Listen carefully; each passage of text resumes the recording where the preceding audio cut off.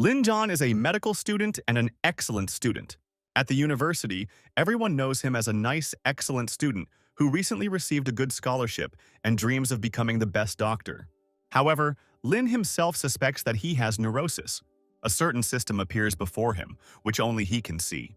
The hero suspects that a recent breakdown is to blame, so he needs to take a psychological test. However, the test results showed that he was fine. A little later, the system appeared before him again. She offered Lin to receive a certain gift, and the man agreed. Thus, he opened the teaching of medicine in this system. Lin understood that although the system had helped him achieve some victories, it would not help him become a better doctor. There were many factors he had to deal with on his own, such as competition among his peers, or there is a problem with patience. Honing his medical skills was a passion for Lin. However, he knew that he was still far from his goal of becoming the best doctor in the world. He needed to practice and work a lot to achieve what he wanted. It was an ordinary day. Lin was riding the subway to the university and was wondering if there was a method that could prove the existence of his system. Maybe he should have just clicked on it and seen for himself. However, he did not trust this method. Lin believed only in science. He came to Manhwa Hospital to undergo an examination and prove that this system was just a figment of his imagination. Lin underwent numerous tests and examinations, took analyses, but everything was normal with his body. Now he had to go back to the university to pick up the results of the mental test. On his way to the university, Lin met 108 people, but no one paid attention to his system. It was obvious to him that only he could see her. He suspected his recent breakdown and mental problems were to blame, so he definitely needed to get diagnosed. Lin knocked on the door of the cabinet where the test results were kept. A young girl wearing glasses looked out of the door, clearly unhappy at being disturbed. However, when she saw Lin, she immediately changed her anger to mercy and greeted him. The hero said that he was looking for the headman to borrow equipment. Then, the girl let Lin into the office and asked how his health was. She heard that he had gone for a CT scan and MRI, so she decided to find out what was going on. Lin said he was just writing a report, that's why he went there. The headman said that she had already looked at the results of his tomography. There were no problems with the hero's health. Lin tensed up. Everyone said he was fine, but he knew he wasn't. Then he noticed the girl's computer, which had programs installed that could diagnose schizophrenia. After looking at the test results, the girl said that Lin was fine. Then she decided to leave the equipment at his disposal and leave the office. When Lin was left alone, he took the sheets of paper with the test results. He decided to use the computer to do the calculations right now and find out if he had any problems. He wondered what kind of gift set he would receive if it turned out that he was not sick. Soon, the calculations were ready. As it turned out, Lin was absolutely mentally healthy, which means that his system is real. So he decided that it was worth accepting the gift. As it turned out, the system gave him mastery of 6 methods of suturing. Lin considered this a rather meager reward, since suturing is just stitching. However, the system said that it could not give him another gift, since it could only teach medical skills. So, all she could give Lin was the skill of stitching, but the hero didn't really like that gift. However, the hero conducted a Turing test on the system and was sure that it was not some human sitting behind it. The system's responses contradicted the rule of man and machine. Lin decided that in that case he was an example of the gift of the art of suturing. He decided to practice on a banana peel. Lin felt that his hands had become more dexterous than before. In lectures, they said that the seams should be even, then there will be no new scars on the skin. When Lin touched the banana, he felt knowledge appear in his head.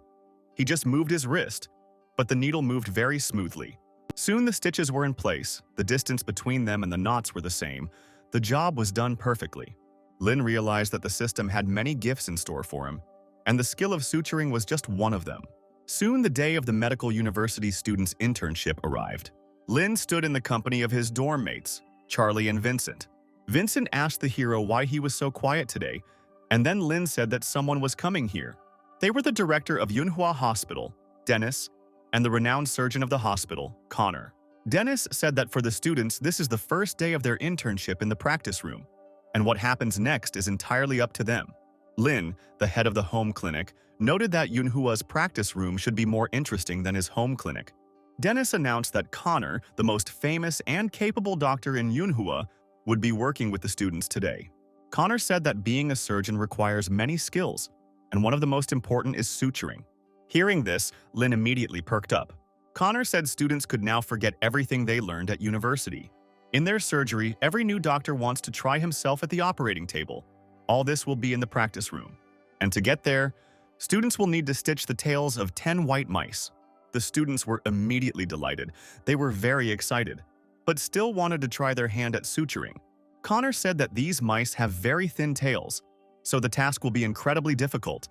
In order to sew the tail, the blood needs to flow normally. It is definitely not possible to do it with one hand. However, this did not frighten the students. They all wanted to try the operation themselves. Charlie was confident because they had already practiced stitching at university. Then Connor decided to choose one of the students, a guy named Chris. The student was seated in front of a microscope and everything necessary for the operation was prepared. Connor chuckled. Chris was very tense. His hands were shaking. The doctor told him to work faster and finally insert the needle. Chris wasn't careful enough and ended up damaging a vessel in the tail. Connor chuckled again. Now the students realized that suturing wasn't such a simple thing. Lynn thought about it. The diameter of the blood vessel in the tail of the white rat was 0.5 millimeter, and it was not as easy to work with as a banana peel. Connor asked who else wanted to try stitching a rat's tail. Without waiting for an answer, he pointed his finger at Lynn, calling him to him. Chris was dejected after the failure, and the other students did not really expect Lynn to do any better.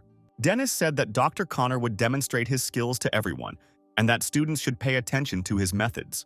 Soon Lynn put on a mask and gloves and announced that he was ready to begin the operation. Connor said they usually cut it into 60 or 80 pieces, but today the situation is different, so there are fewer pieces. The doctor was going to use a simple and popular method of suturing. Lynn drew attention to the technique of execution after the tail is sewn. You need to put a small stitch. 6 loops will be quite enough to ensure normal blood circulation and eliminate bleeding. It was also necessary to ensure that no cavities or scars were left. Connor looked at the hero with suspicion. In his opinion, all the interns think that theoretical knowledge will be enough for them, and they behave too proudly.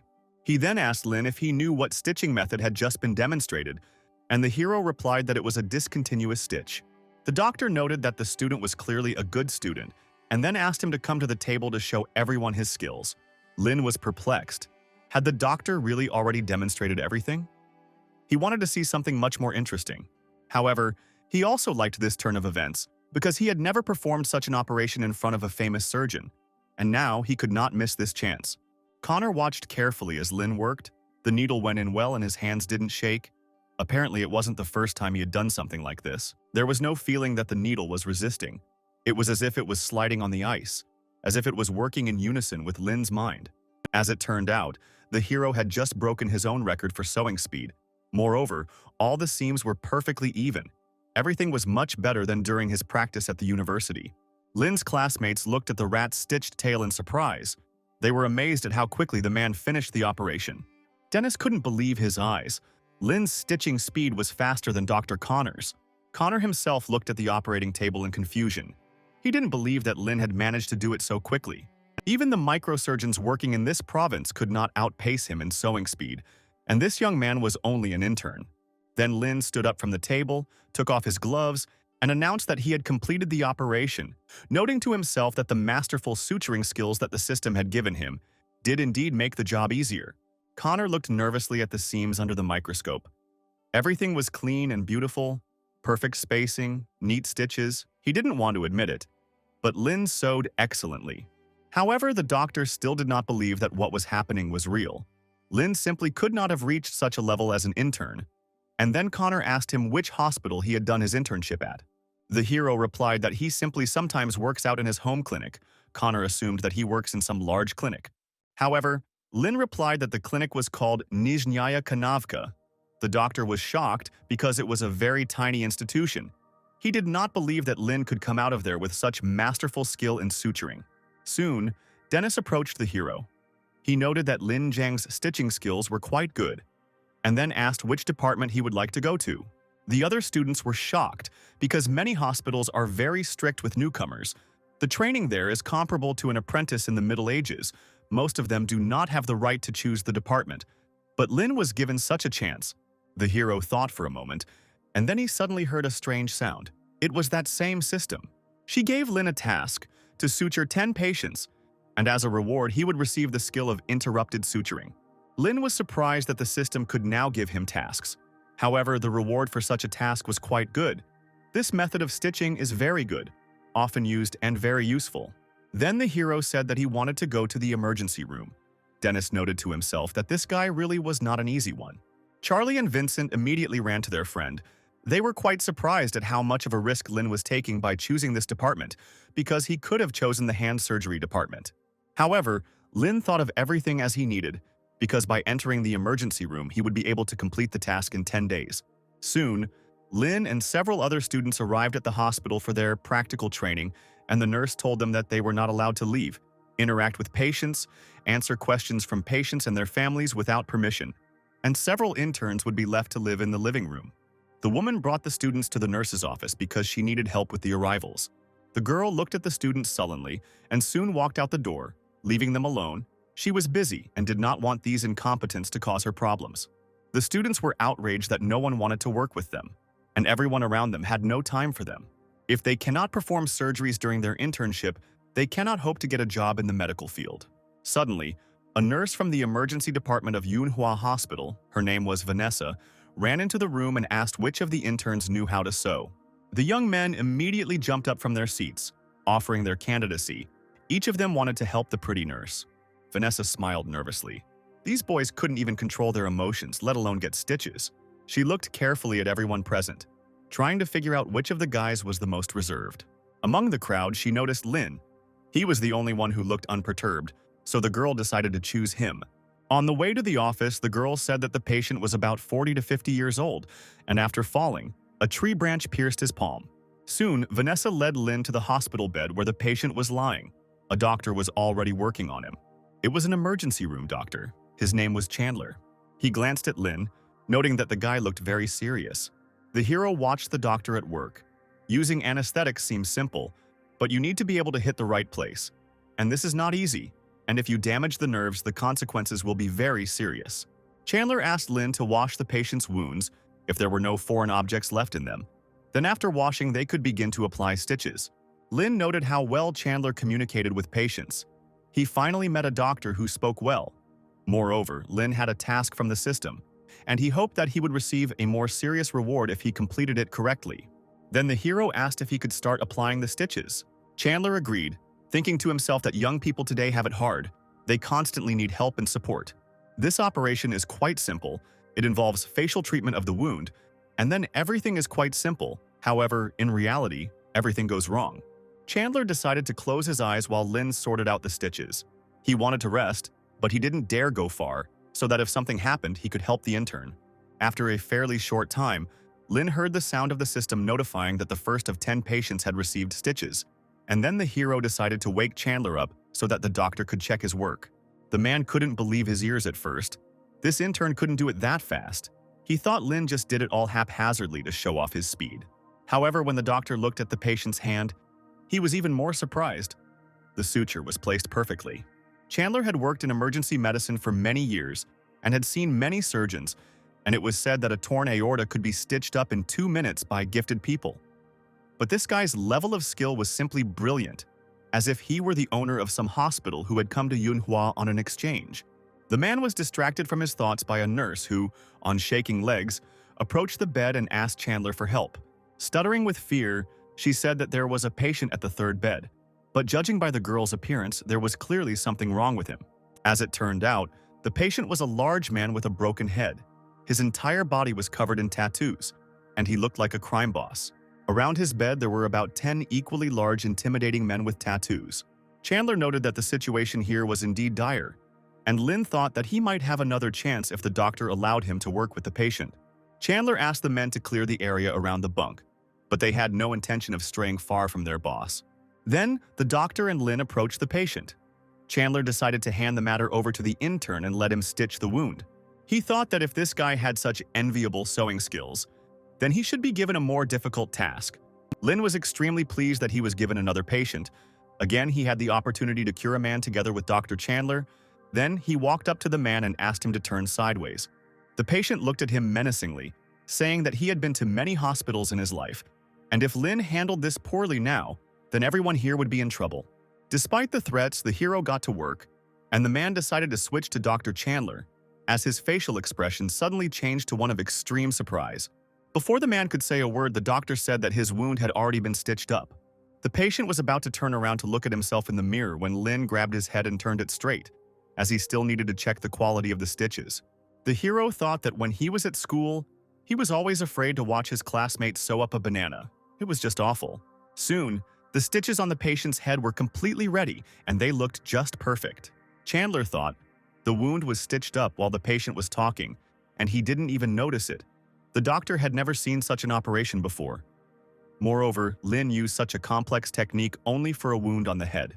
Looking in the mirror, the patient exclaimed with happiness. This wound was stitched up faster than it was inflicted on him. Everything was stitched up evenly and in a line. He asked Lin for his business card so that he could come to him again if something happened. But the hero said that he didn't have a business card. Moreover, he still needed to bandage the patient. However, the man said that there was no need to bandage anything since the wound was already perfectly stitched up. He was very pleased with this guy and promised to come to him again. He headed towards the exit with his friends, intending to find new adventures on the street. The system notified Lin that the second of the 10 patients had already received his treatment. Apparently, the hero would soon complete his task. Meanwhile, one of the students, Reggie, was trying to get closer to Vanessa. The girl was not very happy with the fact that the man was just messing around and following her. But the student insisted that he actually wanted to offer his help to Chandler. Vanessa said that the doctor had been called away to rest because all the patients who had arrived wanted to see Lin. Soon they came to the procedure room. The same patient whose head wound Lin had recently stitched up brought his friend to the hospital. It turned out that his arm, which had his favorite unicorn tattoo on it, was injured, and he wanted to ask the doctor to stitch the wound and save the tattoo. He had already had his tattoo ruined once by a botched restoration, so now the pony looked like a deer, but he still didn't want to lose his tattoo. Lin noted that the wound was quite large now. The muscle tissue was slightly torn, but after he stitched it up, the tattoo would be a little disproportionate, but it wouldn't be noticeable. At that moment, Reggie walked into the office. He was surprised why people would choose a regular intern as their doctor. The man immediately rushed to drive away the overly loud intern so that he would not interfere with the doctor's work.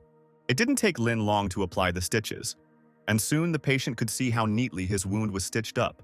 The tattoo was completely preserved and seemed to look even better than before. Reggie was confused. He didn't understand where Lin learned to stitch so well. After all, he was just an intern. He was sitting in the same waiting room with Lin. He thought that the hero was also just an intern, and now he understands that he has a lot of experience in medical school, but Lin confirmed that he was just an intern. The hero noted to himself that he was so concentrated that he almost let slip about his system and the gift for a beginner. Soon the system informed Lin that he had already helped 5 out of 10 patients. Apparently, he had to complete the task for today. By noon, Lin had actually managed to help 10 patients, and as a reward, he was given the technique of interrupted vertical mattress suture, which is mainly used to stitch loose skin and is more suitable for urology. Lin was already eager to try out the new skill. The hero went to his home clinic, where his parents worked. Lin Jiang's father, Robert, asked his son why he was not wearing a white coat yet, since he needed to become a doctor as soon as possible to get his medical practitioner certificate. As it turns out, Dr. Xiong's price has gone up another 50 yuan. This happens every month, and if Lin studies well, he will soon be running the family business. At this moment, Lin's mother, Tanya, came down to the first floor and asked why their son had to take over the family business after his internship at Manhua Hospital. She was unhappy because their son had clearly become. After the first day of the internship, Robert hastened to justify himself by saying that he was giving his son money, trying to find a job for him, and that he only wanted the best for him. Suddenly, the family heard a loud sound near the front door. There were 2 men. One of them had a serious injury to his arm and needed medical attention. Soon, the patient was placed in a hospital bed, and other patients from the clinic gathered around her, concerned about the condition of the man's hand. The patient, whose name was Zach, explained that the knife fell off a cutting board and landed on his hand. His vision immediately became blurry as soon as the man touched the knife, and he ended up losing too much blood. Dr. Stanley from the Nizhnyaya Kanavka clinic immediately volunteered to help him. After examining Zach's arm, he said that the wound was very serious, so he needed to go to the hospital immediately. Hearing this, Lin thought that the best doctor in this clinic should have taken care of the patient himself instead of sending him to the hospital. This was a very low act for their meager clinic. Then the hero put on a white medical coat and offered his help to Dr. Stanley. The system immediately gave him a task: to heal Zach's hand and get a satisfactory result. and as a reward, he would receive an ordinary treasure chest. Stanley chuckled. Lin had only just started his internship yesterday. He was unlikely to be able to help a patient who had been bleeding for a long time. Then the doctor decided to call Edith, the only nurse in the Nizhnaya Kanavka clinic, to help him. He asked the woman to give him hydrogen and peroxide. He was going to help Zach, but first the wound needed to be disinfected. Lin looked at the table where all his utensils were lying. This set was quite sufficient to treat the patient satisfactorily. Stanley looked at Lin washing his hands with disbelief. Was he really going to do it all himself? The doctor said he was just going to disinfect Zach's arm to stop the bleeding. That would be enough. The cut was very simple but deep. The tendon could have been damaged as well, so the patient would be better off going to the hospital. Lin stated that Zach's palm was only injured and that there was nothing serious about his wound. The other patients agreed with the hero, because Manhua Hospital is almost 10 kilometers from here. Zach can only get worse by the time he gets there. Stanley said they'd be better off focusing on reliability and stability. However, Lin insisted on his own. He prepared everything necessary to treat the patient. After disinfecting the wound, the anesthetic is not susceptible to secondary infection. The hero asked Edith to dilute the lidocaine and prepare more peroxide, hydrogen, and iodine. Stanley tried to stop Lin, but the hero had already started stitching up Zach's arm, so the other patients asked the doctor to be a little quieter. Lin thought if his tendon was cut, his hand would be completely different, and his grip would be weak in the future. He might not be able to do fine work. Suturing a tendon might be a tricky task for an emergency room doctor, but it's a simple matter for a surgical doctor. If he went to the hospital, he would have a better stitch, but he could only get average medical care at best. And Lin didn't have a system that would do 100 workouts a day for nothing. However, he believed in his abilities. He would definitely be able to reduce the likelihood of failure. Soon, the hero finished stitching. The stitches were simply perfect. Stanley looked at Zach's hand in surprise. Even if the intern graduated from medical school and worked in the hospital for 4 years, he would never be able to do such a stitch. Is it really that good at Manhwa University? Lin began to bandage Zach's arm, and the man thought about how quickly his wound was stitched up. At that moment, Robert approached the hospital bed. He said that with such abilities, Lin would be able to practice in their clinic without any problems. But the hero said that first he needed to complete his internship. Suddenly, Ian, Zach's son, burst into the clinic, looking extremely worried and trying to find his father. He asked why he went to such a small clinic with such a serious wound. But the man said that his wound was stitched up perfectly and he now feels fine. However, Jan did not calm down. He shouted that his father's earnings depended on his hand, and if everything went badly with it, then Lin and his entire clinic would pay for it for the rest of their lives. The hero said that Ian could take Zach to the hospital, but they should not forget about exercises to restore the arm. Then the man would have a better chance that his arm would work normally. Ian was unhappy that there was a chance that his father's arm would not recover, but Robert was quick to reassure him that the chance was very low, since Zach's wound was not serious and very simple. He asked the young man not to panic, but instead to get checked at the hospital and pay for the medical expenses after the examination if he did not see any problems. Jan snorted in displeasure and then said that he would take his father to the hospital for a checkup. Lin watched them go. A system appeared in front of him, but his task was still considered uncompleted. It looks like it will only end after an examination at the hospital. Jan shouted after him that this clinic was just awful. They allowed an ordinary intern to perform such a procedure. It was absolutely unacceptable, and if there were problems with his father's hand, he would not leave Lin alone. At that moment, a girl on a motorcycle drove up to the doors of the clinic, and upon hearing the name Lin Zhang, she took off her helmet. Apparently, she came to the right clinic. She took a large box from her motorcycle and headed towards the hospital entrance. Robert opened the door and said that the doctor was not there at the moment, so if the girl needed first aid, she should go to the hospital. Having looked the girl over from head to toe, he asked why she had come. She said she was looking for Lin, and before Robert could answer her, she said that she would just give him the fish. She said that Lin Zhan had treated her brother's wound and he asked her to thank him with fish. Robert's eyes immediately lit up with interest. It turned out that his son was so good that he had become a doctor just a few days ago and was already receiving gifts. Hearing a strange noise, Lin went downstairs to find out what was going on. Robert said that this girl was sent by her brother, and the hero asked who her brother was and why she came. The girl said her name was Layla, and her brother was the same man with the deer tattoo on his arm that Lin had helped a few days ago. Layla didn't expect the young doctor to be so cute, so she decided to cook salmon for him herself. Lin noted that the dish was simply excellent. The fish was much fresher and sweeter than what they usually buy. Layla said that all the salmon is monopolized by their family, competing with imported goods on the local market. The girl then suggested trying the dish from Lynn's mother, Tanya, and the woman also noted the excellent taste of the fish. Then Layla asked if she was interested in her daughter-in-law who cooked fish so well.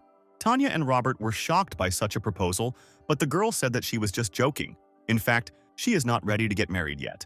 A few hours later, Jan and Zach returned to the Nizhnyaya Kanavka clinic. Robert asked what the hospital said after examining his hand. Zach said that he went to Manhwa Hospital for a checkup. The doctor said that thanks to Lin and his excellent skills, his hand can function well, but his son made a terrible scene, so now they came here to ask for forgiveness. Layla asked Lin if these men had insulted him, but the hero said that it was not quite like that. The girl asked Lin to let her know if someone offended him, then she and her brother would take appropriate measures against these people. They are especially tough on mean people. Lin looked at her with confusion, but Layla asked him not to think too much about it. She then suddenly yelled at Ian and Zach, demanding that they immediately apologize for their behavior. Zach then asked his son to show Lin's family the silk flag they had made. The young man unfolded the package, showing everyone a luxurious red flag with gold frills and embroidery. It spoke of a magic hand that restores health. Robert noted that this was a great message and would be a great compliment to Lin. Next time they could show this flag to those who thought Lin was still inexperienced. Tanya said that this gift is a good thing and they are very happy to receive them. They do not need any more apologies. She asked her husband to bring fireworks because it is impossible to present a silk flag without a ceremonial atmosphere. Meanwhile, Lin received his treasure chest as a reward for completing the quest to heal Zach's arm. Apparently, all the rewards that the system gave him were also visible exclusively to Lin. Opening the chest, the hero took out a small flask from there. It was said that it was an energy serum. The next day, Lin went to Yunhua Hospital with the other students. They were again put in the waiting room. There were not many patients in the hospital today. Soon, the system informed Lin that he had a new mission, which was that the hero needed to complete as many procedures as possible, and as a reward he would receive a basic treasure chest for helping 10 patients. At that moment, a nurse ran into the office. She said that they had an important task. She needed Lin's help. The students were soon taken to the ambulance parking lot and were met by the emergency department director, Josh, who informed them that there had been an explosion at the plant, presumably caused by a boiler. Chandler said that Lin would go with him, and he would instruct him along the way. Soon, ambulances arrived with patients, and they were immediately taken to intensive care. Every minute, more and more patients arrived and were sent to the emergency room. Josh asked to send one of the patients to the procedure room and left him with Chandler.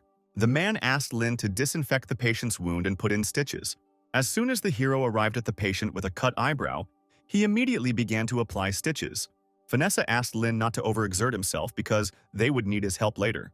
Lin thought, today had been a very busy day since he arrived from Yunhua, and he guessed that this was not the end yet. Vanessa thought to herself that, as expected, Dr. Lin was different from those men who showed off a lot. Soon, another patient was brought into the office. Chandler realized that in this situation, the ambulance would soon stop bringing them patients. One of the interns said that many patients were asking to be sent to Yunhua Hospital, but Lin said that he had already started treatment, but he doubted whether he could help the others. Chandler said that no one had the right to stop him if he wanted to help patients. The man thought to himself that this was the only doctor who did not want to take an extra rest. The decision was then made to speed up in order to save as many patients as possible. The man had more than 10 wounds all over his leg, and they were of varying depths, so Lin had to use different disinfection methods. For longer wounds, he will use a simple suture. For superficial wounds, he will use a running suture. For large and deep wounds, he will use a cross suture. And for a wound below the knee, he will use a blocking suture. Soon Lin announced that he had already finished the work. Seeing Chandler's surprised look, the patient asked if something had happened to his stitches, but the doctor said everything had come out fine. He even called Vanessa to take pictures of the man's stitches.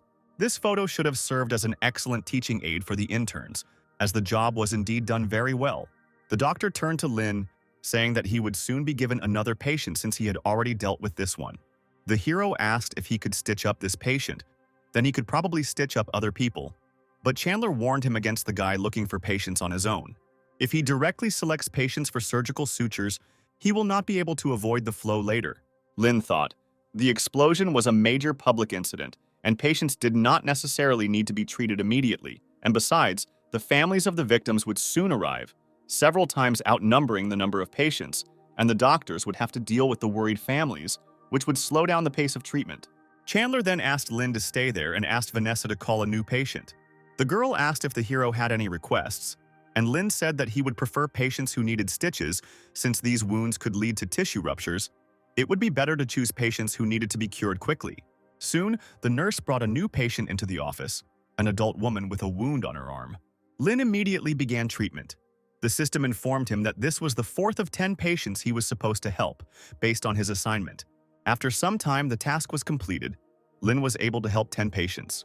He received the energy serum twice, which turned out to be very simple. Apparently, it was some kind of thing for beginners. Chandler soon called Lynn back to stitch up another patient's wound. It was a man with a wound on his arm. The doctor said that Lin John was a young expert in their department. He was the best at stitching. The patient couldn't believe that such a young man could do so well, but Lin said that he was ready to stitch up any wound, whether it was a head wound or something else.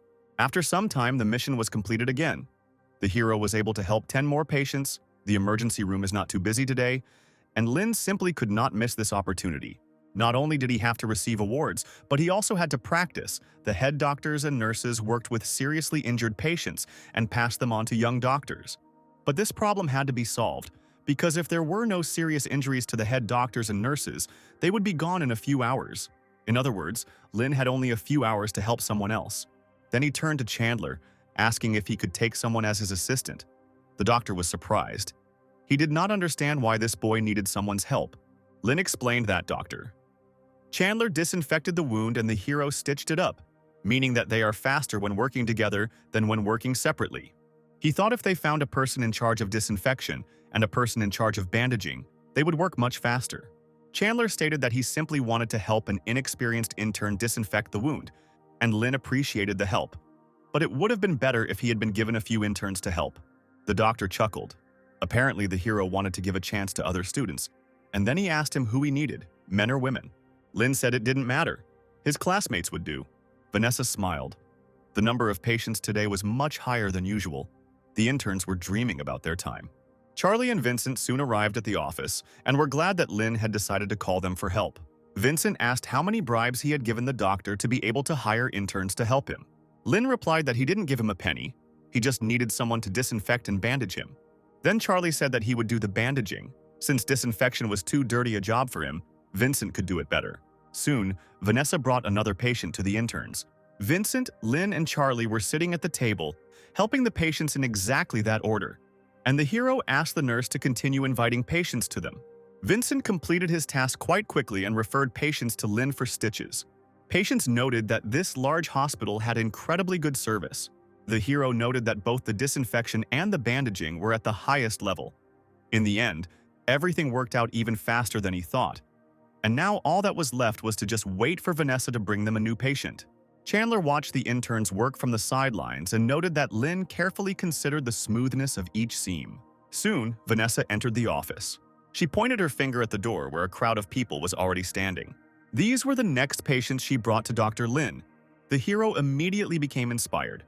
He was going to take advantage of the chance to run everything here while the head doctors and nurses were away. He was willing to help patients with minor injuries. Vanessa watched Lin and his work with a smile, noting that this young man was simply a sweetheart. Soon, all the patients were given medical assistance. The nurse said that only patients with internal injuries remained. However, Charlie and Vincent were so inspired by the work that they were ready to serve other patients as well. However, Vanessa reported that there were no more patients who needed stitches, so Lin could go home. But the hero understood that he was only 2 patients short of completing the task of helping 40 people. So he said that he would stitch up 2 more patients and then go home. Chandler said that Charlie and Vincent could go home. The young man offered the doctor to eat together after a busy day at work. But the man said that he had not finished his work yet. Soon, Lin was sent to the break room to have lunch. His partners licked their lips greedily, looking at the hero's food. It looked so good that they immediately wanted to try it, and Lin happily agreed to share the dinner with his comrades. At that moment, he received a call and it turned out to be Layla. The hero immediately began to think that perhaps with the help of this girl he could finally complete his task. Lin immediately asked if something had happened to her brother again, but Layla said that was not the case. Then he asked if something had happened to the girl herself. Layla blushed, saying that they had wounded, but she would call Lin a little later. The girl hung up and turned to one of her friends, Ashton. asking him about some nightclub. They soon arrived at their destination. Ashton warned her not to interfere in the affairs of this club, but Layla said that she had no intention of doing so. A few moments later, a whole crowd of men poured out of the doors of the club, all of them wounded. Layla smiled, asking Ashton to pick out the ones with minor injuries. She wanted to help Lin, but she knew he was just an intern and wouldn't be able to cope with serious injuries. Soon, Layla arrived at the hospital with the patients. She was very happy to see Lin. Charlie and Vincent immediately began to smile at the girl, asking their boss Lin to give them a few patients each. However, Layla had no intention of helping these strangers, so she yelled at them, ordering them to get back to their work and stay out of the way. Ashton said that he had already driven 2 cars with patients, and then the girl asked him to stop, otherwise Lin would get too tired. The hero decided not to delay and immediately began work. The treatment took several hours. After 10 or more hours, Chandler, Charlie, and Vincent were very tired. If it weren't for the energy serum, Lin would be feeling just as tired now. But this incredible rice wine-flavored thing has a very strong effect. He really wanted to sleep, but the desire to continue was stronger. The hero was sure that he could cope with this task. He needed to cure 49 more patients.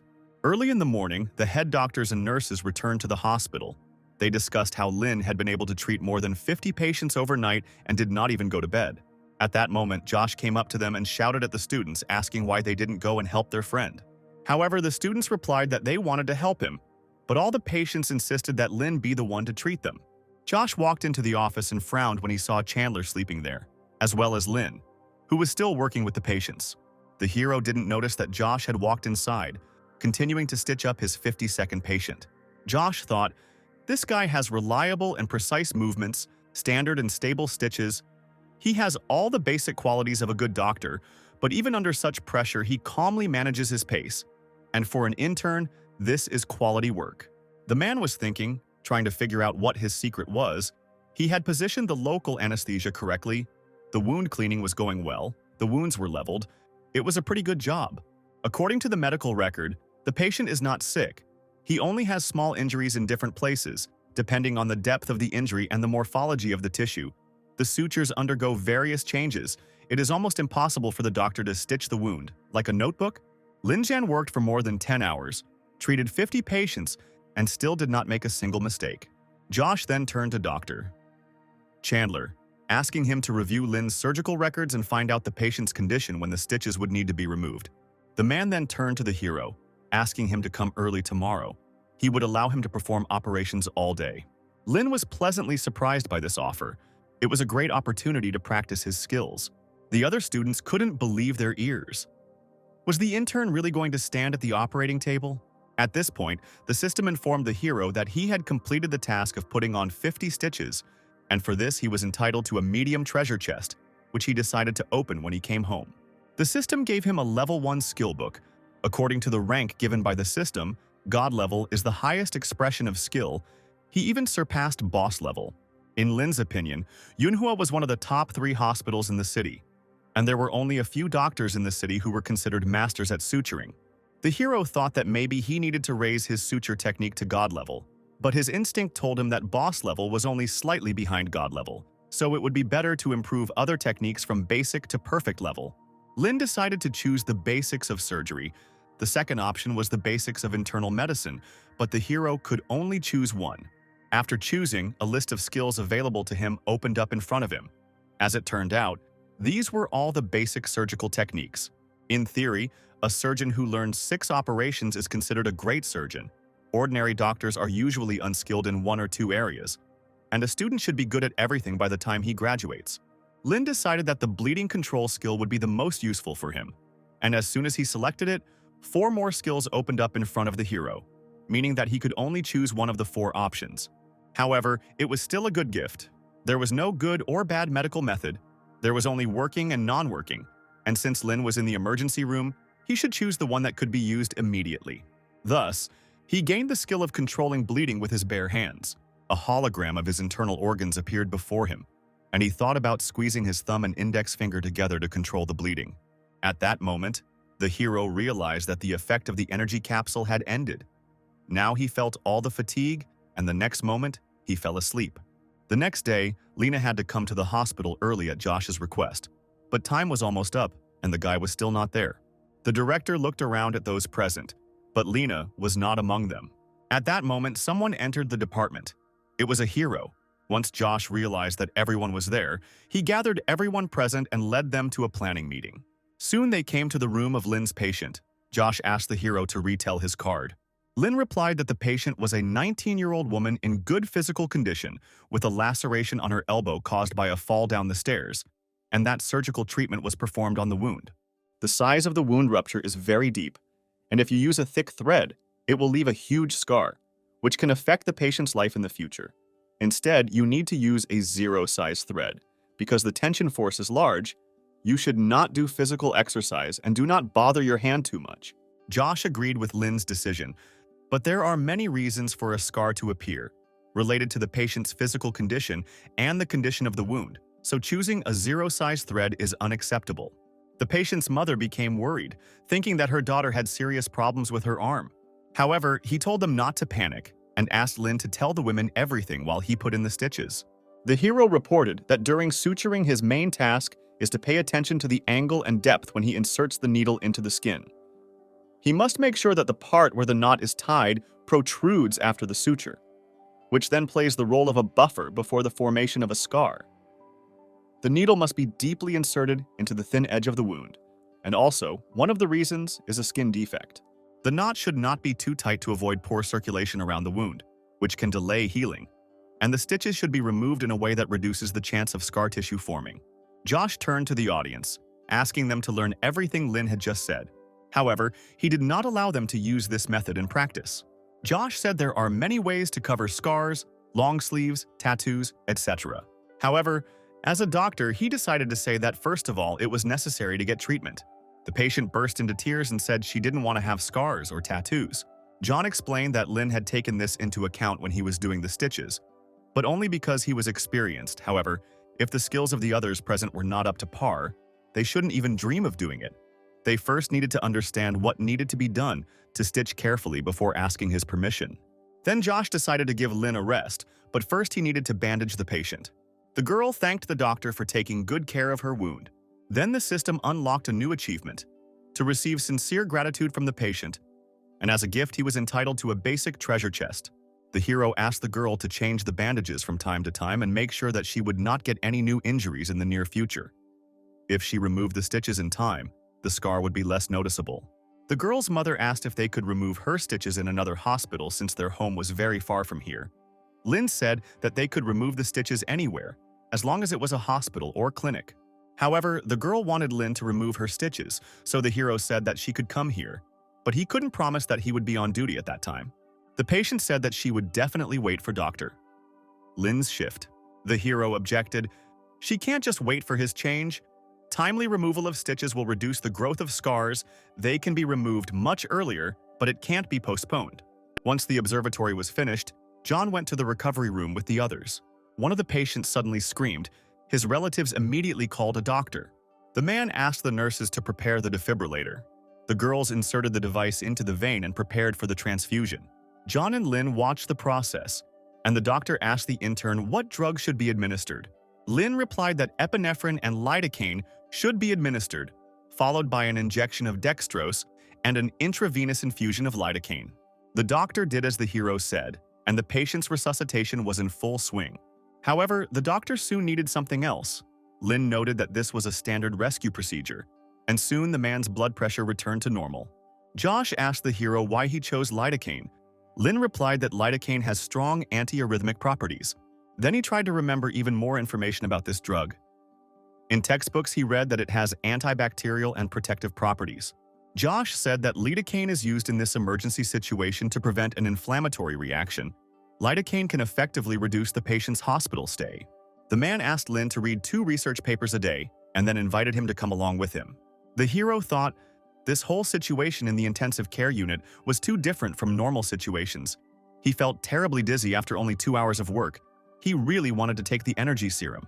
Suddenly, one of the nurses said that the emergency room should get ready. Lin and Josh looked at the girl in surprise. The man said that the hero would go and see the patient with him. Soon they saw nurses wheeling a patient in a hospital wheelchair. As it turned out, the patient had been in a car accident.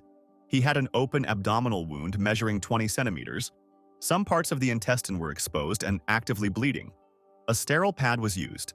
The patient was urgently taken to the intensive care unit. Josh reported that ribs 3 to 12 are clearly dislocated, heart rate is 105, bleeding is severe, and they need to prepare for a blood transfusion.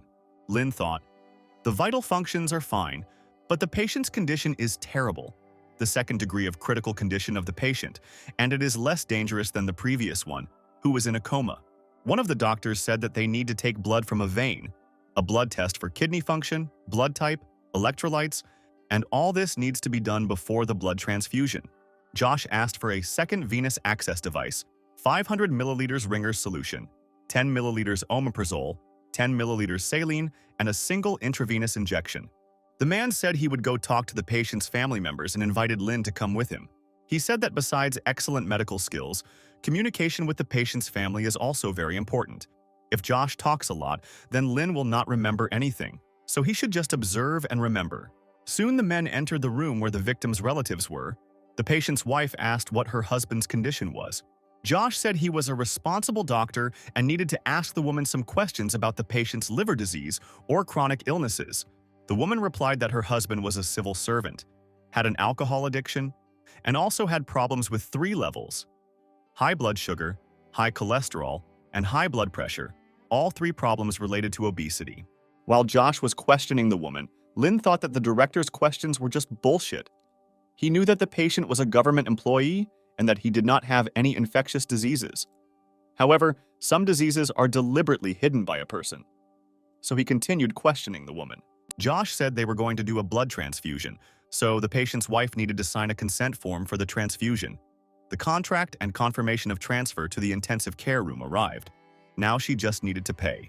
The man told Lin that he should always have the patient's relatives sign an agreement.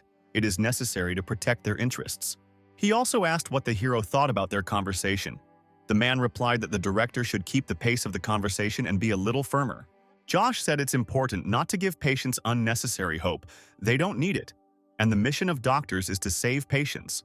At this moment, one of the doctors approached the director. He said the bleeding wouldn't stop. They gave the patient an intramuscular injection of Reptilacy, ice solution, and norepinephrine. They simplified the use of red blood cells and plasma of one blood group, and also gave several injections of ethyl silate. The patient has only 1,400 milliliters of fluid. Josh went to the patient and asked to prepare for emergency surgery, perform a laparotomy, and increase fluid replacement. Suddenly, the nurse reported that the patient was in a state of shock. At this moment, Lin ran out of the office to wash his hands. One of the doctors, Clyde, was in the bathroom. He apologized, saying that while working at the rehab center, Lin had to deal with a lot of people. Then he said that the guy could wash his hands with sanitizer, but he shouldn't use it too often. Then Lin said that he was preparing for surgery. Clyde couldn't believe his ears. He thought, even in such a situation, this guy is calm, which is unusual for an intern, but how will he perform the operation? Clyde snorted in displeasure.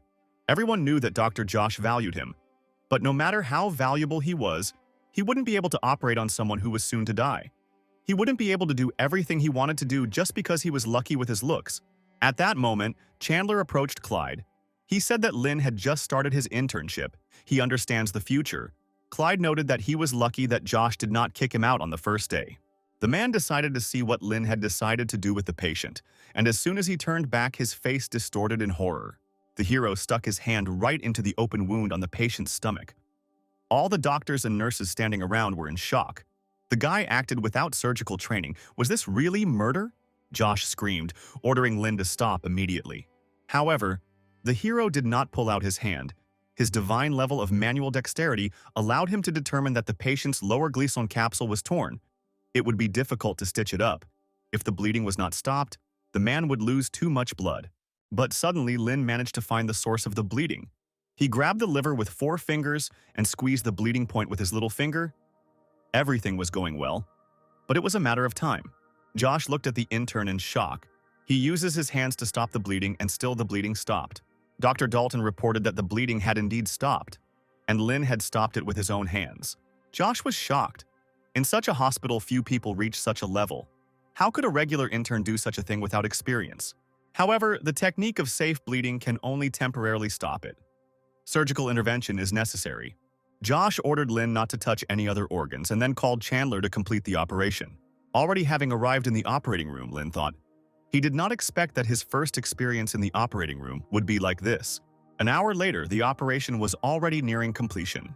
Lin was able to observe the director at work from such a close distance, and it was a very valuable experience.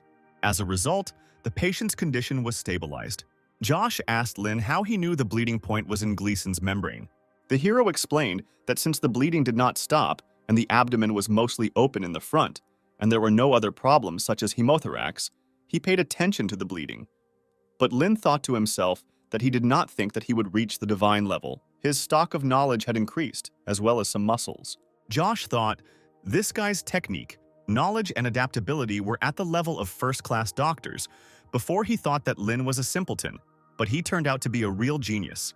The director asked him where he learned this technique, to which the hero replied that he learned it at his family's clinic in Nizhnaya Kanavka. Josh said that she was not far from their hospital. It was a community health center on Lower Canal Alley. Usually this clinic sent patients to their department.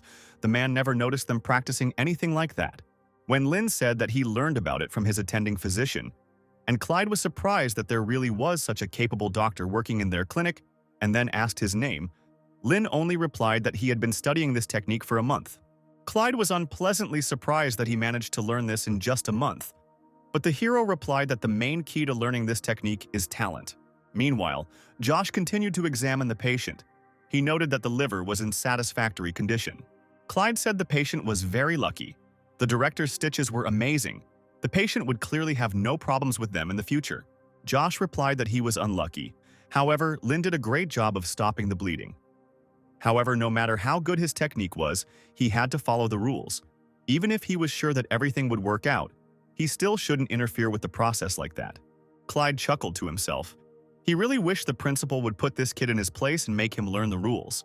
Lin agreed, saying rules should be followed as long as they are consistent with operating procedures. Clyde snorted in confusion. He didn't understand what Lin was talking about. It seemed to him as if this upstart refused to follow the rules of administrative procedures. Josh explained that you should not touch the liver with your hands, otherwise you can easily cause damage and complications in the intestines and liver. The technique Lin used was very unique. The blood flow was smooth. Then he asked him where and which finger he pressed to stop the bleeding. Lin said that when he reached out, he found that the source was in a hard-to-reach place, so he used the inside pad of his little finger. Clyde looked at the men's dialogue with bewilderment. He hoped that Josh would teach him a lesson, and now he was asking questions to this intern himself. The hero continued. He said that he grasped the liver with only the phalanx of his finger and held it carefully so that it would not tear. The director thought that in order for the organ not to be displaced, it is necessary to press lightly with the finger and minimize secondary damage. The inflexibility of the little finger has bothered surgeons for hundreds of years. Even for an experienced doctor, it is difficult to do this. But this guy was really talented, and therefore they can all learn from him. Then Josh called Lin over, asking him to change his clothes and start closing the stomach. Clyde was shocked. This intern was just an intern and he was already allowed to perform abdominal closure. When he was his age, he could only perform abdominal closure after a year of certification. And he still remembered the tremors all over his body and the dissatisfaction of the nurses. But this guy, being calm and smart, looked so good. Soon the operation was completed. All the bandages were in place. Lin asked to pass him the needle holder. The first thing to think about was how to stitch the deepest layer of the peritoneum. In that case, there was no need to think about beauty. The next step was the anterior rectus sheath. This step was for ordinary people, but Lin was not going to do it. And the next step was subcutaneous and skin sutures, and this was more acceptable. Clyde waited for Lin to finish her work. He was sure no matter how calm this intern pretended to be, he still performed a belly closure on his first day. He was still bound to make mistakes. Everyone makes them. However, as soon as the man lowered his gaze, he shuddered in surprise. The seam was perfect, and what's more, Lin did it very quickly. Clyde was perplexed. He didn't believe that this guy had only recently graduated from medical school. Then Josh said that Clyde would be Lin's mentor, since he had so much free time to look at his stitches. Although the man agreed, he thought to himself that he wouldn't be able to teach this intern anything, since he had apparently been training on corpses since childhood. Suddenly, the same thought came to Clyde and Josh's mind. Lin Zhang used the technique of stopping bleeding with his bare hands, and clamped the source with his little finger without any surgical area. Leaving the operating room, he needed to write a report and send it to the research center. However, Lin was still an intern and did not understand the value of this operation. Then the director turned to the hero, asking him to write a dissertation on the topic of today's operation.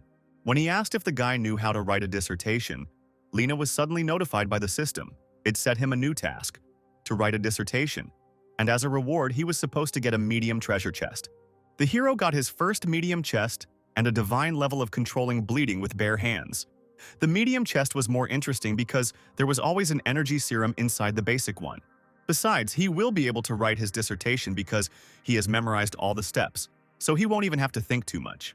Josh said that he unfortunately didn't have time to teach Lin all the basics of dissertation writing, so he delegated the job to Dr. Chandler.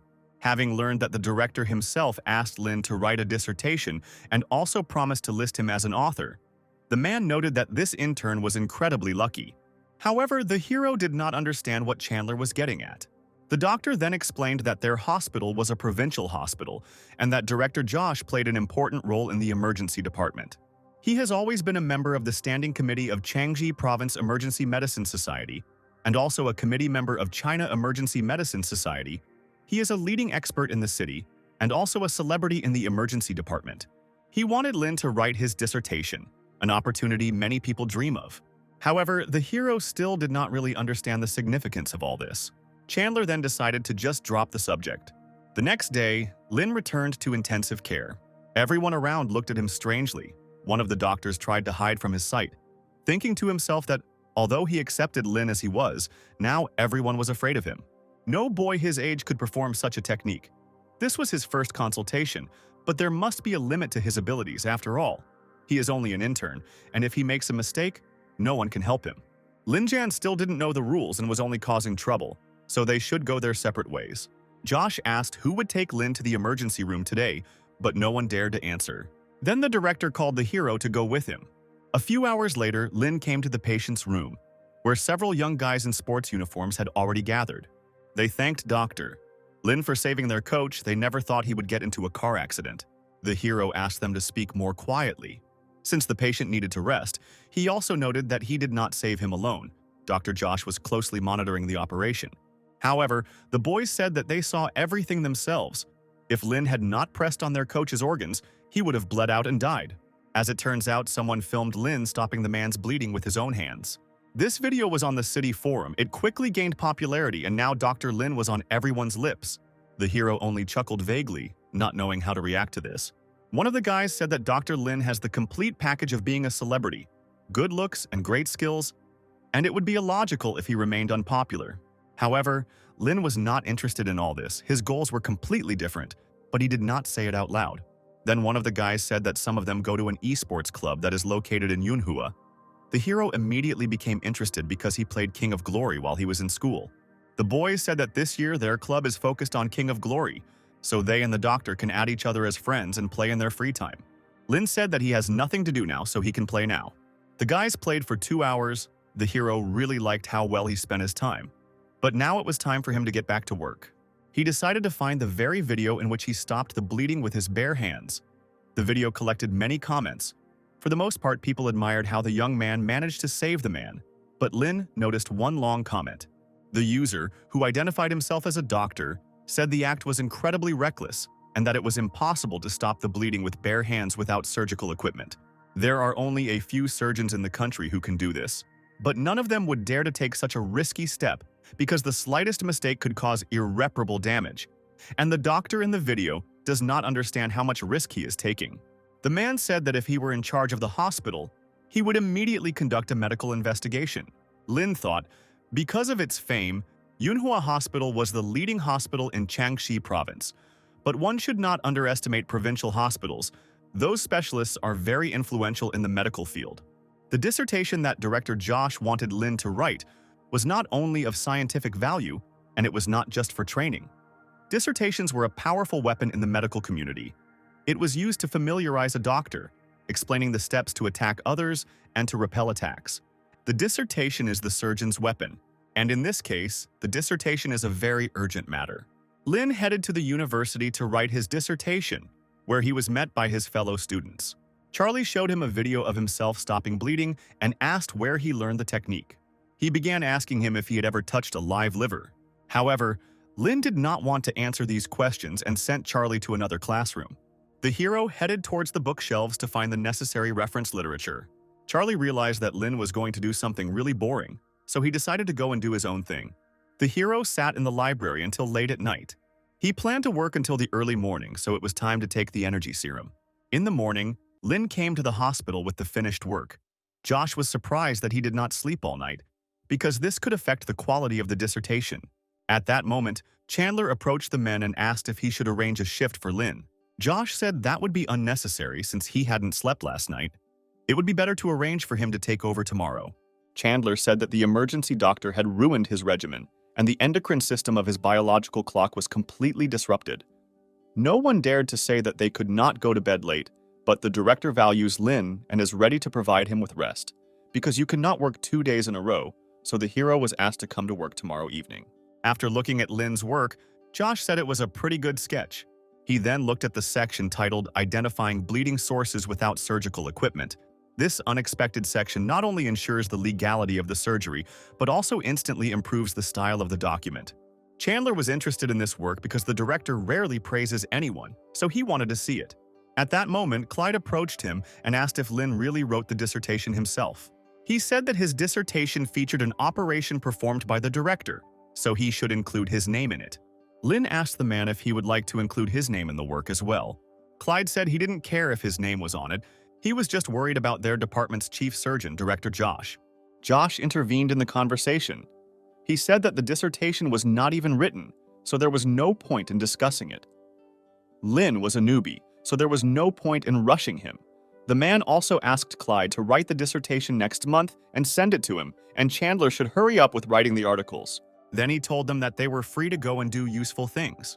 Josh and Lin went on a patient round, and they came to a man who the hero had recently given stitches to. He said the 28-year-old patient was injured by a rebar at a construction site, and Lin disinfected and stitched the wound. Josh touched the patient's wound and asked what he felt, but the man felt nothing. The director said that this was good because when patients are given local anesthesia, they feel some pain for a week, and this means that the operation went well, which is very good.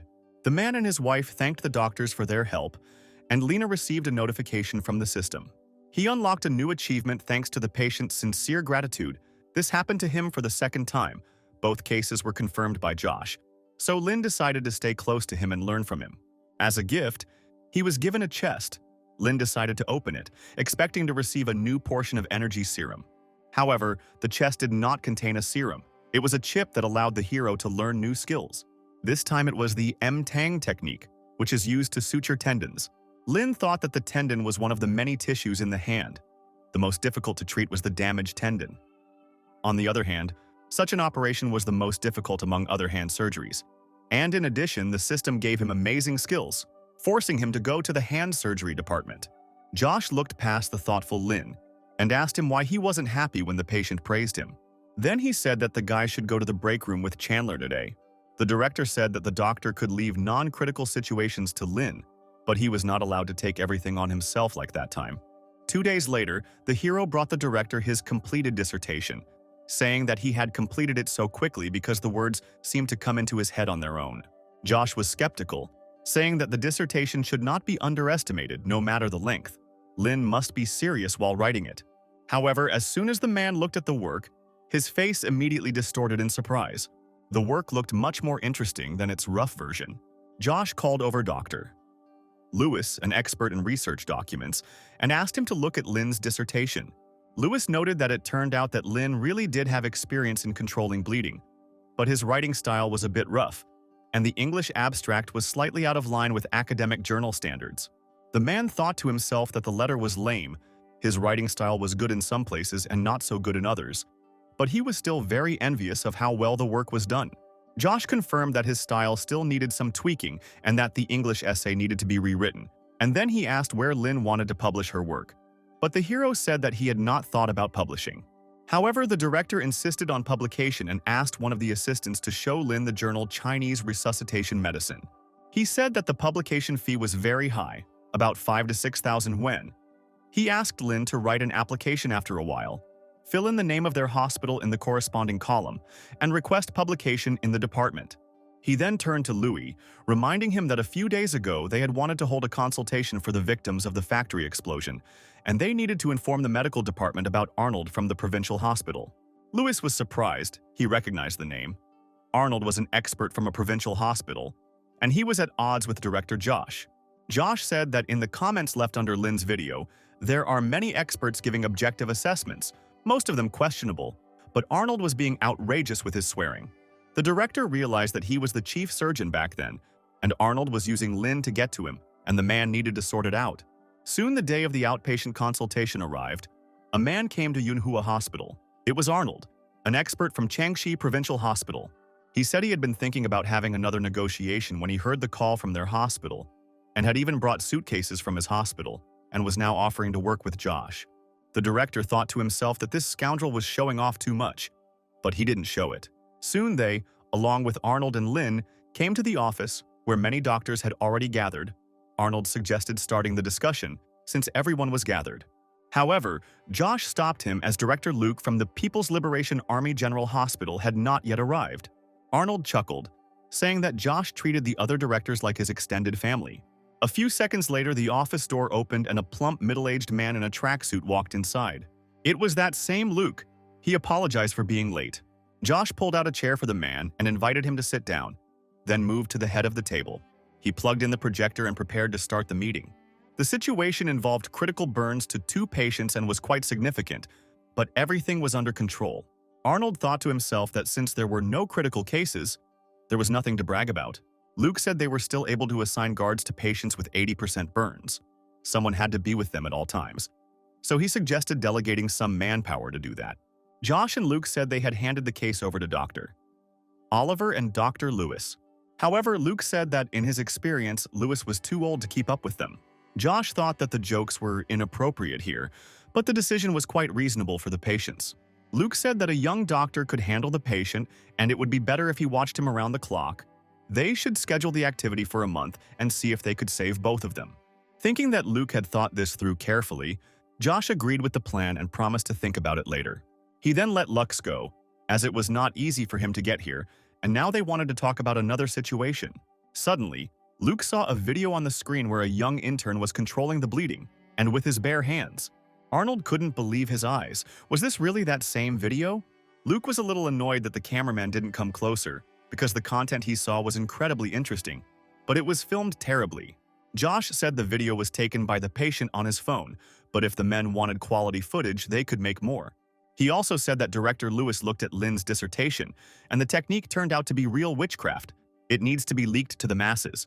The hero stood up and gave a copy of his work to Arnold. The man noted that this doctor had become a real internet star, but he didn't like it. He felt like he was popular just because of his good looks. Looking at the dissertation, he thought that most of what was written here was complete nonsense. The practical part was simply terrible. It was easy to find a lot of loopholes in it. Josh asked the man if he knew if the technique could be performed without surgical equipment and if the dissertation gave a clear explanation. But Arnold did not understand what the man was getting at. The director then showed the comment that Arnold had written, saying that it was the most reckless decision he had ever seen, and asked if he had seen anything like it. Arnold chuckled at how fiercely the man stood up for the intern. Then, Josh shouted that they had an outpatient consultation today. They had to learn from each other and solve problems, and now he wanted to solve this particular problem. He disliked those who made baseless accusations against others, as well as those who used their status to oppress others. Even though Lin Jiang was an 18-year-old intern, Arnold could not abuse his authority because he was the head doctor and had a higher status than him. Arnold was confused, saying that Josh was now also blaming him for no reason and abusing his authority. Then the director said that everyone had seen the dissertation, so he had every reason to blame Arnold, and he would even beat him up if he were younger.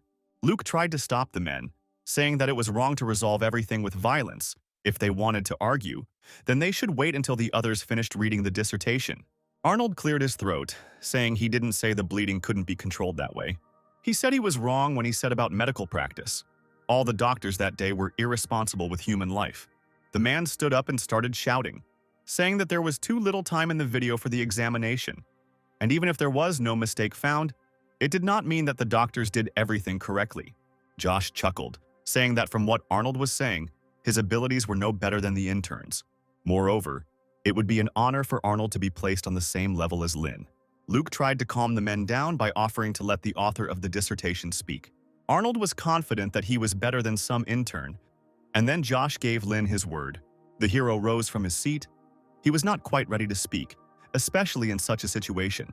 Arnold said he had a couple of questions about his dissertation, wondering how confident Lin was that he would be able to perform the operation successfully, and whether he had thought about the consequences if it failed. The hero said that if the operation failed, the patient would face death or severe bleeding, both before and after the operation, as well as liver failure, ascites, biliary fistula, bleeding, or rupture of the digestive tract. Thus, Lin confirmed that he knew about the consequences, but still continued the operation. Arnold laughed, because he had just received Lin's confession that he had violated medical regulations. Then the hero said that in fact there was no accident. Everyone present in the office was shocked by this answer. Only Josh remained calm. He was pleased with Lin's answer and chuckled contentedly. Arnold was really angry. He didn't want to let these two humiliate him, but he needed to calm down. He then asked Lin if he thought the failure of the operation would affect his future, given his high-level skills. Lin said he thought about it, and then Arnold asked why he was still doing this. Who was giving him orders? Josh thought about how this bastard was digging his own hole. Then Lin said that if you look at the situation from the other side, his technique benefited the patient, and that was the main thing. Arnold was shocked by this answer and clenched his teeth in anger. Luke chuckled, saying that Lin clearly thought well with his head. Rules are of course very important, but the most important thing is what decision they will make at the most crucial moment of the operation, and what benefit they will bring to the patients. If they guarantee compliance with the rules and refuse the best therapeutic plans, then it will be useless. Josh said that was exactly what he meant. They were all in the emergency room. Honest men don't act so foolishly. If they had been lucky, they would have found the source of the bleeding right away, but Josh was unable to do so. If they had been unlucky and had not stopped the bleeding immediately, one could only guess whether the patient would survive or not. They chose the best solution, and if they constantly followed the rules, people would die every minute. Then Arnold shouted that if he ignored the rules, he wouldn't be a doctor for long. He pointed his finger at Lin, saying that if he made one more mistake, his career as a doctor would be over. However, to everyone's surprise, the hero said that he did not agree with this. Doctors are like cells that try their best to play their role as much as possible. But in order to live, a person needs to lose some functions. Lin explained that it must be a cancer cell. Arnold screamed. It seemed to him that this child was simply making fun of him. Josh chuckled, calling the man an old fool who was trying to keep disgusting people on top. He hoped that the administration would soon find out about his dirty deeds and his desire to grab a bigger piece for himself. Arnold gritted his teeth and said that he had to attend another meeting today. Josh said he hoped he wouldn't see him for a long time, but there was still something he wanted to say. The director said that the comment Arnold left under the video should be removed immediately and that he would post a report tomorrow at this time. As he left the office, Arnold thought that at the next meeting they would definitely go to the province, and then their battle would begin again. When he left, Josh suggested that the doctors end the meeting without further questions. After the consultation, director Josh and Lewis went to eat, so Blake, one of the interns, invited Lin to join them. However, Chandler immediately grabbed the hero by the hand and led him somewhere. When they were alone, the man said that he was worried because Lin did not watch his language, and if he did not stop, there would definitely be curious people. Then the hero asked if he had said something wrong. Chandler explained that he shouldn't talk about the rules because they couldn't talk about those things, and as for the relationship with the doctor, Lin could discuss it with him alone, but she shouldn't bring it up without a reason. Deciding to end the topic, the man invited Lin to go with him to his shift today. The hero was incredibly happy that he finally had a job. Being on duty is the most unpleasant part of working in a hospital, second only to arguing with patients. Usually the shift lasts for 24 hours, but the unlucky ones sit for all 36. It prevented doctors from getting rid of laziness, maintaining health, getting married. Most doctors cannot avoid this, but there was an exception. Lin was full of energy. It was his first time on duty, so he was very excited. Chandler said the doctors in their department were divided into 3 rows. The first row consists of beginners and inexperienced doctors. There are toilets here, but no showers. The second row was mostly for experienced doctors. Everything was the same here, only designed for 2. And the third row was designed for 1 person. It was the most comfortable. Bed linen is changed by nurses. Moreover, there will be no time to sleep on night duty. Emergency calls will not be long in coming. Chandler said that if he could handle it, they wouldn't have to wake up the second-line doctors. And it was also important not to disturb the third-line doctors. No matter who took over, there would be swearing. It was also very important not to disturb the director. The man said that Lin would not work alone. He would only work when someone was watching him, and the hero realized that this meant that he would not be able to practice without a medical license. Soon Lin came to the nurses' station. They had already heard that today he began his first night shift. All the girls were very glad to see the doctor and happily invited him to take a seat at their table. They brought him a glass of water and did everything to make Lin feel comfortable. The young nurses noted that the doctor's skin was simply magnificent, but the hero said that he only used homemade soap. The head nurse was then forced to say that Lin could not stay there, but promised to inform him about the patients. The surveillance camera was also for the nurses. There weren't many patients in the hospital right now, so Lin could sleep. The hero asked to call him if patients had tendon ruptures. He needed to practice his new M-Tang technique. Then the hero said goodbye to the nurses and went to rest. The young girls looked after him. The young man clearly seemed special to them. When Lin arrived in his room, Dr. Lewis was already there. He said that the guy should sleep until someone woke him up. In case of an accident, there were 7 people left on duty today. With these thoughts, Lin went to bed. He was lucky to sleep through the night as no one woke him up. And when the hero woke up, he found a note on the dresser next to his bed, as well as essential items. The nurse informed him that she did not wake him up because there were no patients with tendon ruptures today, and also asked him to rest more. Soon Lin packed his things and returned to his family clinic in Nizhnyaya Kanavka. His father sat with the man, seeing his son. Robert said that business was going well today, and not because of the flu outbreak. He said that some people from Verkhnyaya Kanavka noted that their family had excellent skills and they had gone to great lengths to advise them. Moreover, the girl who gave them the carp yesterday said that it was a thank you gift. Lena's mother gave her a sun hat in return, and she liked it very much. At that moment, Lin's phone rang. It was Layla. She asked worriedly why Lin wasn't in the hospital now. As it turned out, she brought a whole carload of sick people to the hospital, and the guy wasn't there. Robert thought about it. Since childhood, his son had often been showered with gifts by girls, but this was the first time he had heard of people being given to him. Layla asked what she should do with all these patients now. Robert immediately saw the benefit in this. Perhaps it would be possible to bring patients to their clinic. He asked Lin to give him the phone so he could personally ask the girl what kind of problems those patients had. Layla said that the patients there were mostly injured, some with cut arms, some coughing up blood, some covered in bruises. Robert said they don't have the equipment to give blood transfusions. They mostly do stitches for external injuries, and the girl said they all have external injuries. She promised that she would soon bring patients to their hospital. The man gave the phone to his son, assuring him that everything would be fine. Soon, a whole car full of wounded men pulled up to the clinic. Some of them were surprised that they had been brought to such a small clinic. But Layla reminded them that her brother had received stitches here. Then she turned towards the entrance and shouted to Lena that she had arrived. The hero was playing a mobile game at the time and wouldn't have even noticed the girl if it weren't for his father. Layla said that there was a traffic jam on the road, so she was a little late. Then she leaned over to Lin, telling him not to rush, because the patients were already here and were in no danger. At that moment, wounded men entered the clinic. They were surprised, because Layla asked them to hurry, and now she wanted to send them back. The girl looked at them with displeasure, realizing that they had just ruined her brilliant plan. Lin said he couldn't keep the patients waiting. Then he handed the phone to Layla, asking her to finish the game for him. However, the girl had absolutely no idea what to do. Lin told her that it was okay, since he was far from being a professional at this game either. When the hero left, the girl thought, this was Lin's game, and if she loses, she will admit defeat. A few moments later, it dawned on the girl that right now she was holding Lin's phone in her hands. Then she decided to just close the game and watch something more interesting. Meanwhile, Lin came into the procedure room and asked Dr. Stanley to help the patients with bruises. He then asked the patients to come into the office one by one to receive help. One of the patients asked if Lin was really able to stitch up the tattoo of the king, Layla's brother, and the hero answered in the affirmative. Then the man asked the hero to stitch up his wound so that after recovery it would look like a huge scar. He wanted this scar to show what a strong and brutal man he was. Although it was an unusual request, Lin fulfilled it. The man was very pleased with the result. Everything looked exactly as he wanted. At that moment, Lin's system sent a notification. He again received a reward for the patient's sincere gratitude. As it turned out, it worked even when there was no other doctor nearby. Ashton soon brought in girls with minor injuries, telling Layla that this was already the third car. Most of the people from the first car had already been treated. Nurse Edith asked the girl where she got these patients from. Layla said that they were drinking at the bar.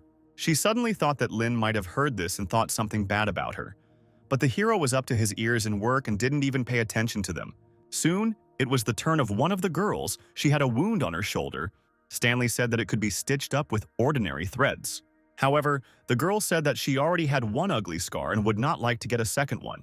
Her shoulders are always exposed due to her profession, so she simply cannot have scars there. She needs a thinner thread. Stanley noted that it would be very difficult to stitch with a size 0 thread because it would be difficult to control and might have to be changed over and over again. The girl looked at the thread and said that it looked too thick for her. She would like an even thinner thread. Stanley and Edith were extremely surprised by this request, but Lin said that it would not be a problem.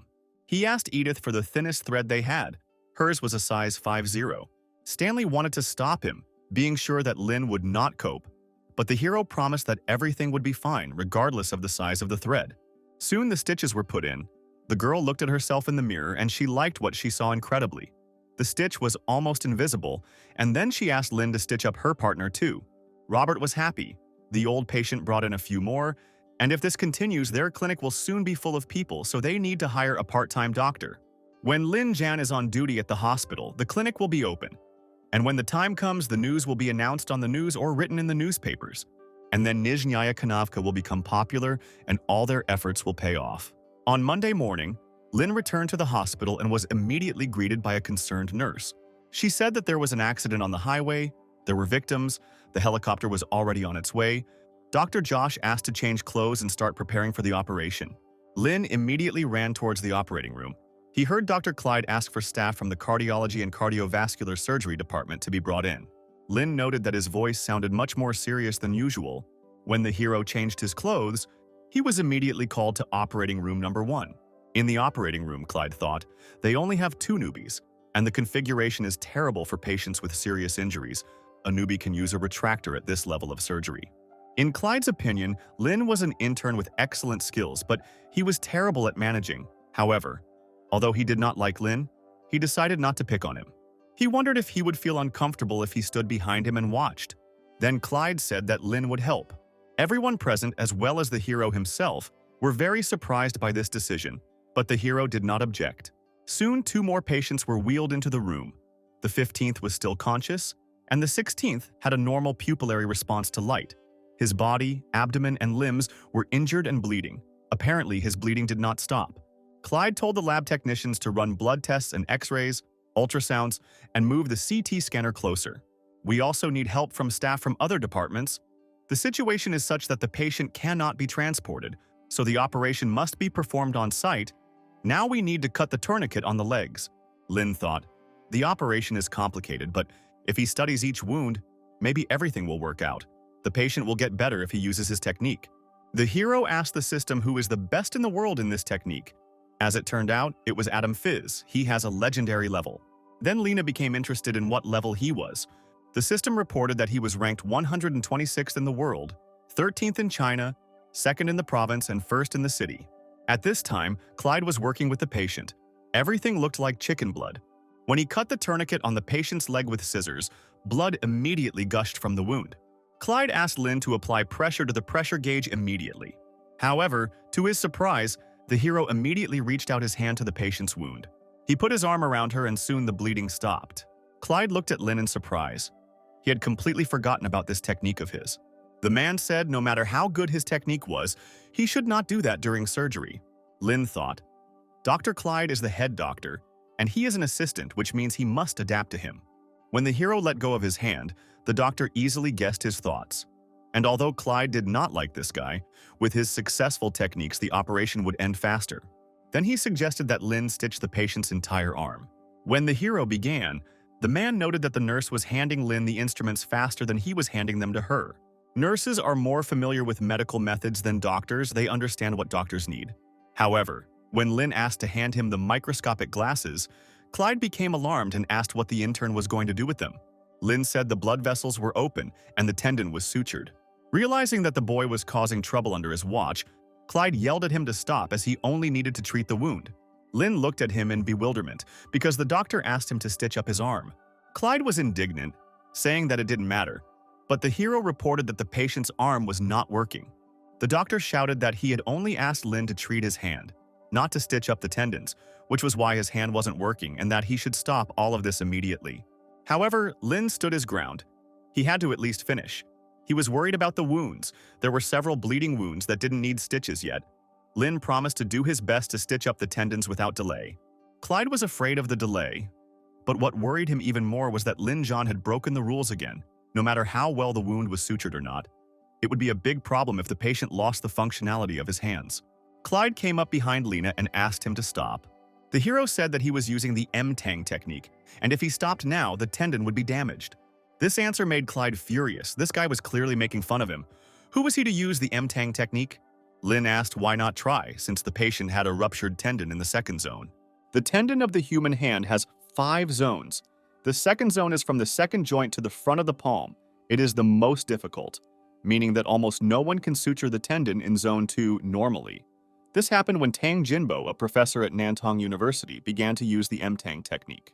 In addition, in self-testing, a good indicator, that is 70 to 80%, was achieved with the help of special equipment, not to mention technology. Clyde looked at Lin with displeasure. The powerful control that the head doctors had over the newcomers was based not only on rank, but also on the skill of responsibility. If the head doctor pointed out a mistake, the newbie would have to do as he was told. And now Clyde couldn't do anything, which meant he had no control over the operation. Lin said that doctor. Clyde couldn't come up with a better option, so he would continue. Everyone present looked at Lin in surprise. Could it be that he became the chief surgeon in the operation? Then Clyde asked to call Director Josh here. One of the doctors came out of the operating room and met Howie, the chief of hand surgery. He said that the M-Tang technique is used in the operating room. The men were shocked because they thought that Director Pan was the only one who knew how to use this technique. He even went to Japan for in-depth study. Doctors learn from experienced people, learn all kinds of techniques, but practicing a new skill is very expensive for doctors, so not everyone can afford it. Doctors learn new techniques, but focus on only one. And in this hospital, the best in the M-Tang technique is Director Pan. The doctor then called Howie into the surgery so that he too could see that Director Pan was no longer the only one using this technique. Soon, Director Josh arrived in the operating room and asked what had happened. Clyde reported that Lin was performing the operation without permission. Josh looked at the intern, who silently continued the operation, but confirmed Clyde's words. Josh asked the intern why he wasn't following the rules. Lin replied that he didn't know it was illegal, but he had already stitched up the tendons. Everyone present in the operating room looked at the young man in surprise. Clyde was furious because this guy kept pulling off all these tricks and the director still encouraged him. When the doctor realized that the director had not paid attention to his words, he became even more angry. Josh said that the chief surgeon was in complete control of the situation, and that Lin was required to inform him of what he was going to do and get permission before performing any procedures, especially ones like this. And Lin said that he would do just that from now on. The director asked Lin if he understood what he had to do. The hero assumed that Josh was offering him the position of chief surgeon. Clyde looked at what was happening in horror. This guy was going to replace him, but he wouldn't have known anything if he hadn't taught him. The doctor then turned to Howie, a hand surgeon. He asked to speak to Director Cheyenne in the operating room. Josh noticed the men's conversation, as Director Pan usually used this technique. Howie said that the M-Tang technique is Director Pan's specialty. Director Cheyenne is not very good at it. Then Josh asked to give him magnifying glasses. Now it was important to know how well the operation was going. Since he had never performed surgery on a hand, this was unfamiliar to him. However, the director immediately saw that the edges were neat, the seam was strong, and the damage was not that great. Then he asked Lin to finish the operation. Clyde asked the director why he told the intern to continue, and Josh objected, not understanding what else he could tell him. Clyde wondered if Director Josh was taking charge, and it didn't matter what happened to the patient, but he asked him if he could finish the operation on the hand once Lin was done. Josh said that if his man could do it, he wouldn't let anyone else do the surgery. Clyde was surprised by this answer. He forgot that Director Josh is the first in China who always defends rights. His values are based on expanding professionalism. At that time, expensive medicine was used to ensure the income of the doctor, and the surgical department was always left without funds. Surgeons had no choice but to fight for the right to operate on patients. No one was against it. The aim of Chenxi Province's medical and healthcare reform is to pay good fees for medical services and reduce the price of medicines, which has made the province's drug prices closer to the market price. And the cost of operations has increased tenfold. Looking at the operating table, Clyde thought, Lin created a tense environment, but he can easily perform vascular anastomosis. The choice of suture position is carefully thought out, and the blood vessels and nerves are not affected. This kid's technique is so good, Principal Josh will never accept the fact that anyone in the department uses this technique for sewing. Josh watched closely as Lin performed the surgery. He said that there were too many people in the operating room. He asked everyone who was not busy to leave. The director even threw the anesthesiologist out of the office.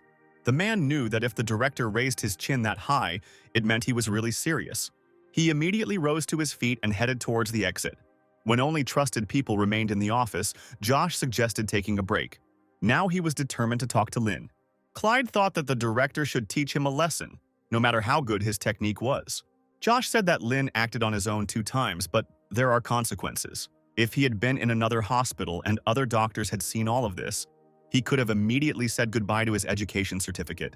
Since Lin had broken the rules twice, Josh was forced to warn him.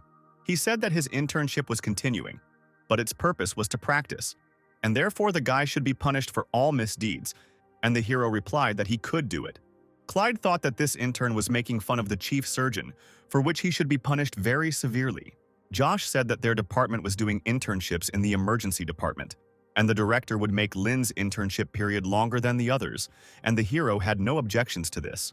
The director also said that he asked the nurse to look at the records for the last 3 months. The emergency department transferred about 30 patients with tendon injuries to the hand surgery department. This is equivalent to 1 case every 3 days. This is not a small number. He asked Lin if he wanted to practice his technique there. The hero would like to do this, but he didn't think it was possible. But Josh said if this surgery was successful, then with the doctor's permission, Lin would be able to do it. Tendon injury surgery can be big or small.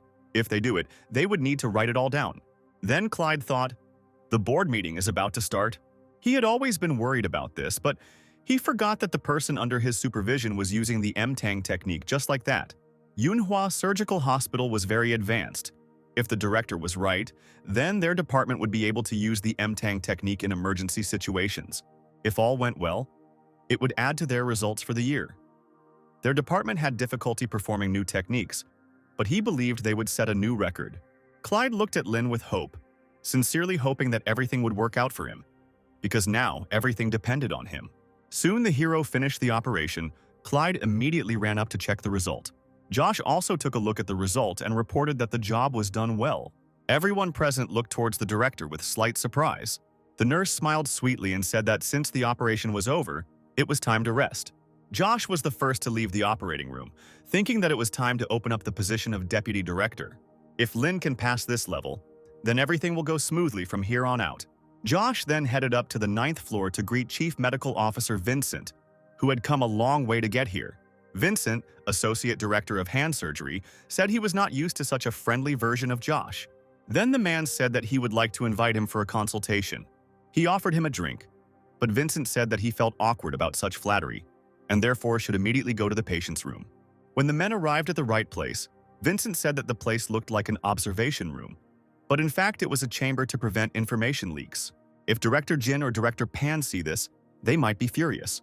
Josh pretended not to notice his words and said that their hand surgery department still had patients in their intensive care unit, so he offered to provide treatment to the patients that Cheyenne didn't want to take, since it wouldn't be wise to take them away. According to the rules, after transferring the patient to another department after receiving emergency care or basic treatment, specialized departments will consider the patients who were difficult to cure or even died, and then many patients were left in the emergency department. This situation is called preventing a disaster for other departments. But in the end, the patient became weak. Josh, along with Vincent and Lin, came to the patient who was unconscious, with Clyde standing by his bed. He said the patient's name was Max. He was 42 years old. The man was injured in a car accident. He had a negative head CT scan, various degrees of fracture and intra-abdominal hemorrhage in the cervical vertebrae and limbs. The first stage of the operation lasted 3 hours. The left tendon was damaged. The MTang technique was used for suturing. Vincent thought to himself that none of this had anything to do with him. He guessed that it was all because of this young intern. Josh then asked Lin to tell him step by step how he was able to stitch up the wound. The hero said he first decided to fix the knot of the first loop at 0.3 inches near the proximal dorsal tendon of the hand, inserted the trocar vertically through the tendon of the hand, and pulled the game out 0.2 inches near the distal dorsal tendon. Vincent looked at the patient's hand in amazement. Earlier, when he saw the MTANG method in action, statistics claimed that it would increase the chances of success of the operation by 10 to 20%. But the workload for doctors would more than double. However, Lin's words sounded as if it was a very easy operation. Then he remembered that Josh had asked him to evaluate the operation, not to listen to the lectures. Josh asked if he had any problems, but Vincent was quick to reply that everything was fine. Then the man asked him to just tell it like it is. There is no need to hide anything. In any case, the operation was delicate, carried out during a rescue operation, and now they are consulting with specialists from the hand surgery department to check if they missed anything. The patient's relatives thought that they were happy that Max's life was saved, and now doctors have even decided to check the functioning of his hand. Vincent asked if the patient would be able to move his arm on his own. Max's wife said Dr. Lin was already asking the man to move his arm when he regained consciousness. They said he was able to move all 5 fingers. Vincent replied that in that case everything was fine. After all, this technique had some advantages. Clyde didn't understand why the ward was in such a mood, because Vincent always scolded everyone, and now he was praising Lin. The man asked Max to move his fingers. He was able to do so, and Vincent said that this indicated that the tendon was not damaged after the operation. Then the doctor asked Max to make a few more movements with his hand. The man succeeded. And then Vincent thought, in the prognosis of suturing the tendon of the hand, the most unpleasant stage is the fusion and rupture of the tendons. Lin Jiang did quite well, so the prognosis is excellent. The women noticed the doctor's expression change and asked how well his tendon was stitched. They expected Max to at least be able to take care of himself. Then Vincent said that Max would definitely be able to lead a normal life. The man was happy with this outcome of events, but he did not understand the reason for his joy, because it was not he who performed the operation, but an ordinary intern. He noted that Josh had brought him here specifically to brag, despite breaking the rules. Soon other doctors came into the room. They heard that someone else had mastered the MTANG technique, and Director Vincent gave his assessment of this. The man handed Josh a hand function assessment form, and they were supposed to do it together and be thorough about it. Everyone present was surprised. There was a bill for the operation on paper. Usually it takes 16 weeks for the tendons to heal after the operation. The first stage of the operation lasts from 3 to 4 weeks. Usually it takes 3 weeks to receive the bill after the patient receives an assessment of his condition. Vincent asked Lin if the MTANG technique required the surgeon to suture the tendon. The hero replied that cutting the tendon would stimulate his speedy recovery. The doctors present immediately began to discuss what had just happened. Director Vincent called Lin a doctor, even though he was just an intern. At this point, the system sent the hero a notification that he had unlocked a new achievement, gaining fame, and thus earned a basic treasure chest. He became curious about how many achievements he could unlock, but the system did not give him an answer. Lin decided to open the chest. There was energy serum again. The man thought he had used 8 energy serums and 1 bottle in total. He had 7 bottles left. Then he decided to ask who was the best in their hospital at MTANG, and the system called his name. In the evening, Lin returned to his home. He told his mother that he had no plans for today. Suddenly, Lin noticed that there was someone else in the room. A little boy. The hero knew him. It was Duncan from the 12th Spring Temple in the suburbs of Manhua. Tanya patted the boy on the head, inviting him to stay with them for dinner. The family had planned a vegetarian dinner today. The woman asked what Duncan had come to see them about.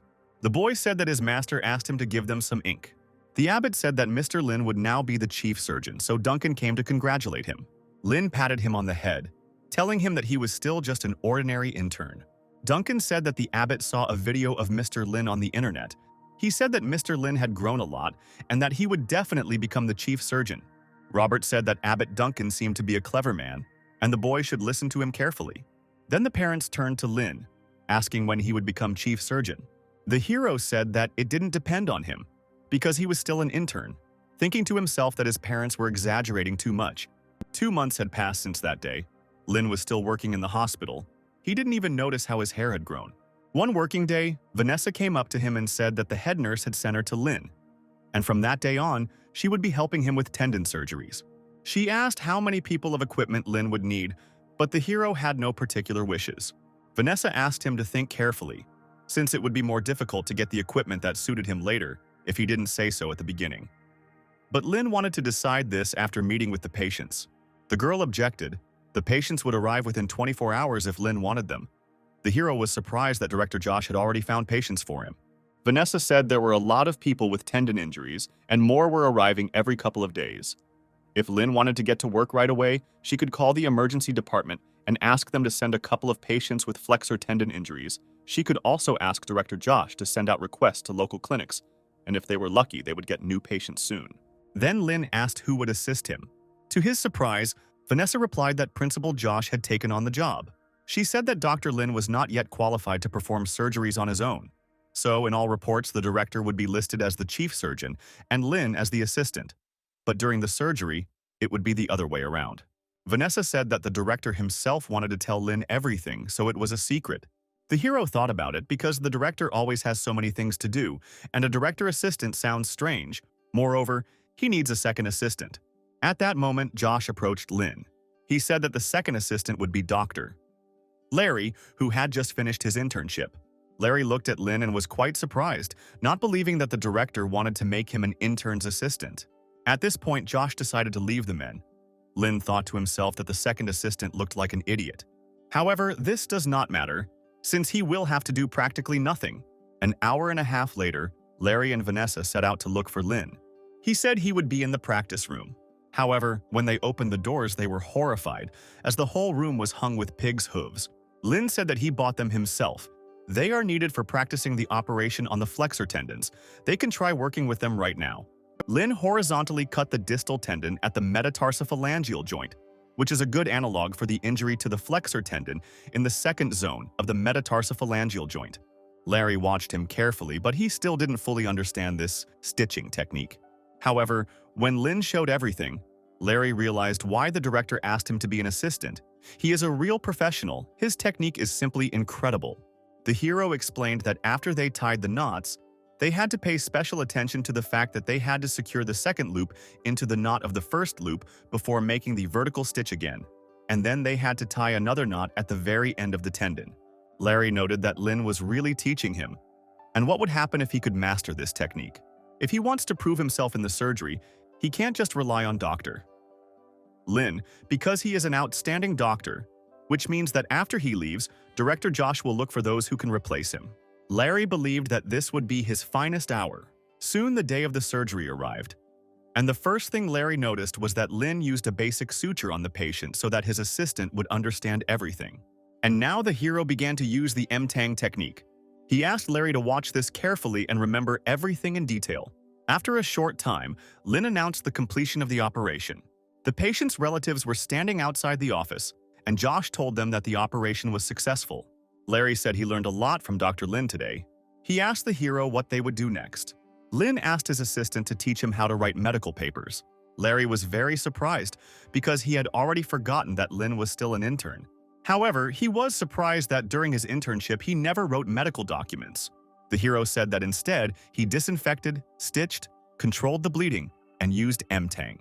However, all these procedures had to be recorded in the medical record, but instead of Lin, other interns did all this. Then Larry began teaching Lin how to write medical charts.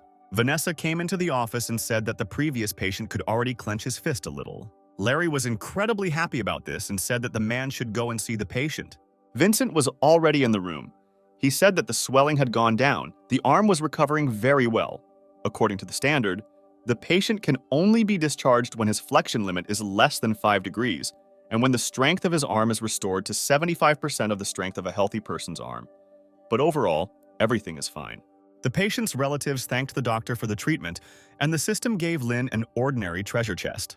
John offered Vincent to look at Lin's results today. The man was surprised at how quickly he completed the operation. Then he said goodbye to everyone and went to examine the next patient. Josh asked Lin to pay more attention to the previous patient. He will be responsible for the 1st and 5th beds for 2 days. If the patients recover, then Josh will find others for the guy. He also said that they could have dinner at 7 p.m., perhaps with the headmistress Jacqueline joining them. Lin happily accepted the invitation. Soon it was evening. The business manager of the medical company, Manhwa Selena, together with her partner, a medical representative named Huang, was heading towards the restaurant. She said that people are so easy to spread terrible rumors about the food in the departments, so you have to choose small, beautiful restaurants. You need to consider the details. The food must be good. Huang noted that the girl is true to herself, but this time, she was very nervous. Selena said that head mistress Jacqueline had a lot of power in Manhua Hospital. They should take advantage of it. But Huang needed to establish a good relationship with her. Soon, the director of Manhua Hospital, Jacqueline, arrived at the restaurant, followed by Josh and Lin. Seeing the young man, Selena immediately blushed. She did not expect to see such a handsome man. Huang thought that with such a face and figure, he would certainly be suitable for the role of a medical representative. Selena hurried over to Lin, complimenting his appearance. She asked him if he would like to become a representative of the medical industry. However, the girl immediately caught herself thinking that she shouldn't get lost over such a trifle, because right now, the most important thing for her was work. So she hurried to greet directors Josh and Jacqueline. The woman introduced Selena to Lena, saying that he was the chief surgeon at Mtang Technique in Yunhai in the emergency department. Selena shook the guy's hand, saying that from now on they would take care of each other. She then asked the guests to come to the table and talk in a more pleasant atmosphere. Juan thought it was his time to show off and used his signature skill, the sunny smile.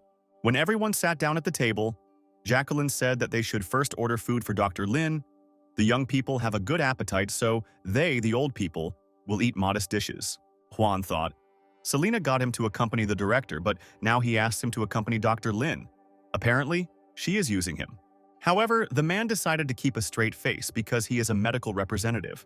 He wanted to offer Lin help in choosing dishes, but the hero asked the waitress to bring him only a glass of water. Juan was offended at being so brazenly ignored. Once everyone's drinks were brought, Selena said that the torn tendons needed to be scanned with an MRI. Otherwise, it would be inconvenient if every patient had to be sent to the medical technology building. In the future, when the MTang program is launched, it will take very little to get on the waiting list, but it will require an MRI machine. Juan didn't understand why Selena was so straightforward, because the prices for MRI machines are very high. Of course, there are cheap and expensive models, even if they are domestically produced. The nominal price of imported models with superconducting magnet is more than 10 or 15 million yuan. This machine is worth more than a person. Seeing the mockery on her partner's face, Selena immediately whispered to him to put on a smile and create a normal atmosphere at the table. Jacqueline said that if they bought an MRI machine specifically for the Mtang technique, then the newcomer Lin would become a real big shot in their hospital. Josh said if I was going to buy one, I should go with their department. He always wanted an MRI machine, and now they can't even do one MRI, which is too bad. Jacqueline chuckled, saying that this was not something to discuss over dinner. It was a trap they had set for their guests, so the man should forget about the expensive MRI machine. They should settle for just a pet. Lin brought the director a bottle of wine, saying that he was almost finished, so he would go on duty at the hospital. Jacqueline said that Josh can drink whatever he wants, but not too much because he is a surgeon. Huang wanted to raise a toast to the head mistress, but the woman interrupted him, saying that it was amazing that Lin Zhan had performed his first operation using the Mtang technique in the emergency department of Yunhua Hospital, and the hospital would definitely support him. However, they cannot buy an MRI machine and pay for a new operating room, but we can buy a suitable microscope. Unfortunately, the director of the hand surgery department also once used the Mtang technique. It was a complete failure. Otherwise, Jacqueline could have allocated part of her budget for the doctors to improve their equipment.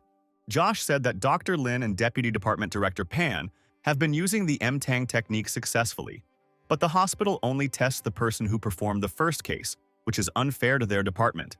The man suggested postponing the purchase of the MRI machine and focusing on the Mtang technology project.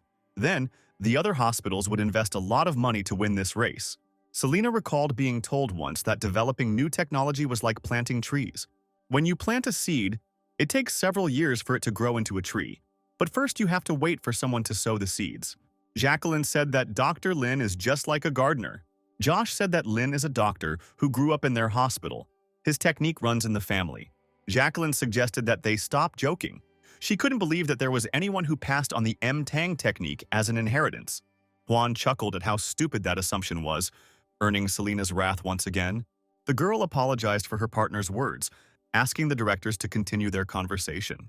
Josh said as far as he knows, Their department's deputy director Pan often invited MTang technique experts to their hospital. About 4 years ago, he was their assistant and memorized everything during the training process. Deputy Pan studied this technique for more than 4 years, but still went to Japan for training. He added that Lin was not such a weirdo, headmistress Jacqueline could prove it, so shouldn't the money saved by old Pan and young Lin be used to conduct an MRI? At least it should be enough to install an operating room and a recovery room. Selena said that it should be done immediately. Nowadays, hiring a freelance surgeon is very expensive, with the minimum cost being 20,000 to 30,000 yuan, not to mention the need to arrange transportation, accommodation, and seminars. Jacqueline replied that the situation with Old Man Pan was a little different. It wasn't like he only knew the M-Tang technique. Jacqueline was in favor of a rehabilitation room and also didn't rule out the presence of an operating room. But the hospital couldn't just take and re-equip the department for them. Josh said he would soon bring up the topic of adding an operating room to the orthopedic department, and he didn't care at all what Pan thought, even if he was negative. Using M-Tang technique to rupture the tendon can be considered as an advanced technique in the whole country and even in the whole world. First, a plan needs to be developed. The man asked Jacqueline to come next year to see their result. The woman agreed, chewed the men's success. She suggested that Lin drink another glass to celebrate and end the evening. Juan said that he would take the wine left on the table for himself. He heard that headmistresses like to drink wine, so he took a bottle and drank it down. Jacqueline told Selena that she should get an MRI done on the guy she brought with her. Meanwhile, something happened at the hospital. Larry was looking for Lin because today he was on duty. Vanessa said he was in the duty room now. Larry went there, saying that he had brought him a patient with a torn scrotum just like Lin himself wanted. The hero immediately rose from his seat and went to the patient. At the moment, he was very interested in patients with testicular trauma. The system told Lin the recipe he should use to treat the patient. Soon the hero came to the ward where the injured man was already lying. The senior doctor, Patrick, informed him that the man was in shock. He asked what information Lin could deduce from his appearance. The hero said that the rupture of the right side of the scrotum exposed the testicle. Obvious contamination could be seen on the surface of the scrotum and soft tissues. The wound reached the vaginal membrane, but it was not damaged. Patrick asked Lin to examine the patient and tell him what he planned to do with him. The hero said that there were no critical wounds, but there was a non-linear wound, and it was definitely contaminated, and the guy was also worried about how exactly everything happened. Patrick said he asked him on the street. He got injured while skateboarding. Doing different tricks, he jumped on a metal handrail and fell down. He landed on the railing and the skateboard flew away. He ended up riding on this handrail and it wasn't even round. Lin decided that he should consider the possibility of tetanus and get a shot. The bleeding was not too serious, so Lin tried to imagine what a normal testicle looked like. He would be able to find out if he was allowed to work cutting open a man's scrotum and checking if it was normal. But this situation was quite atypical. Lin would not be able to draw a conclusion so quickly, since he was not familiar with its anatomical structure. Patrick said that if it was not normal, they might consider testicular torsion. At this point, the doctors were interrupted by a nurse who asked what medications they would be administering. The patient was noticeably nervous, since it was his reproductive organ that was being discussed. So Patrick said that they shouldn't quarrel with patients and asked Lin to explain to him what a spermatic cord was. The hero said that the spermatic cord is a structure that holds the testicle in place and provides it with nutrition. It includes arteries, veins, lymphatic vessels, nerves. And now they need to check whether the cord is working properly. And if there are problems with it, they will have to do an operation. They may have to remove the testicle, in which case stitches won't even be needed. Patrick examined the patient, saying that there was no torsion. This position of the seed cord is quite rare. He asked Lin to continue to debride and suture the wound, and to make sure that he did not touch the wound while debridement. The patient burst into tears of grief, saying that his future was in the hands of Dr. Lin. The hero put on a medical cap and mask and prepared to stitch up the wound. Having to be extremely careful to ensure that everything went well, Lin decided to use the intermittent vertical stitch technique. After a fairly short time, he reported that he had finished applying the stitches. The system informed him that he had completed the task of treating patients, and as a reward, it gave him the ability to incise at a professional level. 2 days later, Patrick approached Lin and said that the patient had recovered quickly because Lin had performed an excellent operation. The man asked where the intern practiced. The hero replied that he trained in his family clinic. Patrick was surprised that Lin was able to learn this, since there are not so many patients with ruptured testicles. And then the hero replied that he often used the Limber technique to sew up the stomachs of elderly people.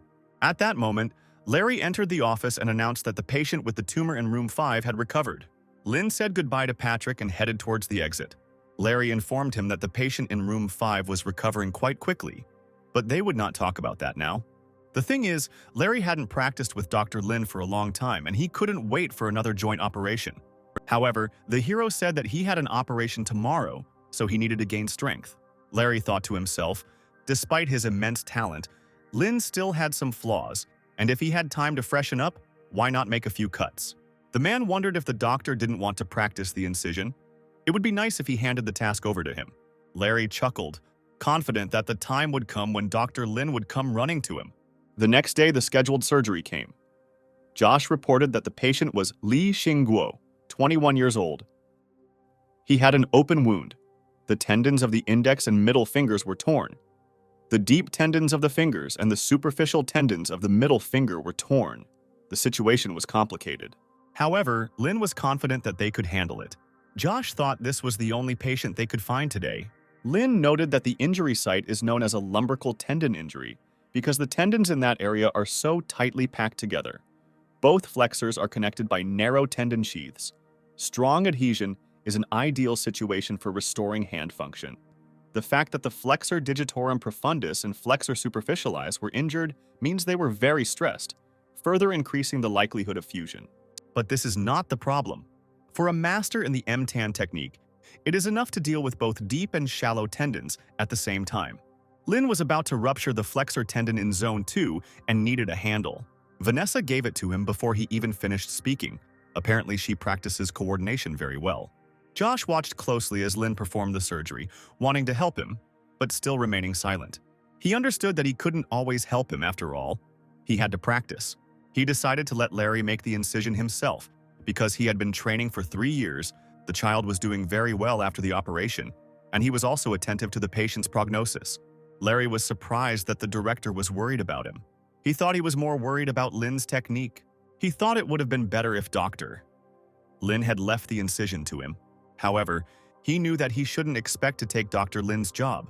Besides, the doctor had problems with incisions before, and he didn't practice them yesterday, so he wouldn't do it. He had problems with incision technique, and he was bad at this area, so the doctor would refuse him. However, Lin asked to tighten the skin. Larry could not believe his ears. The doctor did not hesitate at all, as if he had thought about it in advance. Moreover, Lin chose a good position for the cut. Lin picked up the knife, preparing to begin the operation. Larry watched the doctor in amazement. The level of his incision was truly the work of a high-level doctor. But how did Dr. Lin, who had only performed surgery twice, become a master in the blink of an eye? Josh asked Lin if he had practiced making cuts, and the hero replied in the affirmative. The director thought about it. He always knew he was smart, but he didn't expect his knowledge base to be so vast. If someone told him that a person could become the best at cutting in just a few days, he would definitely shower that person with choice insults. However, he didn't understand what had happened to him. Maybe he hadn't given it his all last time.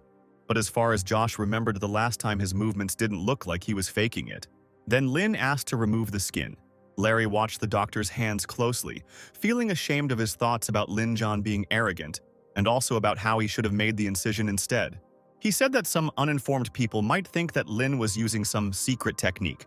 However, John said it didn't matter what others thought. He then asked Lin if he really bought pig's feet to practice his skills. The hero said that he bought them from time to time. The director said that this wouldn't work, since he was still an intern, and the allowance of several hundred yen a month was not enough to buy pig's feet. Lin does not have to pay for training materials out of pocket. Even though the emergency department cannot afford to build a practice room, they must act according to the circumstances and provide an environment in which their staff can improve their skills. One of the doctors present at the operation understood what the director was hinting at and took note. Josh continued by saying that Lin should apply for compensation for the purchase of pig's feet, and since he does not yet have a certificate of qualification of a doctor, it is possible to do this. Even if he is the chief surgeon, the official reports will have Josh's or Larry's name. The director promised the hero to transfer the cost of the operation after it was transferred to his account, because Lin deserves to be paid for the work. Larry looked at Lin with enthusiasm, wanting to learn the M-Tang technique like him. Meanwhile, the operation continued for another 2.5 hours. After that, Lin announced its completion, Josh was extremely surprised that it took so little time. The hero said that he checked the medical equipment and can now return. Josh left Larry to monitor the patient's condition after the anesthesia and headed towards the exit of the operating room. The man looked after Lin, dreaming of becoming like him, but first they needed to somehow get closer. Meanwhile, the hero went to the bathroom to take a hot shower. Chandler waited for him to be free and was already beginning to fall asleep. He said he came to tell Lin about dividing the money. He said that the director of the department would soon come to visit them, and how much he would give Lin for the operation was up to him to decide, so the guy didn't have to worry about that. Director Josh was worried that there might be a misunderstanding because the money would be transferred to his card. So he asked Dr. Chandler to explain everything to Lin.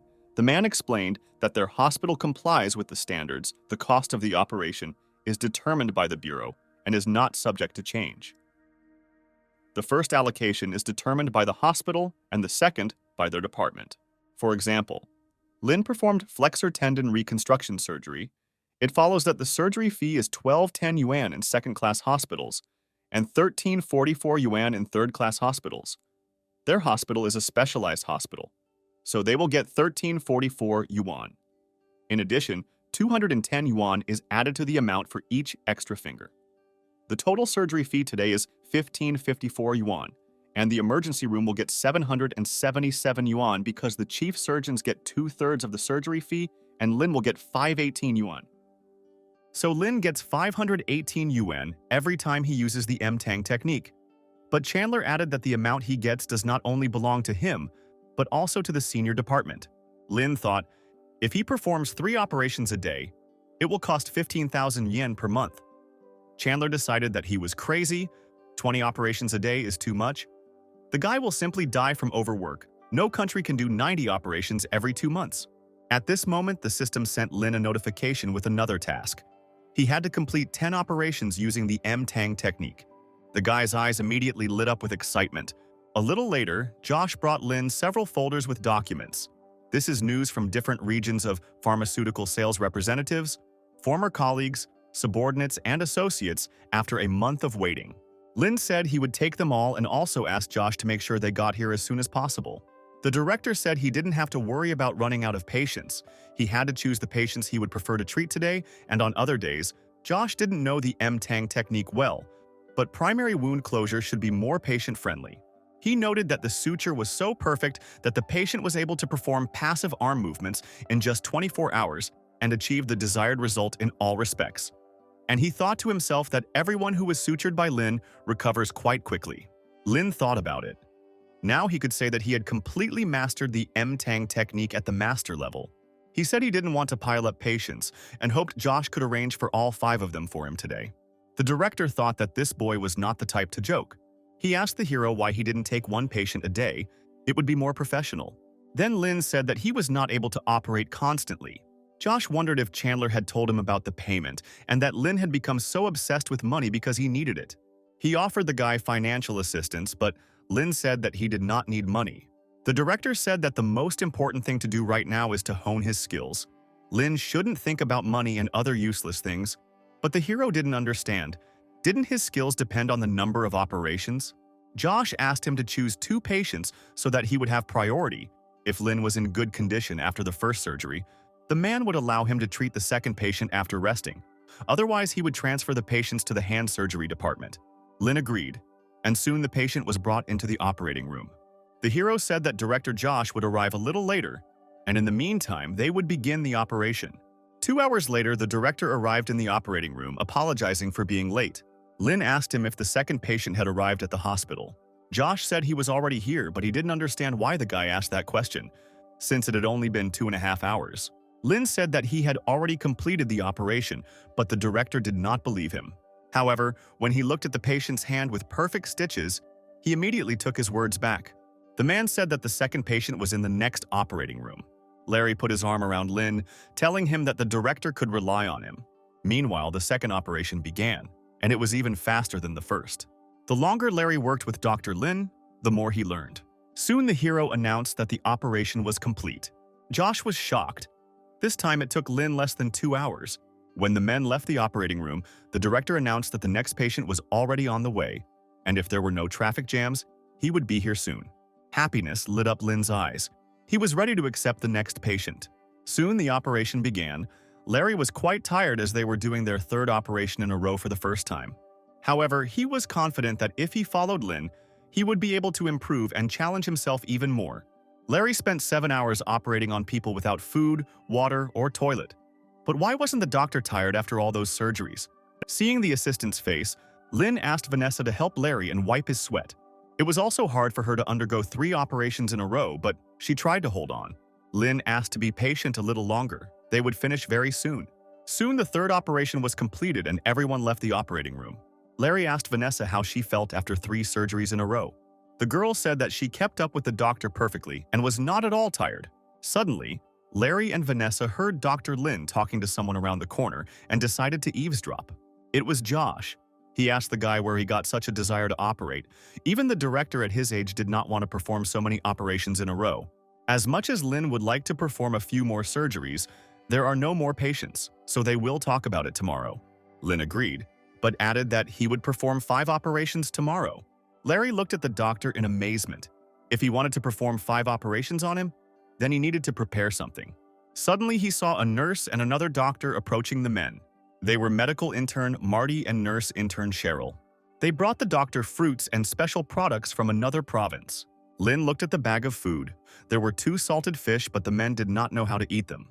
Marty explained that they simply need to be stewed, although you can also steam them with nuts or tomatoes or with tofu or even with soybeans, and it will be even tastier if you eat the fish together with pork stomach. Lin interrupted the man, asking what they wanted from him. Marty said he watched all the videos of Lin performing surgery using the M-Tang technique and decided to offer his help and assist him. Moreover, using this technique takes a lot of time, and Larry's assistant looks like he's about to die of exhaustion. The young man became incredibly angry and could no longer remain silent. He came flying out from around the corner, screaming that he wasn't tired at all, and then began threatening Marty. Then Larry thought about it. He caught himself thinking that he was jealous of Marty, and that was not good. The man decided to calm down and then said that the doctor could take the salted fish back to his home and cook pork legs with it, which was his favorite dish. Then Josh decided to intervene. They didn't have time to argue, since they had 5 surgeries to perform tomorrow. The next day, Larry brought a whole pot of delicious food to the hospital. All the doctors immediately surrounded the guy, wanting to taste the most delicious treat. Larry said that he had bought and cooked some pig's feet and suggested that Lin try them, since they had to perform as many as 5 operations. Chandler noted that the dish turned out simply wonderful. Larry said that they are not difficult to cook at all. After you cook them, you need to fish them out and strain the broth. Put the stew in the refrigerator and stew again after a few days. The broth can be used again to cook the meat. It will be very tasty. It does not matter what meat you choose, it will still be great. You can also add pork ribs or mushrooms. Chandler asked the boy to come to him after dinner so that he could give him money for the food. Larry was soon surrounded by a crowd of doctors, asking him to cook other delicious dishes for them. They decided to simply create a group on social networks where everyone could order from Larry whatever they wanted. The guy's eyes were wide open. Orders kept coming his way. Their conversation was interrupted by Lin, because they needed to prepare for the operation. Soon, everyone went to the operating room. The patient's condition was stable, so Lin began the operation, after covering the patient with a surgical drape. He said that this patient had 3 damaged fingers, which made the surgery much more difficult than the previous ones. Larry thought that Dr. Lin would be in terrible shape, but he was ready for anything today. The team was determined they had to carry out 5 operations. The first operation went as usual. Time passed. Soon the third operation was completed, and then Vanessa decided to see a doctor. She said that she had been operating for several days already. Yesterday she had performed 3 more operations. This morning 2 more. Her strength was running out. The girl wanted someone to replace her. Lin agreed, thinking that although a nurse's job is less grueling than a chief surgeon's, it is much more, especially for operating room nurses. They need to be completely focused on the operation. It is a huge test for the body and mind. Vanessa added that the new nurse was not as familiar with the M-Tang technique, so they would have to slow down and would not be able to perform the surgery as quickly. Lin said he knew about it and promised to slow down. Vanessa was upset when she realized that Dr. Lin had seen her dark circles under her eyes. She promised herself that when she returned, she would go straight to bed to get rid of the bags under her eyes, do a mask, put on some makeup, and go back to work. She was also worried that the doctor might fall asleep during the operation, but Lin said that would not happen. The hero thought, There were still 2 operations ahead. He needed to save his strength for the next one. Moreover, he hadn't heard Larry's voice for a long time. When the guy looked at his assistant, he saw that he was already asleep. Lin walked up to him and told him to rest if he was tired. Larry immediately opened his eyes, saying that he was not tired at all and was ready to perform all 5 operations. However, Lin told him that in this condition he would not be able to perform 2 more operations. The hero said that the guy could sleep. He should set an alarm and come back a little later, Larry thought. When he was a student, he only needed 10 minutes of sleep to gain energy. Soon the alarm went off. Larry got up and went to get ready for surgery. When he arrived at the operating room, Dr. Lin was already working on the patient. The hero asked what delayed Larry, since all 5 operations had already been completed. As it turned out, he was replaced by Marty. There was a gleam of anger in his eyes. Now he was here. And even though the operation was almost over, he had to learn from the doctor's experience. At this time, nurses were passing by the operating room. They were surprised that Dr. Lin was still operating. He had not left the office since early morning. One of the girls admired how much energy the doctor had. However, she soon realized that her words had been misinterpreted and hurried to run away. Soon Lin announced the completion of the operation. The system reported the mission was completed and presented the hero with a basic treasure chest. The man was sure that there was energy serum in it again. However, instead, there was another chip that gave him the diagnostic skill.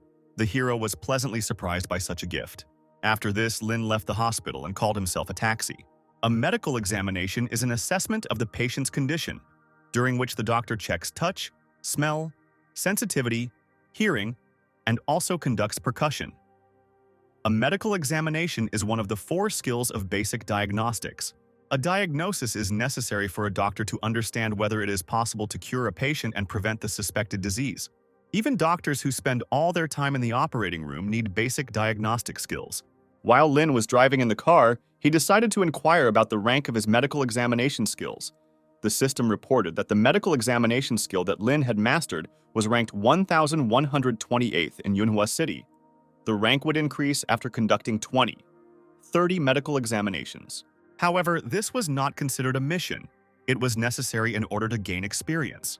Then Lin decided to examine himself while he was still in the car. He began to touch his body parts one by one, and the system informed him about the diseases found and not found. Soon the hero checked his entire body. No diseases were found. The system reported that medical examination is based on early diagnosis and early treatment. Subjective judgments cannot be applied. Scientific approach is mandatory. These are reasons for the interest of the patient himself and his family in particular, and the country and people in general. The taxi driver looked at Lin with bewilderment as he groped himself in the back seat. Something was wrong with this guy. The man wanted to stop, but the hero asked him to drive a little further. Then the taxi driver lied that his tank was almost empty, so the guy would have to walk a bit. Lin got out of the car and reached into his pocket to pay the taxi driver for the ride.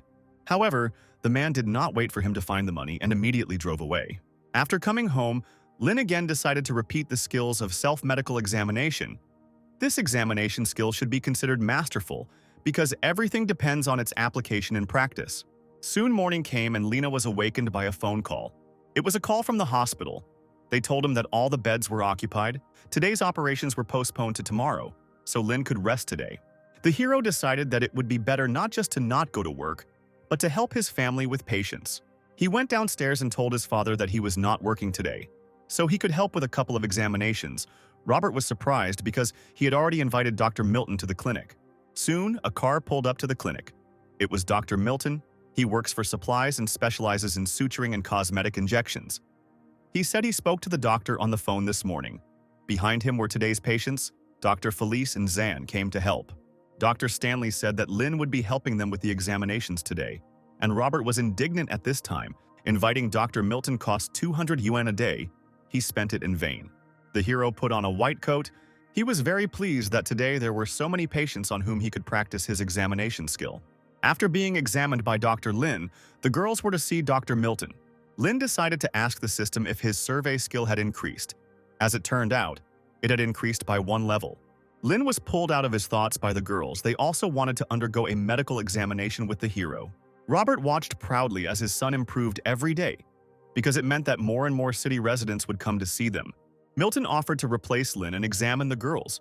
Thinking that the guy was already tired for today, Hearing this, the girls immediately rushed to come up with ridiculous excuses and leave the clinic. Lin looked after them in bewilderment. The next day, the hero returned to the hospital. Early in the morning, he immediately went to the patient to conduct an examination and assess how he was recovering. The man was surprised that the examination was taking place so early. Lin said that he wanted to conduct a detailed medical examination. The hero reported that the man has a lot of sedentary work and gastritis. Today, he will check the condition of his chest, abdomen, head, and neck. The nurse noted that the doctor was too serious. The hero said that before there was no need to carry out examinations, but now that she appeared, he must carry them out. The girl objected, because Dr. Lin rested only once, and that was yesterday. He even came today a few hours earlier. At this rate, he will be very tired by dinner, and he will not have time and energy left for his girl. Then the hero said that he doesn't have a girlfriend. All his energy goes to operations. After the examination, Lin went to Larry's office, who informed him that they had 3 patients today. Lin decided to deal with them, and then it would become clear whether new patients would come or not. At that moment, Marty approached the men and said that he would contact other hospitals because the M-Tang technology works so well that many hospitals would be happy to refer patients to their department. Lin said the more hospitals he called, the better, but Larry was adamant that it was quality, not quantity, that mattered.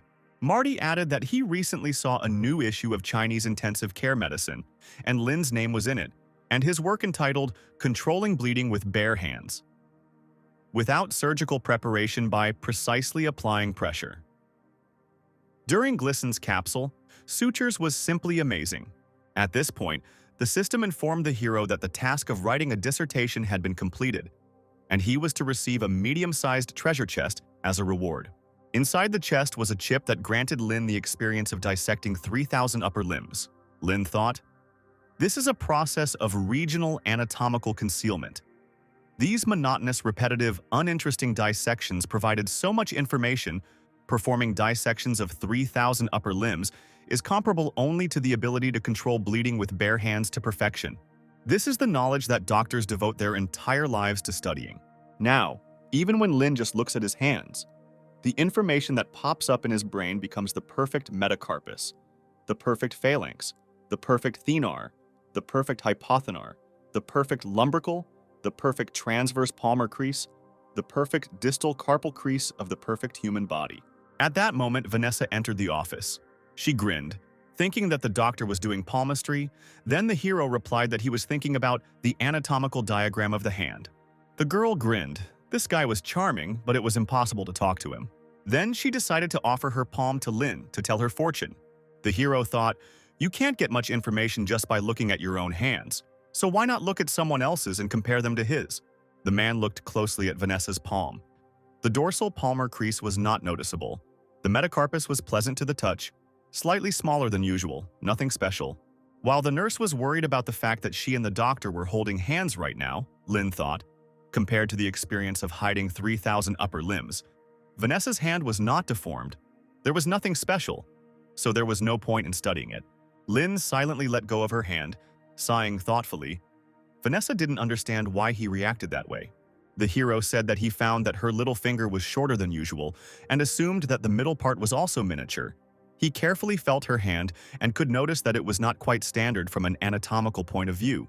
Vanessa sighed resignedly. She clearly did not expect such an answer. Their conversation was interrupted by Larry. He said that the operating room was ready. The patient had a laceration on one finger. Soon everyone arrived in the operating room. Now Lin will perform the operation to restore the finger. All those present were also ready. Lin began to analyze the situation. The skin on the patient's palm is rough, but it becomes thinner towards the thenar. There is a thickening at the intersection of the palm and hypothenar. If you cut it and open the skin, then you need to apply pressure sequentially. The hero noted that the experience of 3,000 upper limb dissections had a huge effect on the operation. Larry noted that Lin made a wonderful cut. Suddenly, the operating room opened and Josh walked inside. He asked the doctors to continue their work and he brought some friends to demonstrate Dr. Lin's skills to them. Behind the man stood Bernard, director of the Changxi Provincial Maternal and Child Health Center. He didn't believe that this child actually performed an operation with the M-Tang technique in just 2 hours. Josh introduced the men to the Manhua Hospital Emergency Department's M-Tang technique. the best method for suturing difficult areas. Lin worked for only a short time and then reported that the operation was complete. Everyone present was in shock. Then the director invited Bernard to watch the next operation. Marty reported that the patient had already arrived and was now being prepared for surgery, which would take place in the second operating room. Josh asked if Lin wanted to have the surgery now or if he would rest first. The hero said that since the patient in the second operating room had a laceration on one finger, it was worth operating on him now. It would take about half an hour.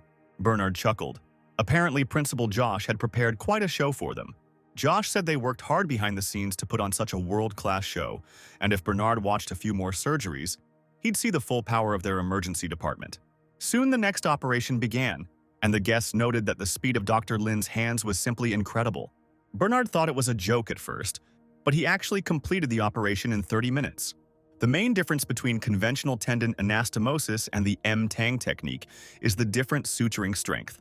The double Kessler suture is looped and requires inserting a thread from one part of the torn tendon and connecting it to the other. M-Tang technique is a 3-strand suture to avoid excessive damage to the tendon. The main focus is on how to pull out the 3 main threads of the suture. This technique requires 3 times less time than the Kessler suturing technique, but the complexity of the operation is 3 times higher.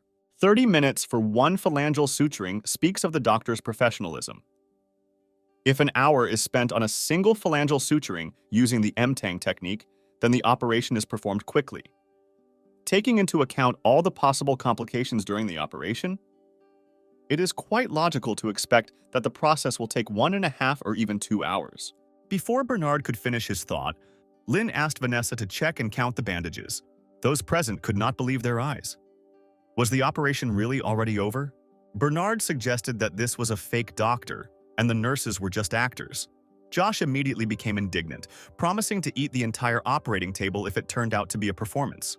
Lin Jiang reported that the operation was completed, and he managed to complete it in 21 minutes. Bernard then asked if the director had any more operations today. He still thought that the speed of this operation was just a coincidence. Josh visibly tensed as he looked at Lin. However, the hero assured him that he would be able to continue and perform more operations. He left the rest of the stitching to Dr. Larry. Then, Josh gathered everyone and led them into the third operating room for the next operation. Soon, Lin performed several more operations. Bernard was in shock.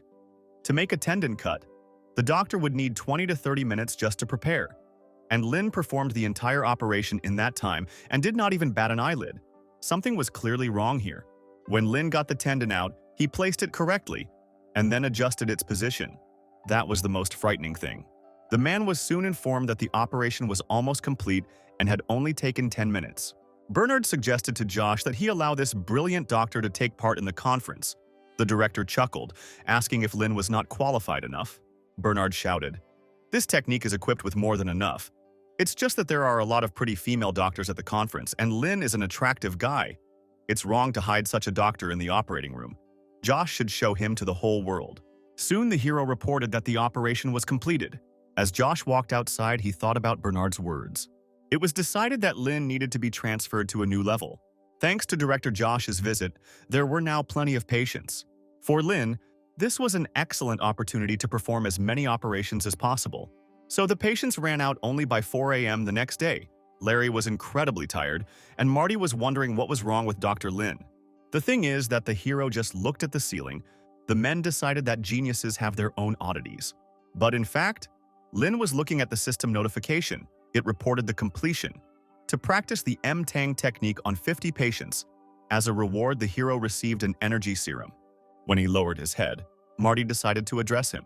He said that Director Josh wanted to disturb Lin during the operation, but he asked me to tell him that after work he needed to get a good night's sleep, get up early, and get ready. Go to the Wyndham Hotel before noon and wait for him there. The International Medical Conference of Manhwa Hospital Emergency Department, held in Wyndham Department every year, has been developed and organized for several years and is now the medical conference of Jiangxi Province. The poster showed all the doctors involved in emergency medical care, including a doctor from the emergency department of Manhua Hospital. This doctor has performed M-Tang surgeries many times, and he is only an intern at Manhua Hospital. One of the visitors took a photo of Lin and sent it to some girl, saying that this handsome guy meets her high standards. Perhaps he could be lured to work at the Wyndham Hotel. This girl turned out to be Selena. She thought about the fact that this year the conference coincided with the announcement of the project of the Emergency Medicine Center. Every hospital wanted to participate. Since there are so many professional and large emergency departments of the Urgent Care Center, the Urgent Care Center's bills should not decrease after the end, which means there is an incredible opportunity for their company, which is why everything must be top-notch. Juan reported that there were 160 people at the event, of which almost 30 held a position higher than assistant director, and another 80 attending physicians. Selena thought that such numbers did not guarantee anything. They had to work hard to find real talent. At that moment, one of the workers approached the girl and said that they didn't have enough brochures. Selena yelled at her and ordered her to get more brochures from the warehouse instead of messing around, but that wasn't the problem. As it turned out, there were no brochures in the warehouse. Many girls were extremely interested in the new doctor of Manhwa Hospital. They took everything apart in an instant. Selena was shocked. All 300 brochures were taken apart. This Dr. Lin turned out to be more effective than the entire advertising department. At that moment, Selena received a call from Bella, an oncologist from a provincial cancer hospital, who said it was a great idea to set up a blind date. Selena listened to her friend in bewilderment, not understanding what she was talking about. Meanwhile, Juan arrived in the hall. He announced that director Josh would arrive in the afternoon. He was performing today and had a lot of things to do, and then offered Lin some snacks. However, Lin decided to choose what he liked. At that moment, Madeline approached the hero. She introduced herself as the head of the emergency department of the provincial children's hospital. She watched the video where Lin controlled the bleeding with his bare hands and would like to know where he learned to do this. The hero replied that he learned this at his family's clinic. Madeline suddenly started asking him strange questions, like how many people were in his family. Then the woman called a young girl, Yasmin, to her. She was her daughter. Lin Dan was her age. Madeline asked the guy to share his experience with the girl. Yasmin graduated from Xiamen University this year. She is still very naive. She does not know whether to start working or go to graduate school. The other women looked with undisguised envy at how brazenly Madeline tried to matchmake her daughter. Madeline held a management position in a children's hospital. Her husband was the director of a construction company. Her daughter was an incredibly beautiful graduate of a prestigious university, so she wanted to get such a profitable son-in-law.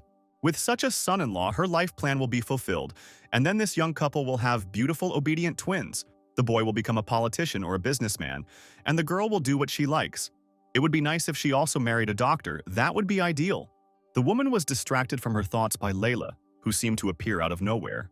Madeline immediately tensed up. This scoundrel was seducing her future son-in-law right before her eyes. Layla walked unceremoniously towards Lin, pushing Yasmin aside. Madeline turned to the girl, asking which hospital she was from. Layla said that she came from the Golden Deer Hospital, and then asked if this grandmother knew Lin.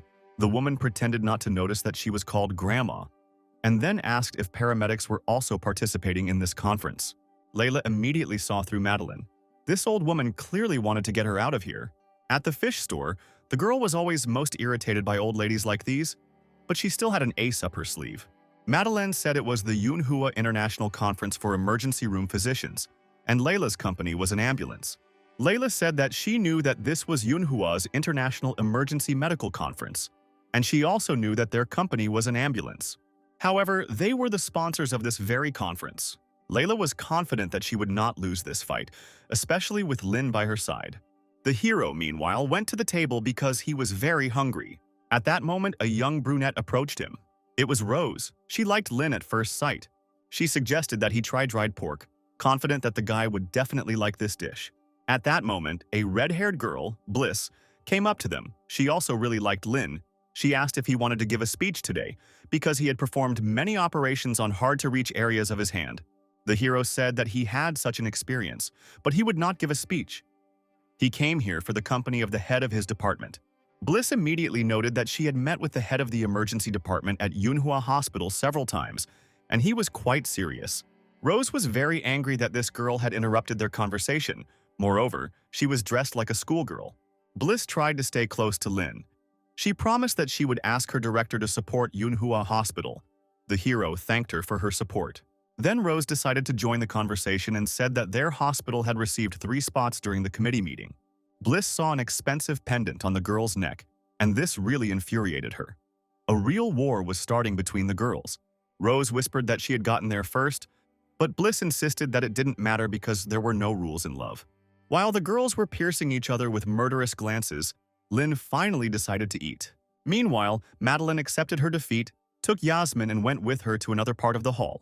Layla turned around addressing Lin, but the guy was no longer there. She began to look for him with her eyes and became furious when she saw him in the company of two girls. As soon as she became slightly distracted, all sorts of girls immediately began to flock around him. But Layla was not going to back down either. She squeezed between Rose and Bliss to Lin, asking him why he didn't tell her where he went. The girls stared at the stranger with incomprehension. She was speaking to the doctor quite frivolously. Apparently, they were close. Then Layla handed Lin a fork with a piece of the dish, intending to feed him. She smiled slyly, turning to the girl. Victory was already in her pocket because Lin chose the food offered to her. Rose and Bliss realized that they were in the same boat now. They needed to get this upstart out of here. The girls pounced on the guy, offering him a variety of dishes. Lin looked at everything that was happening in amazement, not knowing how to react. The hospital directors watched all this from the balcony, laughing merrily. Soon the evening came to an end, and a conference began in the hand surgery department of Manhua Hospital. Manhwa, the director of the hand surgery department at Manhua Hospital, who unexpectedly returned, said that Professor Hashimoto had been studying the treatment of the hard-to-reach part of the hand for many years. The head of the department, Jin Shi, was also present at the meeting. Professor Hashimoto Shiro, a professor at the orthopedic department at Japan's Keio University Hospital, said he had heard that there was a young doctor at the hospital who had performed dozens of operations using the M-Tang technique and wanted to know more about it. Jin said he could make arrangements if the man wanted to see the surgeries in the emergency room. Hashimoto said that would be great. He would like to look at patients who have already had the surgery because the best way to understand the surgery is to look at the results. Jin replied that the emergency department was independent from the hand surgery department. They had no right to interfere with their work, much less to make rounds of the department's wards. Pan objected because there was no need to go round the wards. They could invite patients and examine them here in the hand surgery department. Jin asked Pan not to create unnecessary problems, but the man did not calm down. He said he heard that some patients were recovering in their department, which was just ridiculous. If they had any problems, the emergency room would have them too.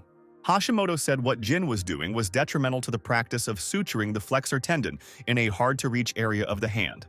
Suturing the flexor tendons in a hard-to-reach area of the hand requires a lot of medical skill. The doctor must concentrate only on the operation for several hours. In Japan, they have long discussions before such operations, but they do dozens of operations without careful planning. The advancement of hand surgery in China is based on their numbers, and Hashimoto did not think this was right. Such an approach does not contribute to the development of skill in this surgical direction. If they have a strategy, they will not only reduce the workload on the medical staff, but also increase the success and effectiveness of the operation. They should all work in this direction, and not just for the sake of performing operations. Jin said the situation in China is different. They have a lot of patients who need surgery and they can't ignore them. But Hashimoto didn't stop. He said that if there were a lot of patients, the surgeon would have to remain calm and perform countless amputations on those who couldn't have their severed fingers moved and stitch up the deep tendons. This would save medical resources and allow them to help those who needed it more. For example, smokers would be better off having their fingers amputated rather than stitched up. The fact is that nicotine accelerates the speed of signals between the body and the brain. Nicotine will cause a spasm of blood vessels and led to tissue necrosis of the transplanted finger. Amputation and transplantation were previously taboo, but Jean was still shocked by such a statement. Pan said that the fact that they are treating people, saving their lives, means that they should give them a chance. If the patient agrees and meets the criteria for a transplant, then they should at least give him a chance. Hashimoto said that quitting smoking was hard, but getting the patient to follow instructions was much harder. And then the man suggested changing the subject. He wanted to see how surgery on a hard-to-reach area of the hand was performed using the M-Tang technique in the emergency room of a Chinese hospital. The men headed to the room where Lin's patients were being treated, and he had used this technique to treat them. Hashimoto examined the hands of each of them. He then stated that at least half of the patients would not be able to fully regain hand function. Jin tried to calm the worried patients, and Pan asked the Japanese man how he came to such a conclusion without conducting a single test. Hashimoto said that testing would not change anything, but doctors may try to convince him otherwise with the test results. Pan wanted to pounce on the impudent Japanese, but Jin stopped him. He said that this was not the first time Pan had participated in this, and knew very well how doctors from departments in different countries interacted with each other, and he had to contain his emotions. He then looked at Hashimoto and thought, based on the motionless state of the hand, they can determine what stage the patient is in. Moreover, based on the recent presentation, this is a replacement for the usual test. In other words, this Hashimoto hero is a very unusual person. The man said that bilateral relations in China are the main trend now. If they follow the main trends in the world by increasing the number of amputations, they will be able to increase the satisfaction of their patients. Pan shouted, "For a patient to have body parts is as important as being able to use them. There is something more important than the functionality of a body part. Besides, just because the number of their amputations is small, does not mean that their success is small." Hashimoto replied that the doctor's energy was limited, and instead of spending 6 hours performing 2 unsuccessful flexor tendon suturing surgeries, he could spend 4 hours performing a successful flexor tendon suturing surgery. And then he asked if all the patients here had been operated on by that young doctor. Pan said there are currently 2 patients in the recovery room from the emergency department, the rest from the hand surgery unit. Then, Hashimoto decided to demonstrate his pickiness and guess which of the patients arrived from the emergency room. Although he is a doctor, he is also a famous medical detective due to his accurate intuition. Hashimoto pointed his finger at 2 patients, saying that these 2 should be removed first. The man heard that an expert whose skills were comparable to Pan's had performed the operations, and he guessed that it was the department head, Jin Shi. Hearing this, the men chuckled. Hashimoto looked at them in surprise. Was he wrong? Jin explained that these 2 were Lin Jiang's patients from the emergency room, the patients that the young doctor had operated on while he was the chief surgeon, and he would be happy to hear the Japanese doctor's praise. Hashimoto was upset by his miss and needed to push himself and become first again. He then asked Pan to test the patients using a simple test to determine hand function. This is a method invented by the Japanese Kaneko Tsubasa. It is used to evaluate the movement of the patient's upper limbs. It includes 10 movements and allows for a detailed assessment of hand motor skills. Seeing that all the patients had full motor control and were rated above excellent, Hashimoto cursed in anger. Meanwhile, Director Josh was giving a speech at the conference. Chandler noted that this year their department head is the final and easiest one. He said that Lin's female fans helped him a lot. The man then looked at his phone and said that they needed to wait until the principal finished his speech, and then said that when Principal Pan returned, he brought with him a Japanese professor who wanted to spite them. The men soon returned to the hospital. They were met by Jin, Pan, and Hashimoto. Noticing Lin, the Japanese man wondered if this was the same young chief surgeon of the emergency department. He couldn't believe that he had the same level of skills as Jin and Pan. He urgently needed to visit this guy. The man then asked if this was the same Dr. Lin Jian who possessed the M-Tang technique. Hashimoto walked up to Larry thinking that it was Lin. However, Jin told him that there was no point in playing the guessing game and pointed to the real Dr. Lin. Hashimoto was shocked. This was a doctor with good medical skills and a cute face. People like him usually only appear in TV series, but how did he manage to meet such a person in real life? Usually all famous doctors, especially such handsome ones, turn out to be fake because they only care about fame and its advantages. A handsome doctor appears in the hospital who treats wonderfully. He immediately attracts the attention of patients. For example, a patient will first think of the Mayo Clinic. Those with heart problems will go to the Cleveland Clinic. Those diagnosed with cancer will go to MD Anderson Cancer Center. But what should a hospital in China do if it wants a famous doctor? It is impossible to rely on a doctor's medical skills alone, but how good can a Chinese doctor's skills be? But if a doctor looks like a model and has basic medical skills, he can easily become a famous doctor at the regional level, and the information on social media determines the reputation of Manhua hospitals, making it the best in the region. Hashimoto looked at Pan angrily. Does he really want to use him? For the past few months, he pretended to hate Manhua Hospital and tried to charm it for his own benefit. Eventually, he meets a young famous doctor in Manhua who immediately wins him over. And then, surprisingly, they get the opportunity to gradually increase the popularity of this celebrity. Hashimoto then approached Lin and said that if there was a chance, he would like to see Dr. Lin perform surgery using the M-Tang technique. The man chuckled to himself, thinking that he had caught the guy off guard. The technique was very complicated. Everything would depend only on how the doctor performed the operation. Pan thought that this Hashimoto was too suspicious, but he didn't want to take the side of this boy from the emergency room. He then approached Josh. asking if they could arrange for the surgery to be performed so Hashimoto could observe. Seeing the irritation on Josh's face, Jin intervened in the conversation, saying that he too would like to see how Dr. Lin performs surgery using the M-Tang technique. Pan explained that Dr. Hashimoto has a very busy schedule. If the surgery is done as soon as possible, it will be much easier for them to organize their day. Mr. Hashimoto still needs to go to the provincial hospital. Moreover, Dr. Lin is said to perform several surgeries. How does he even find so much time? Hashimoto then took a deep breath, bowed, and said that he would be very happy if the men could arrange an operation so that he could observe Lin at work. Josh considered that they could refuse him, but that probably wouldn't be the best decision right now. Hashimoto was right.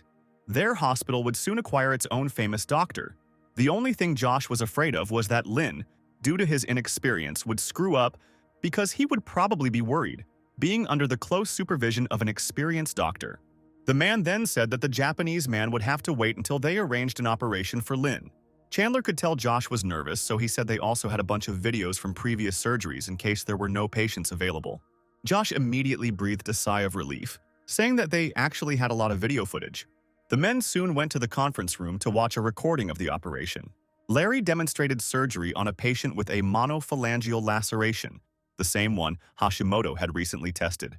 Based on the statistics in the video, it was clear to everyone that the surgeon was in complete control of what was happening. Suddenly, the man noticed a nurse in the video. He immediately noted that she was very beautiful, unlike the Japanese ones.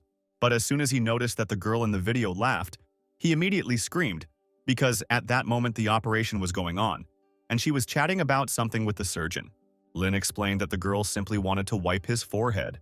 Hashimoto blushed, seeing something more intimate in this action than wiping his forehead. By evening, only Hashimoto and Pan remained in the conference room. The Japanese was indignant. Pan had been watching the recordings of the operations for several hours in a row. Then the man shouted that he had to continue. He had to find Lin's shortcomings. Pan spent the whole night reviewing the surgical records. As an expert in M-Tang technique, he could guess 80% of Lin's actions. Closing the incision is a precaution. The best thing to do is to choose suturing. There are so many nuances that doctors do not see without mastering the M-Tang technique. This Lin John is almost always good. And even if he accidentally finds new problems, he can make new calculations to solve them. Every time he encounters difficulties, this guy only gets better. If Pan hadn't had the video, he wouldn't have believed that anyone could learn so quickly and effectively. Although he didn't want to admit it, he wasn't as good as Lin. There is an American proverb, if it looks like a duck, quacks like a duck, walks like a duck, then it probably is a duck. If the doctor's skills during surgery were better than yours, his judgment was better than yours, and his prognosis was more accurate than yours, then he is a better doctor than you. Previously, Pan was the only one who owned the M-Tang technique, but now, it is obvious that Lin John is held in high esteem by everyone. Pan returned from Japan in a hurry because he was afraid that he would take his place, but he was still late. The man then said he wanted to stay in the country for a little while longer and asked Hashimoto to delay his return. He accepted the request because he would also be nervous if he found himself in such a situation. When people panic, they often make wrong decisions. Hashimoto assumed that Pan wanted to stay in the hospital to compete with Lin. Pan said he wanted to stay, and instead of grabbing patients later, it would be better to do it much earlier, but Hashimoto disagreed with him. Pan could see very well that he was inferior to Lin in terms of prognosis when it came to suturing the flexor tendons, in which case there was no point in staying. Lin would simply leave him behind. The best thing Pan can do is take advantage of the training opportunities that will help him improve his technique. He must learn new methods and then return to China, use his absolute superiority to eventually crush Lin. Meanwhile, 2 patients with finger wounds arrived at the hospital. Chandler sighed. If they had arrived earlier, old Pan would have seen Lin's operation live.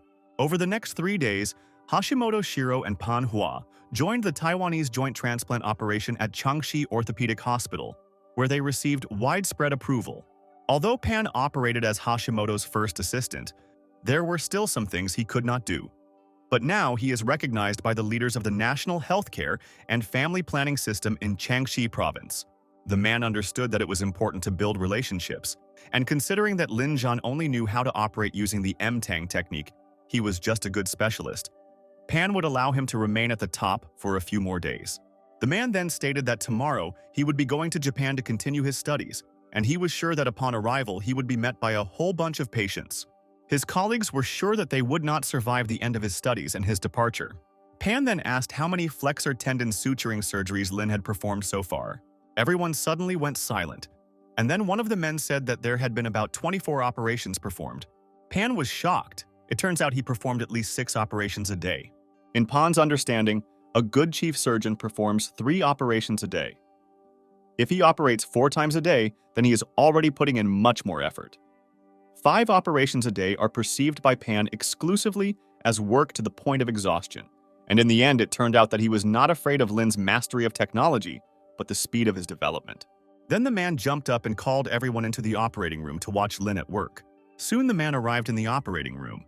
Lin's technique was now even better than in the video. The coherence of the medical team working with him also improved. Lin Jian is the most furious one in the emergency room. If Pan doesn't do anything, he will lose as soon as he relaxes even for a moment.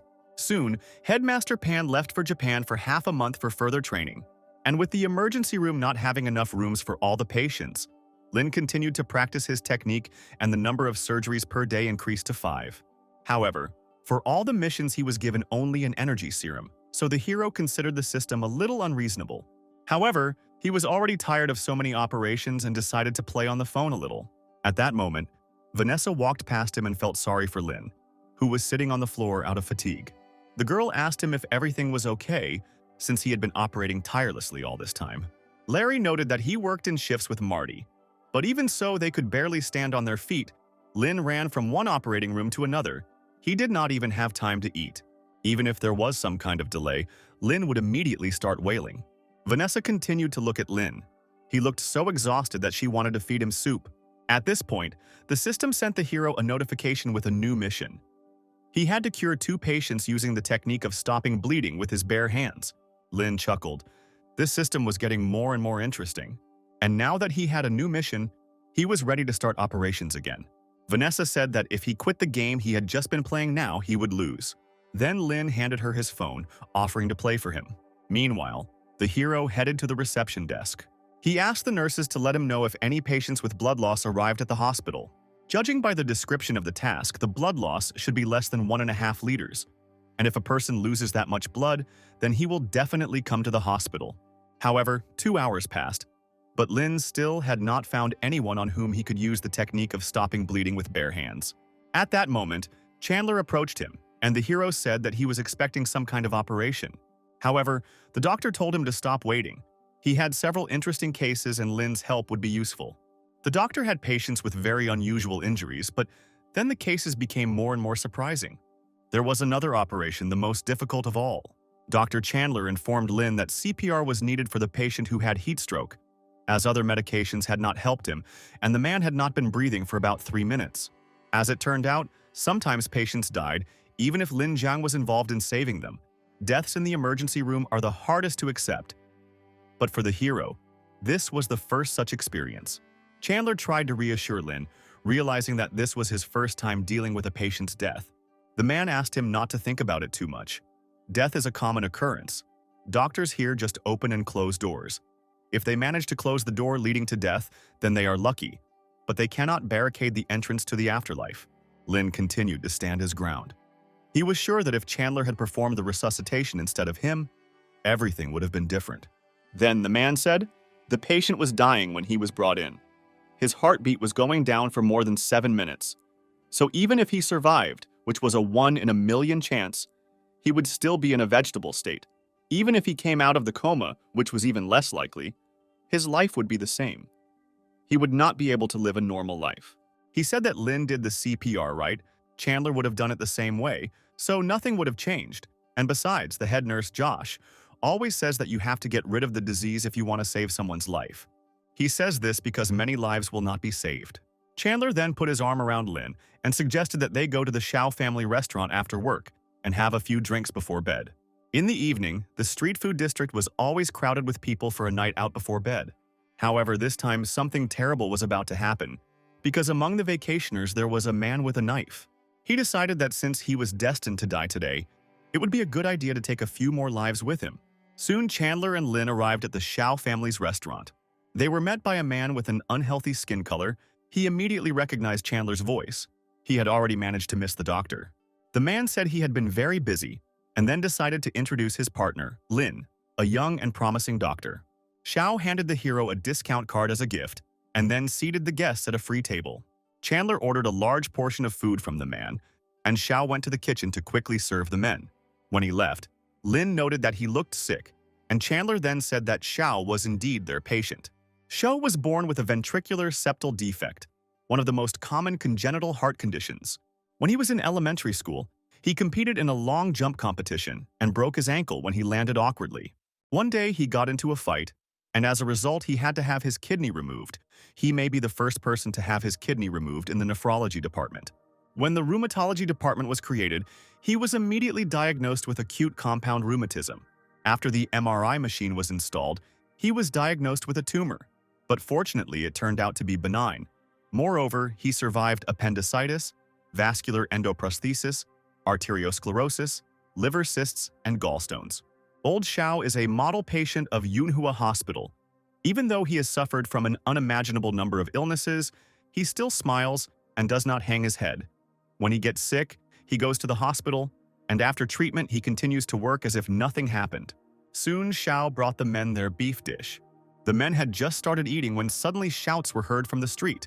People ran away and called for help. The man with the knife tried to attack everyone who got in his way. A policeman rushed to stop him and ordered the man to put down the knife. However, instead, the criminal plunged the blade straight into the policeman's stomach. The man fell to the ground bleeding, and the attacker ran away, hoping to escape the scene of the crime. Lin and Chandler immediately ran out of the hospital. They tried to help the man. The policeman said in a hoarse voice that there was another wounded person, a teenage boy. Chandler said he would help him, and Lin stayed with the policeman. He asked Xiao for something with a high concentration of alcohol, but the man said that it would not help, but he did have iodophor. As a person who gets sick very often, he had a huge first aid kit with all possible medicines. Lin noted that Xiao's strange physiology came in very handy. The hero noted that the wound was located in the abdominal cavity, which made it difficult to see, and this needed to be dealt with immediately.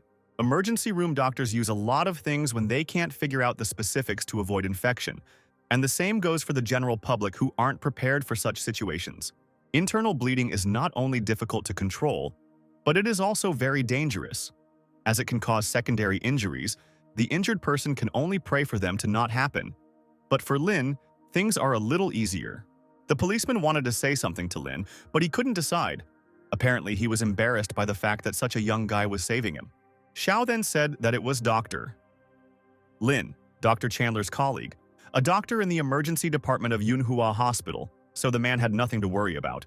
Hearing the familiar name of the hospital, the policeman asked to be taken to MANHUA. Xiao said that even if he was there, he would still be treated by Doctors Lin and Chandler, so they would just be wasting their time. But the man stood his ground. It seemed to him that Dr. Lin was simply examining his wound, and he needed the help of practicing doctors. The hero thought about it. He suspected a ruptured spleen, and it could not be postponed any longer. He then inserted his palm into the man's wound, intending to stop the bleeding. The policeman screamed in incredible pain, and everyone around him was shocked by what Lin was doing. As it turned out, the hero pressed on the spleen sprout to stop the bleeding. Soon everyone noticed that the bleeding from the wound had indeed stopped. Xiao noted that Dr. Lin was simply incredible. At that moment, someone from the crowd ran up to the men. He said, "Doctor." Chandler said he couldn't find the bleeding. He needed to open the stomach. He also said he needed Dr. Lin to stop the bleeding. Lin said that he would help him immediately and asked Xiao to find a car to transport the people and him along with the patient. Those present were in shock. Would they really not even call an ambulance? Then Xiao brought a vegetable cart for Lin. That was all he could find. The hero said that they had little time, they needed to urgently place the patient. Passers-by helped them, and the wounded policeman was placed on a cart. Lin's hands were confidently controlling the bleeding despite the shaking of the cart. But he knew Chandler couldn't do the same. He needed help. Meanwhile, Chandler tried to save the young boy, who had already lost consciousness. The man screamed. He urgently needed either an ambulance or Lin Zhan. The victim quietly said that there was no need to fuss, because it was just a knife wound, people had survived with more terrible injuries. He would get to the hospital himself, and they would help him there. Chandler understood that he wouldn't last long. He had lost a lot of blood. He needed to somehow brighten up his last minutes. Meanwhile, the man with the scratch was indignant. He also wanted to get help, and the doctor was still fiddling with the wounded man. Chandler said he saw the injuries to the others, and this boy's injury was the most serious of all. If he let him go, it would get even worse. Soon the boy began to rave, and the doctor became afraid that he was about to die. Chandler then asked for a knife, 2 bottles of premium alcohol, and 2 towels. Soon, the man brought the doctor everything he needed. Chandler thought everything was very bad now. He didn't know how to stop the bleeding. Now only laparotomy could help him.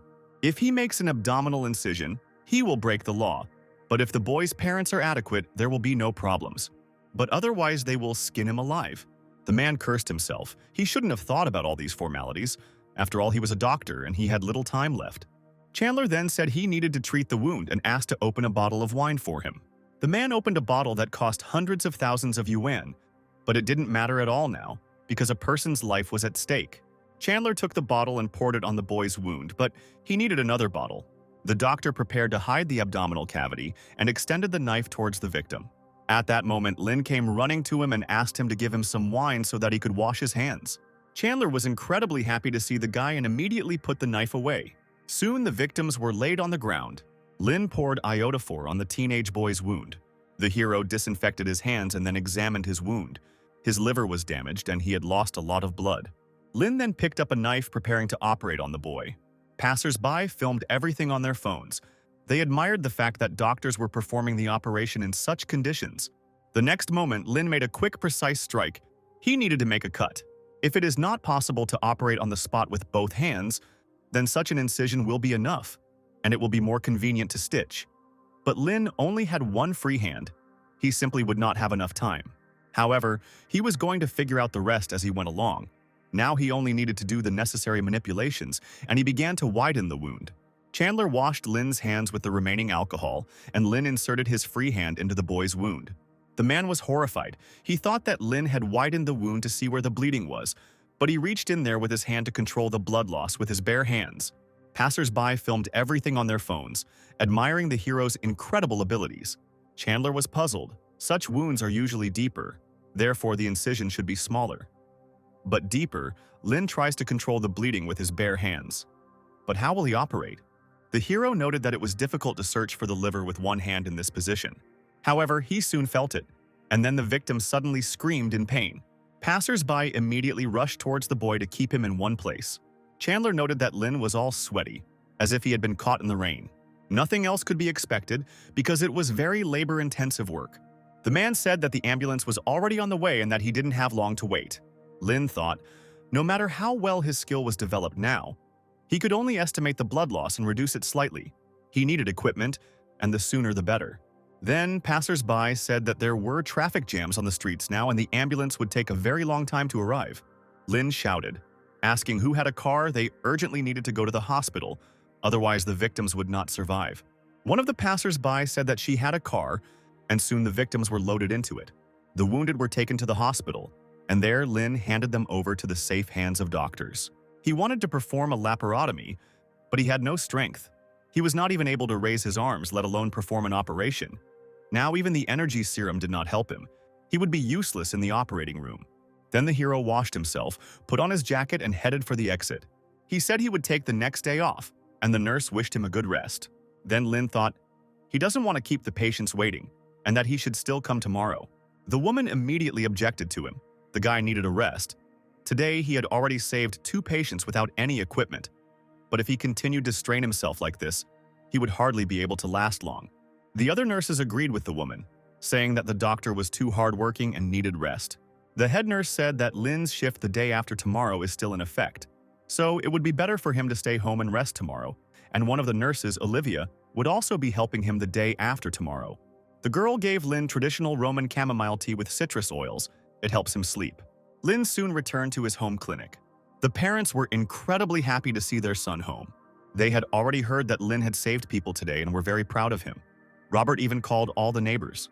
Tanya said that her son deserves a gift in the form of 2 new cars. The hero thought that his parents were happier about this incident than he was. He was too tired to feel any emotions. Lin's mother didn't push it and sent the boy to his room so that he could get some proper rest. The hero took a shower and sat down on his bed. The system informed him about the completed task. The hero opened his gift, a basic treasure chest, expecting to receive another serum. However, this time the system granted him mastery of MRI reading and analysis skills. As soon as Lin touched the chip, he felt new knowledge filling his brain. With his early understanding of the anatomy of the upper limb, the information he could read increased significantly. Even when scanning, he could see that the magnetic field of his brachial plexus was uneven. He could see high and low contrast. The hero realized that he could clearly understand the structure of any problem. It was as if he had gained insight.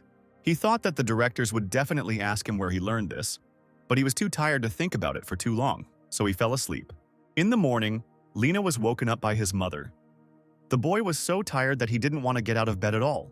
Soon the parents brought the hero to the garage, where the car was parked, covered with cloth. Robert said that even though the car was used, Lin should follow all the rules for its use. The man then removed the cloth from the car, saying that this black car was quite nice. Then Lin said that it was a red car, and what's more, it didn't look used at all. Robert was embarrassed. Apparently, he put it in the wrong garage. It was Tanya's car because she was uncomfortable without personal transport. Lin's parents told him that his car was right outside the door, and they jumped into the red car to try it out. The hero went out to the door and immediately saw a black car there. He smiled. She really was not bad. The next day, Lin arrived at the hospital in his new car, noting that it worked quite well for a used one. The nurses were surprised that Lin arrived in his own car. They took some photos and sent them to the general chat where all of Lin's fans had gathered. Arriving at the reception, the hero asked to schedule 5 operations for him today. The nurses immediately began to talk among themselves, surprised that Lin was taking on so many surgeries. They also noted that he got a car at such a young age, which means that his family is rich and has a good background. Vanessa overheard the girls' conversation and was clearly unhappy that the other girls were talking about Lena, as if they were dating him. Vanessa knew that Lin was working today, so she was extremely attentive. The girl approached the nurses and suggested that they organize some kind of event and spend time together. While the girls discussed the place they should visit, Vanessa watched Lin, hoping that she would be lucky enough to spend more time with him today. After some time, the girl came to the doctor's office, but Marty asked her not to make noise since Lin was busy. The hero studied the images. After a careful examination of the patient's MRI, he realized that it shows the external characteristics of all tendons and even the internal state of the tendons. He could see a 3-dimensional image of each tendon. It looked very clear and distinct, and so he could come up with the best outcomes for the surgeries. Soon Lin went into the operating room. He said the patient needed to have an incision made on the side, which was quite unusual. Marty decided to keep up with Dr. Lin and read a lot of information about MTang, and although there are similar cases and practices, it was not the same. He noted out loud that this direction of the cut was rather unusual. Lin explained that based on the MRI, the force would be greater if the suture was placed on the palmar area. Marty thought that the doctor was strange today. He was a very disciplined surgeon, and his operations were carried out in stages according to the method. But today, his style had changed a little. Then Lin made another side cut. Marty was afraid. What if something goes wrong? The hero noted that everything was exactly the same as on the MRI. The palmar tendon was indeed weak and showed signs of rupture.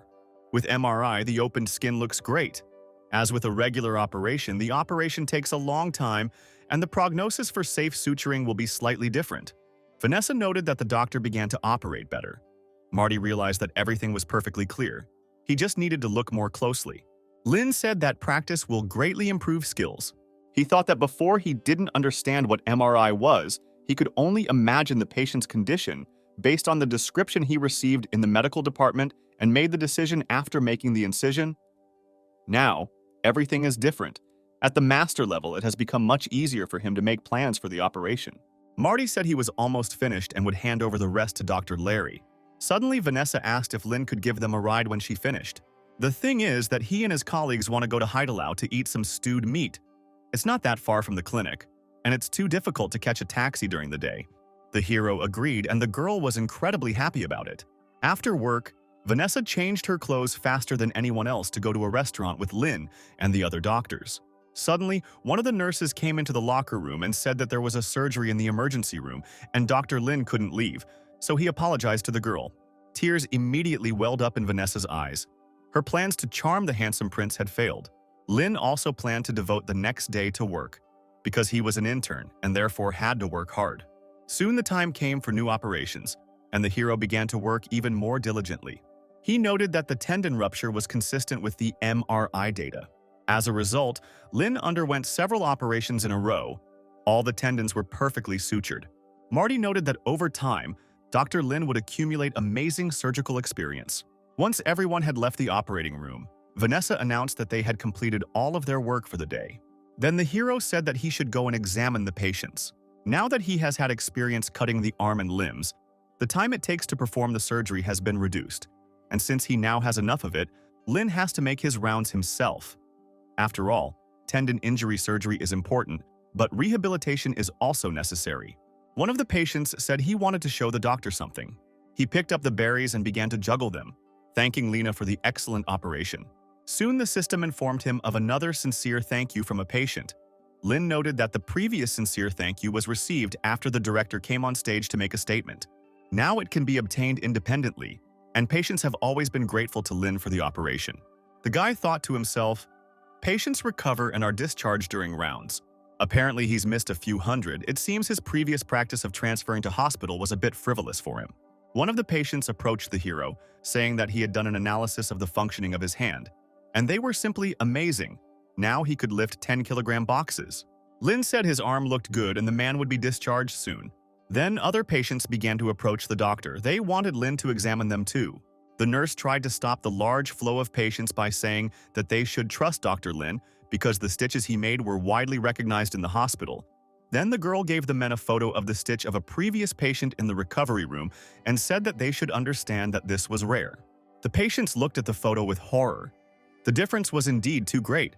But Lin's stitches were beautiful. Lin noted that he really just doesn't like the curves of the seams, the difficult angles, and the way the seams are positioned differently. Suddenly, the system notified the hero of new achievements. Apparently, they are accumulating. Lin then decided that he should stock up on extra chests. The next day, Lin also performed all the necessary operations, and when there were no patients left, he decided to go to the recovery room. Larry wondered why the doctor was coming into this room for the second day in a row. Vanessa began to suspect that he was visiting some nurse. Meanwhile, Lin had already headed to the right place, thinking that perhaps his patient would recover today. One of the nurses was surprised to see the guy here again. She thought he just liked getting praise from the patients, and then decided that this would be a great chance to try to charm Lin. The girl then raised the doctor's work up and shouted that Dr. Lin's suturing technique was well known in their hospital, so if patients had any problems in the future, they should contact Dr. Lin. Suddenly, one of the patients decided to ask why her stitches were different from the others. The nurse said that your position is a little unfortunate, but Dr. Lin is very good at what he does. One part of the wound runs along the lines of the palm, and the other crosses between the fingers, and the part where the suture crosses looks just fine, as if the woman drew it with eyeliner. The suture is very good. Dr. Lin chose a thin thread. The woman was pleased with this answer. The other patients also noted the doctor's high professionalism, and then Lin smiled. The nurse was very happy that she had raised the spirits of both the doctor and the patients. At this point, the system informed Lin of a bunch of new commendations, each of which awarded a basic treasure chest. Not counting yesterday's, there should be 10 of them. So Lin decided to find a deserted place to open all the chests. With these thoughts, he left the office. Soon the nurse finished talking to the patients and now intended to talk to her handsome prince. However, when she turned around, she realized that he was no longer there. When Lin found himself alone, he thought about it and used the M-Tang technique 100 times to get 10 chests. He was in the recovery room for 2 days in a row and there were 10 chests. In other words, if he wants more chests, he needs to put more stitches. If you think about it in that direction, it's not that difficult. Then the hero decided to open all the chests. Inside, there was a lot of energy serum, as well as a chip. He gave Lin masterful experience in microscopic paraneural anastomosis. The hero was distracted from his thoughts by Larry, who entered the office. He reported that a patient, a 31-year-old woman, had arrived to see them. She had fallen and injured her palm with a hard object. Lin immediately noted that it was the ulnar nerve. Larry was surprised. Was the doctor really starting to pay attention to nerve damage? The man replied that it was indeed him. Then Lin thought about it. He learned a new method that would be perfect for this operation, and he only needed to do it 3 times. The M-Tang technique was a fixed surgical method without any unnecessary steps. But now, there is paraneural anastomosis. It is basically the same as building a bridge. Only there are many details to consider, so he needs to start practicing. The hero asked his assistant to prepare everything for the operation. Soon, Lin was ready to proceed with the flexor tendon surgery with ulnar nerve anastomosis. Larry noted that Boss Lin always pays great attention to the incision, but now he made a really huge incision. It seems that this operation is much more difficult than the previous ones. The larger the incision made by the surgeon, the more difficult the operation will be. Lin does everything carefully.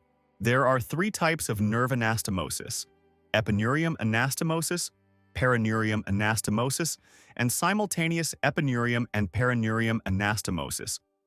Epineurium anastomosis is widely used, and perineurium anastomosis is quite difficult to perform. Although doctors could often perform a perineurium anastomosis with the naked eye, this is completely impossible. Without a microscope, it is impossible to see anything. Moreover, it is impossible to see how the 10-0 thread moves. This is the most difficult operation for Lin. Larry couldn't even tell if everything was going well. He had absolutely no idea what was happening now and what he should do. Lin noted that the perineurium is indeed very strong, just like the skin on a pig's thigh. Then Larry thought, Lin has enough time to talk, which means he is in complete control of the operation. And even though this is their most difficult operation, everything is going smoothly. Lin applied his new skill, and overall the operation went well. Soon he reported that he had finished stitching. Lin then said that he would leave the rest to the assistants and headed for the exit. Larry thought that there was very little work left. He had a lot to learn from the boss. After the surgery, Lin went to the office to get a drink. Chandler was surprised that he had already finished. Lin said if the nerve recovers well, the result will be good. Chandler decided to leave him, since the guy was confident in his success. Later, Director Josh would ask him about this.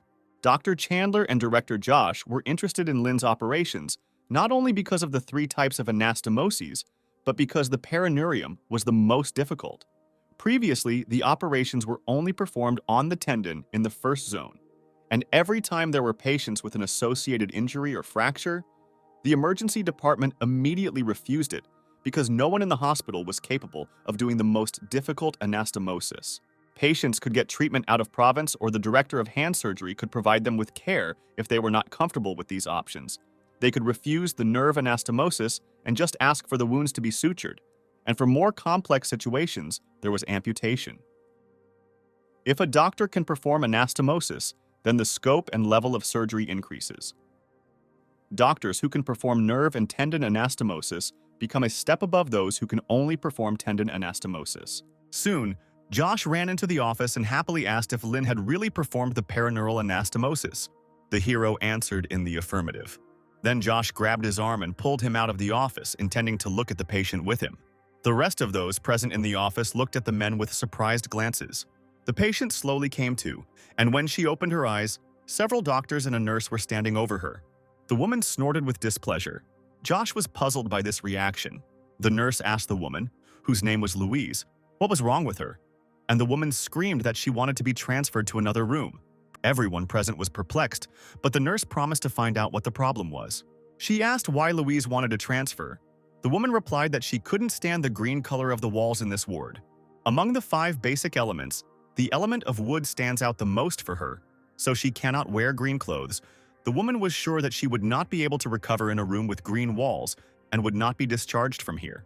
Josh and Lin exchanged glances. At first, they thought there was a problem with the department's equipment.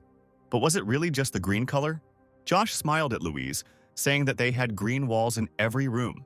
Then the woman said that it wouldn't be difficult for them to repaint a couple of walls. She liked pink the most. Josh was already starting to flare up with irritation, throwing angry glances at the woman.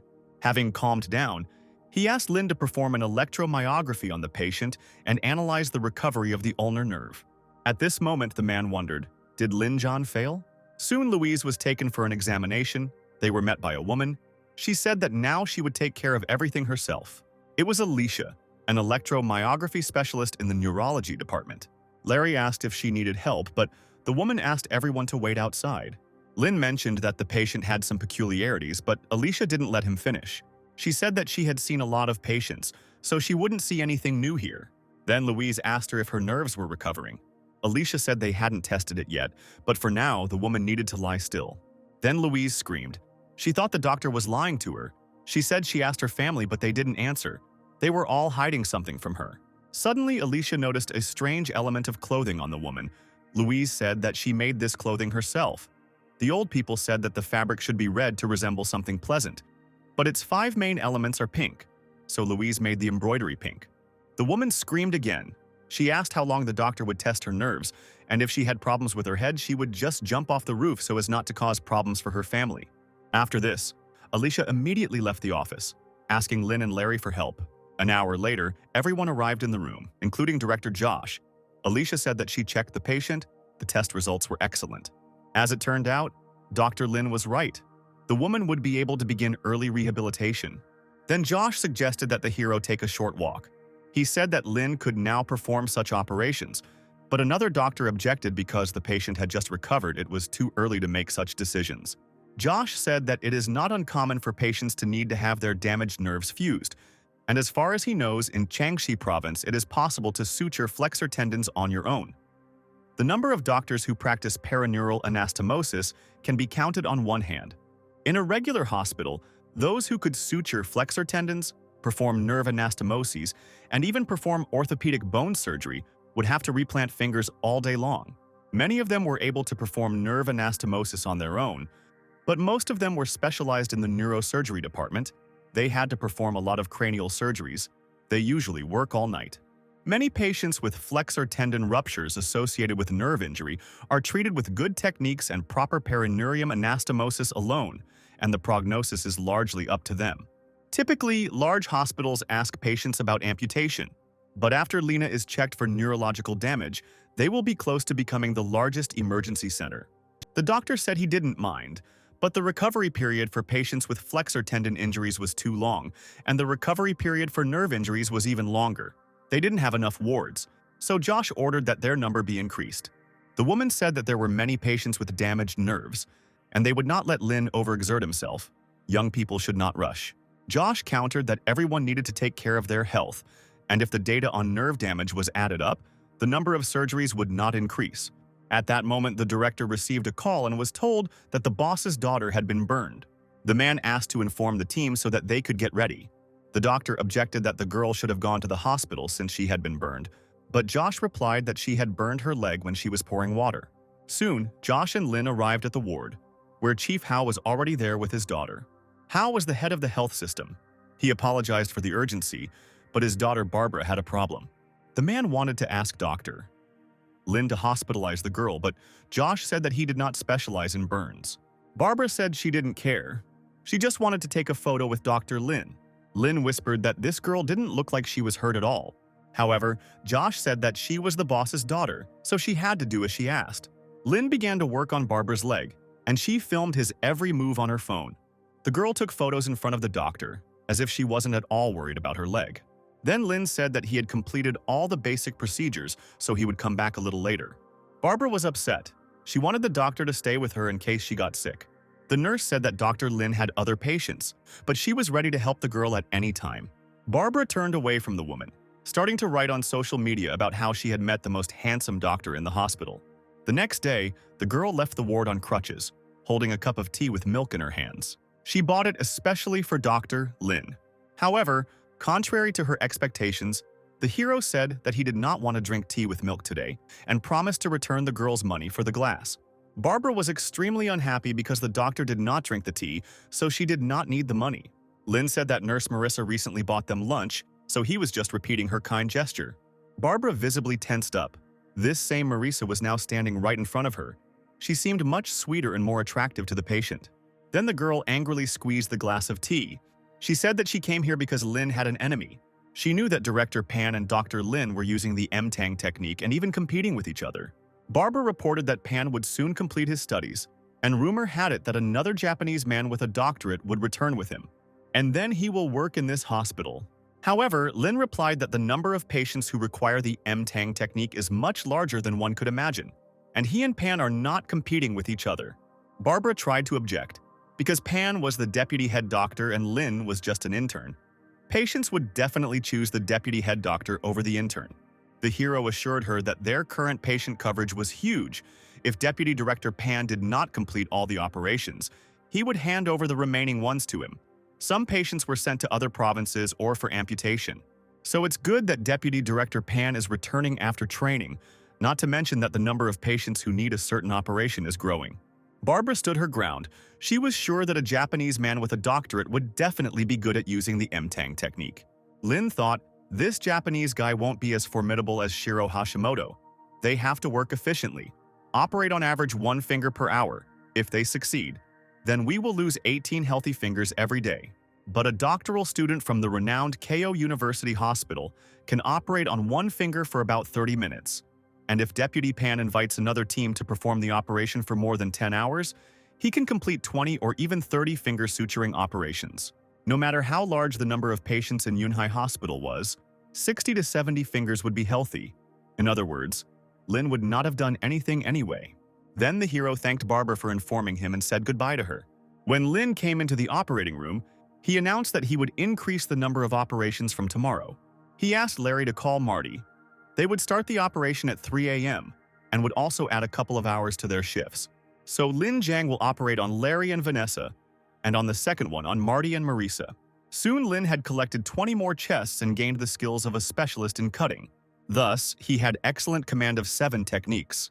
The system reported that his M-Tang technique was ranked first in Yunhua City, first in Jiangxi Province, and 78th in China. And for every 200 to 300 operations, Lin would move up 1 rank, so he needed to try even harder. Soon Pan arrived in Yunhua, and with him, Hayato Ida, a medical doctor from Keio University in Japan, will be an exchange student in Yunhua for 2 to 3 years. The guy immediately noticed that the air here was quite dirty. Pan frowned. Yunhua is close to the sea. The air here can't be bad. And then said that if Hayato is always in the operating room, he will always have to wear a mask, but he will still have to breathe this air for 3 years. The guy said that it would be better to stay in the operating room. His respiratory system had not yet adapted to the local air. Then Pan said that for his own safety he should go to the operating room right now.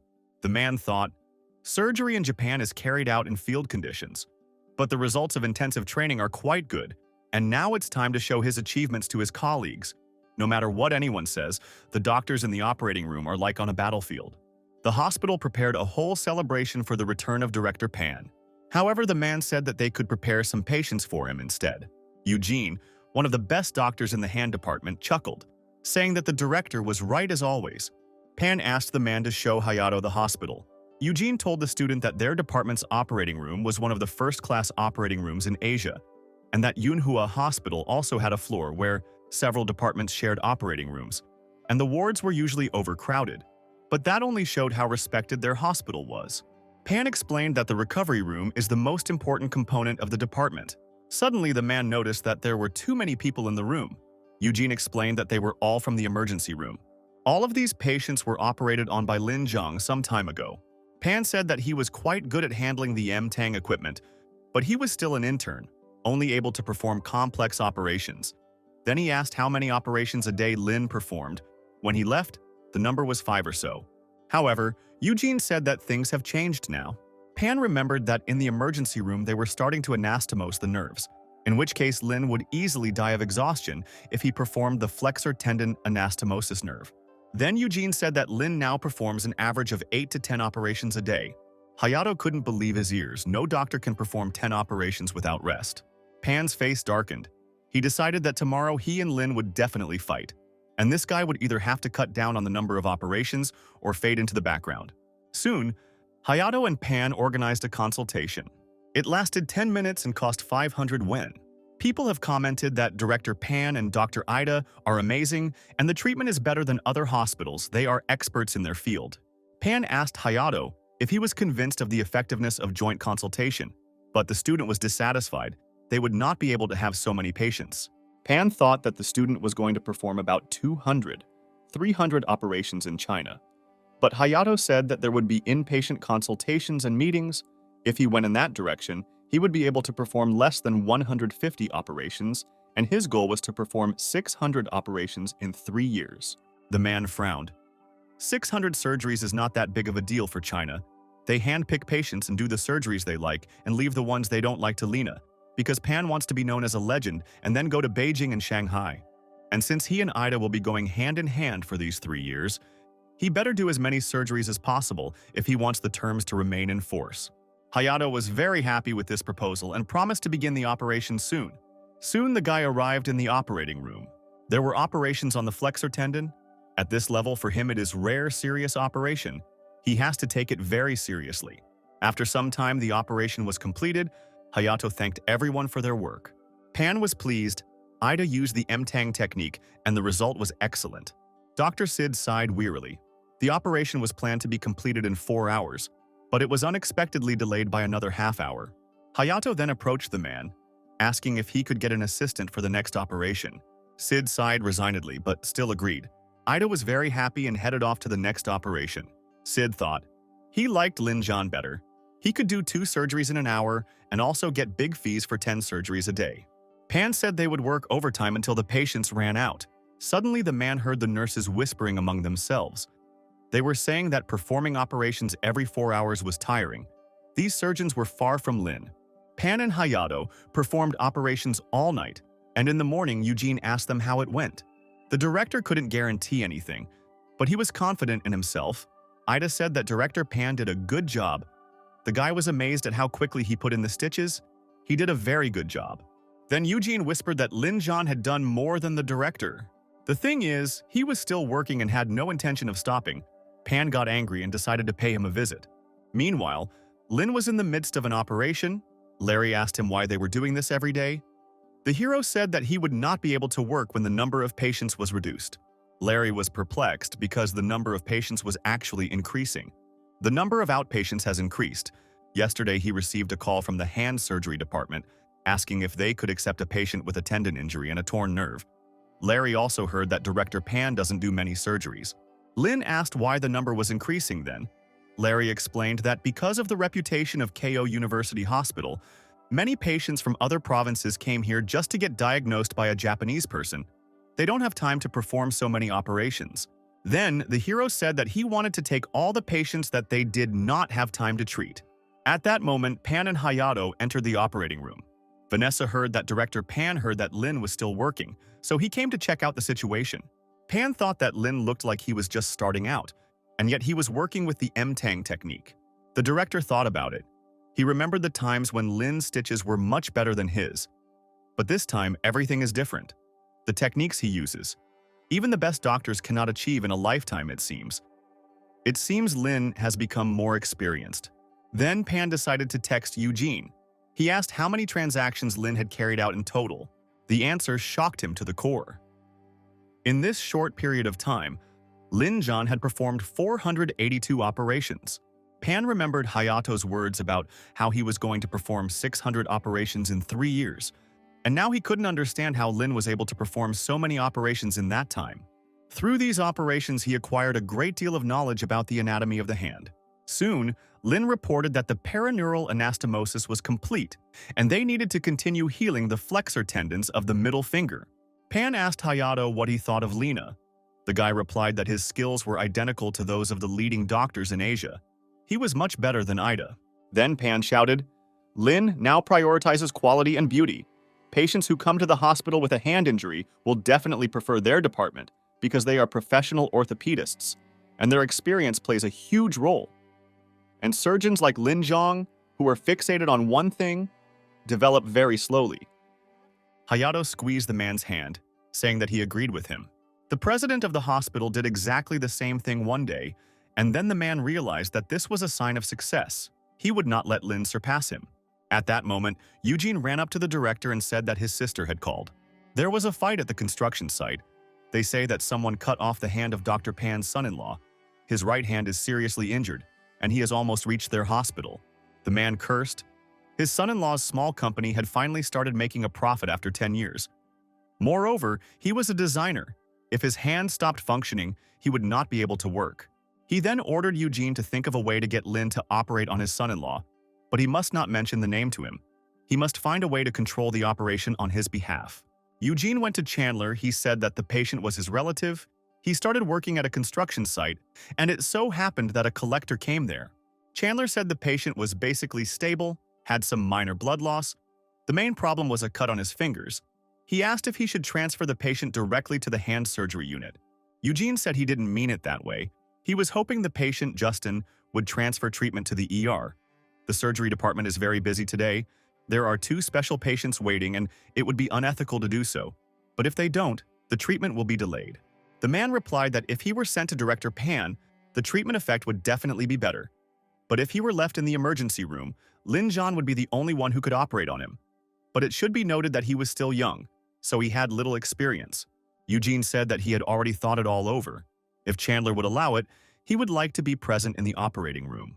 Soon the man arrived at the operating room. Director Pan often stayed with his son-in-law when his wife threw him out, so they had an exceptionally good relationship. He is afraid of his decision, which could negatively affect the operation, so he left it to Lin. The hero said that they would begin the operation any minute. Eugene noted that Lin's team works in a coordinated manner. He did not see any signs that they perform 10 operations a day. The chief surgeon is careful. Accuracy and caution are the foundations when performing complex operations. Suddenly, Eugene saw Lin just rip out a patient's tendon. He seemed to be pulling a piece of fatty meat out of a braised pork bun with chopsticks. However, Eugene should not be surprised by the tendon being torn out because it is later sutured. Soon, Lin announced that the first tendon was ready. It took him only 2 minutes. Usually it takes 20 minutes, but it took him only 2 minutes. Suddenly, the hero said that he could see almost nothing. He asked Marissa to wipe the sweat from his forehead. To everyone's surprise, Lin said that he wasn't feeling very well. Everyone present was stunned, especially Eugene. He was worried that something would happen to the doctor during the operation, and then it would be the end for Pan's son-in-law. Someone suggested that Lin had been poisoned by the pork trotters Larry had cooked, but the man replied that he personally bought them in the morning at the Donghu market, and no matter how tired he was, he always cleaned out everything inside to make the stew clean. Lin said that he had eaten little, and perhaps this led to a decrease in blood sugar, so Marissa suggested that the doctor drink dextrose. The operation continued. Lin asked to widen the surgical field, perform aspiration, and apply pressure on the gauze. Eugene cursed. It was a disgusting and irritating process, and they were all so calm. If the operation is going smoothly, the first and second assistants assist the chief surgeon. But when there are any difficulties, they become punching bags. After all, the punching bag plays an important role. It is the most important moment for maintaining safety in the operating room. Lin said there was something wrong with the needle and asked for a smaller thread. Eugene realized that the chief surgeon was back to normal. Lin was excellent at running the operations, and Larry and Marissa were there to help him. Eugene noted that his posture had changed. Now he could tell that he was quite qualified. The man looked closely at what the doctor was doing. He saw a paraneural anastomosis. Eugene had heard that he could only perform the M-Tang technique. He didn't know that Lin was also good at applying a paraneural suture. The more he thought about his seam, the more interesting and terrifying it seemed to him.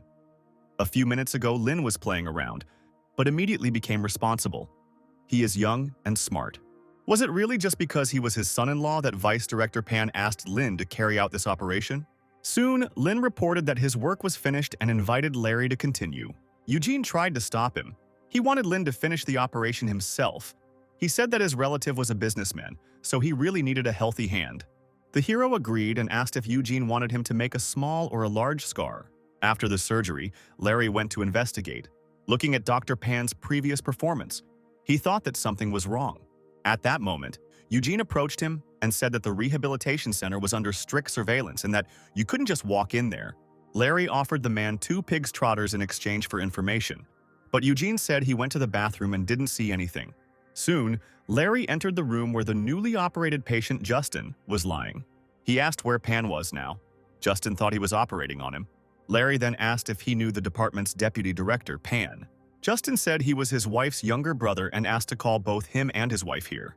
Larry said he would have someone send Justin to a regular room. As soon as he left the office, he decided to call Director Josh to tell him something interesting. After some time, Director Pan's sister, Patricia, arrived at the hospital.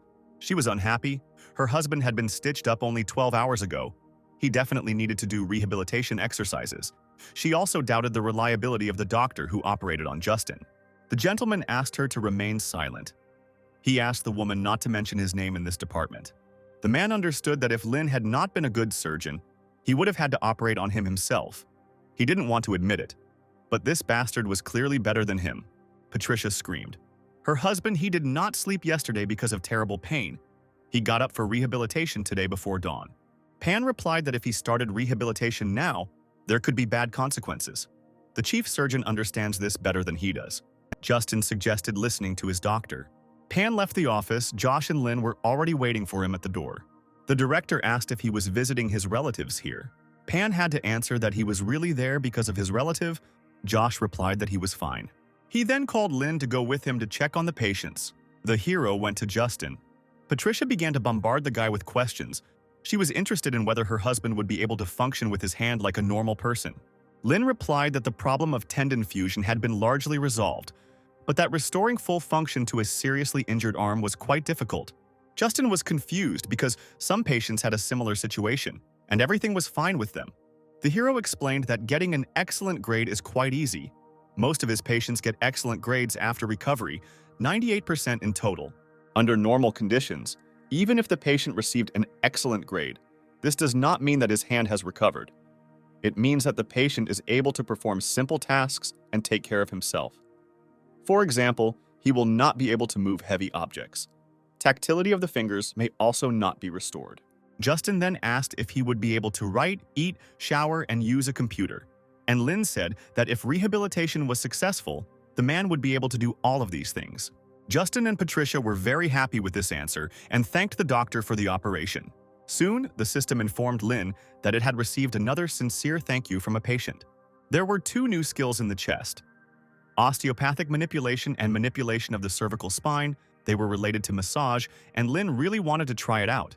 Osteopathic massage technique is the most commonly used non-surgical method of treating cervical spondylosis. Orthopedic manipulations of tendons are performed by pressing, rubbing, pressing, pulling, kneading, tapping, hitting, rolling, and pushing to relax the muscles. When combined with the technique of isometric relaxation from the sagittal plane, the clinical therapeutic effect will be so powerful that it will amount to more than 95%. Larry looked at Lin with bewilderment as he massaged his neck and shoulders. At that moment, Josh entered the office and said that he had wonderful news. He said they were running out of space in the recovery room. Tomorrow, there will be a group of sanitary inspections organized by the city administration personnel. Josh fought for a place for Lin. The hero became interested in what they would do. The director said that they were going to a sanatorium for veterans to conduct a medical examination for the elderly, and that they could have a good rest in a pleasant group. However, Lena was not particularly impressed by this prospect. Josh was really angry because he fought for a spot for him, so he had to go. The next day, Lin and Chandler went to the Central Beach Resort. The man said he was tired after the medical examination. The hero noted that the structure of Dr. Chandler's cervical vertebrae had changed and massage would not help him. The man saw Lin reaching out his hands to him and asked what he was doing. However, the hero did not notice anything. He simply decided to silently use his cervical manipulation skills. At first, Chandler screamed in surprise, and then he realized that it was very relaxing. This pain had been tormenting him for 2 months, but now it was gone. Lin explained that this was a masterful manipulation of the cervical spine. Chandler couldn't help but express his admiration. In his eyes, Lin was the best in MANHUA. At that moment, one of the nurses from the sanatorium came into the office. She said that her cervical vertebrae were not in order and asked Lin to look at them. The hero sat the girl down on a chair and began to massage her neck.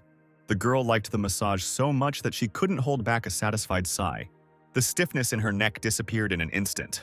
After this, a whole line of visitors and employees of the sanatorium lined up to see Lin. Everyone wanted to get a magical massage. At that moment, the director of the sanatorium, Tony, entered the room. He was unhappy with what was happening here. One of the patients said that Master Lin gives a really cool massage. She suggested to the director to try it too. Tony was puzzled. The patients in their hospital were quite weak. The treatment was focused on rest, and this was an incomprehensible type of treatment. The man didn't want to hear anything. These people were breaking the rules in his sanatorium.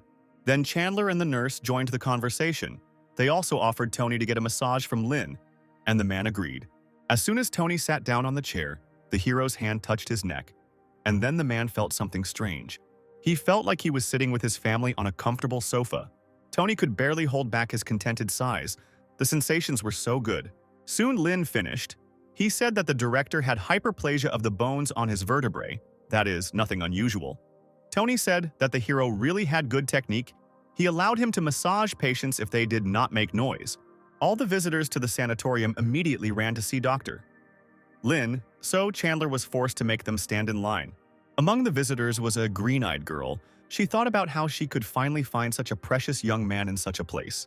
She couldn't wait to get her hands on him. Soon it was time for the girls to go to Lin. Chandler pointed her in the direction, but she didn't even look at the man. Lin looked over his shoulder at the girl and asked her to sit down. The woman introduced herself as Lana, an agent for the Blue Star Entertainment Company, and asked if Lin had ever wanted to be famous. However, the hero ignored her. He gave the girl some ointment and asked her to apply it to her neck and shoulders. Lana wondered if he hadn't answered, relying on his handsome face, but she decided to sit down. She said that Lin looks great. With such skin, he doesn't need to use makeup, just a little foundation, blush, powder, highlighter, and eyeshadow, and he will look just perfect on stage. Chandler looked at the woman in bewilderment. She was clearly pulling the wool over the great doctor's eyes. Lana wanted to ask Lin about what programs he watches, but the hero answered in monosyllables and with disinterest. The girl realized that it would be difficult to persuade him, so she decided to move on to plan B. Lin noted that the girl was shaking as if her cervical vertebra was hurting. He then proceeded to massage using cervical spine manipulation techniques. The hero was sure that Lana suffered from spondylotic radiculopathy. She must be working in one position. Soon, Lana realized that Dr. Lin had created such a comfortable environment that she forgot about Plan B. Then she said that she had never seen anything like it. The doctor's technique was simply mesmerizing. Then Chandler intervened in the conversation. He said that this was an excellent reason for Lin to remain a doctor. Lana continued. She said that they had organized a concert tour for the day after tomorrow and gave Lin tickets for front row seats. She then left the office, asking Lin to be sure to attend the concert. Looking at the tickets, the hero noted that Mariabella was the star his mother used to listen to. 2 days later, Lin came to Manhwa Stadium with his mother. Tanya never thought that she would ever be able to attend Mariabella's live concert. The security guards at the entrance checked their tickets and let them inside, informing them that VIP guests had arrived. Tanya said that if she had known about the concert earlier, she would have brought Robert here.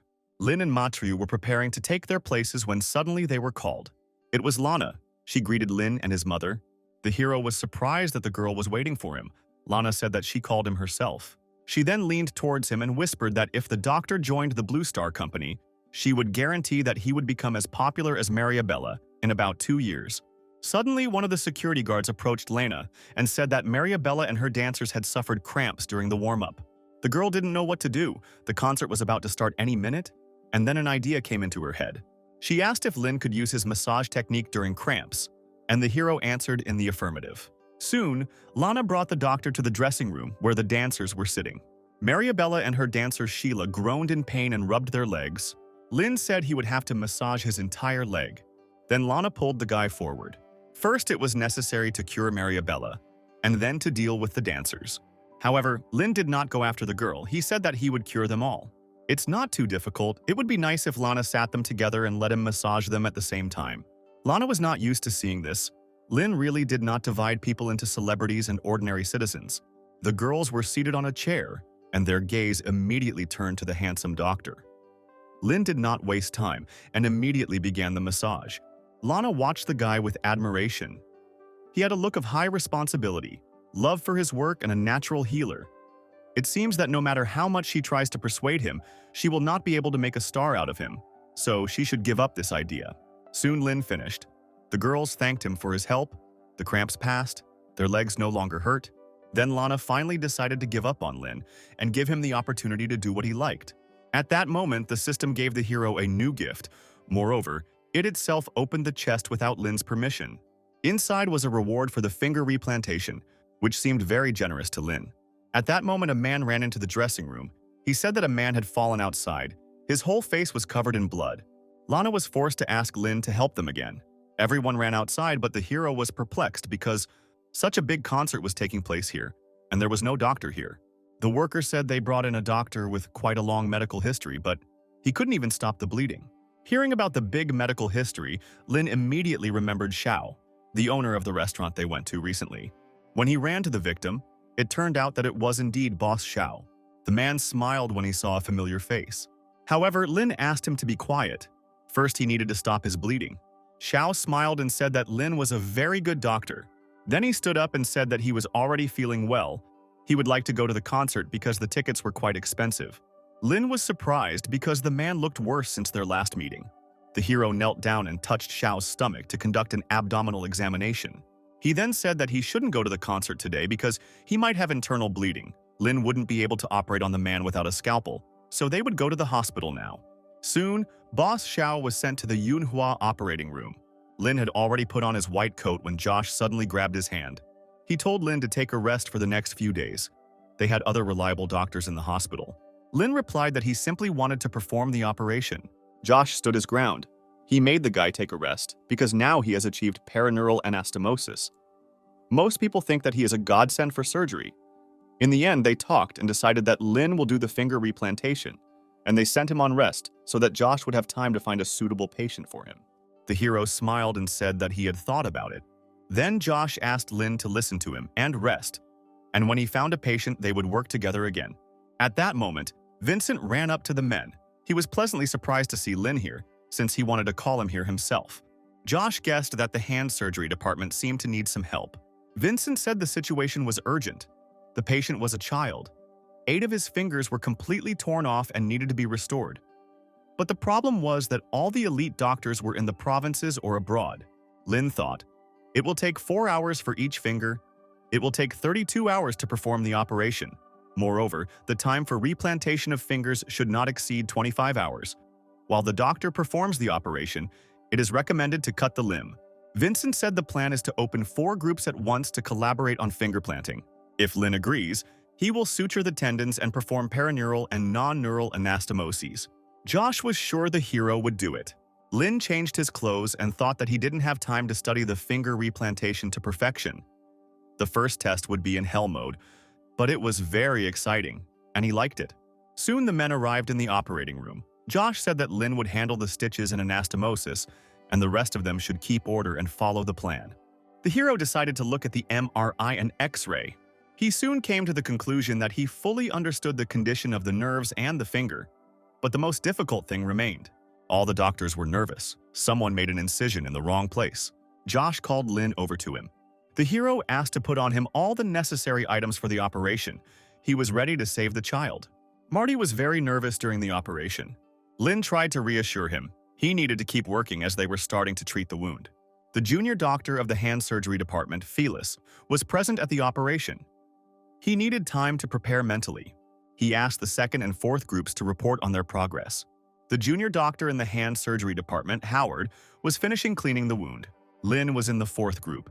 He was already finishing with the bones and preparing for internal fixation. Felix was shocked. Lin Jian worked much faster than he thought. They were still treating the wound, and he had already finished. The man praised everyone for their excellent work and asked them to continue. So the operation continued. All the doctors worked tirelessly. For Lin, everything was completely familiar, and after a fairly short time, he announced that he would allow his assistants to stitch up the skin.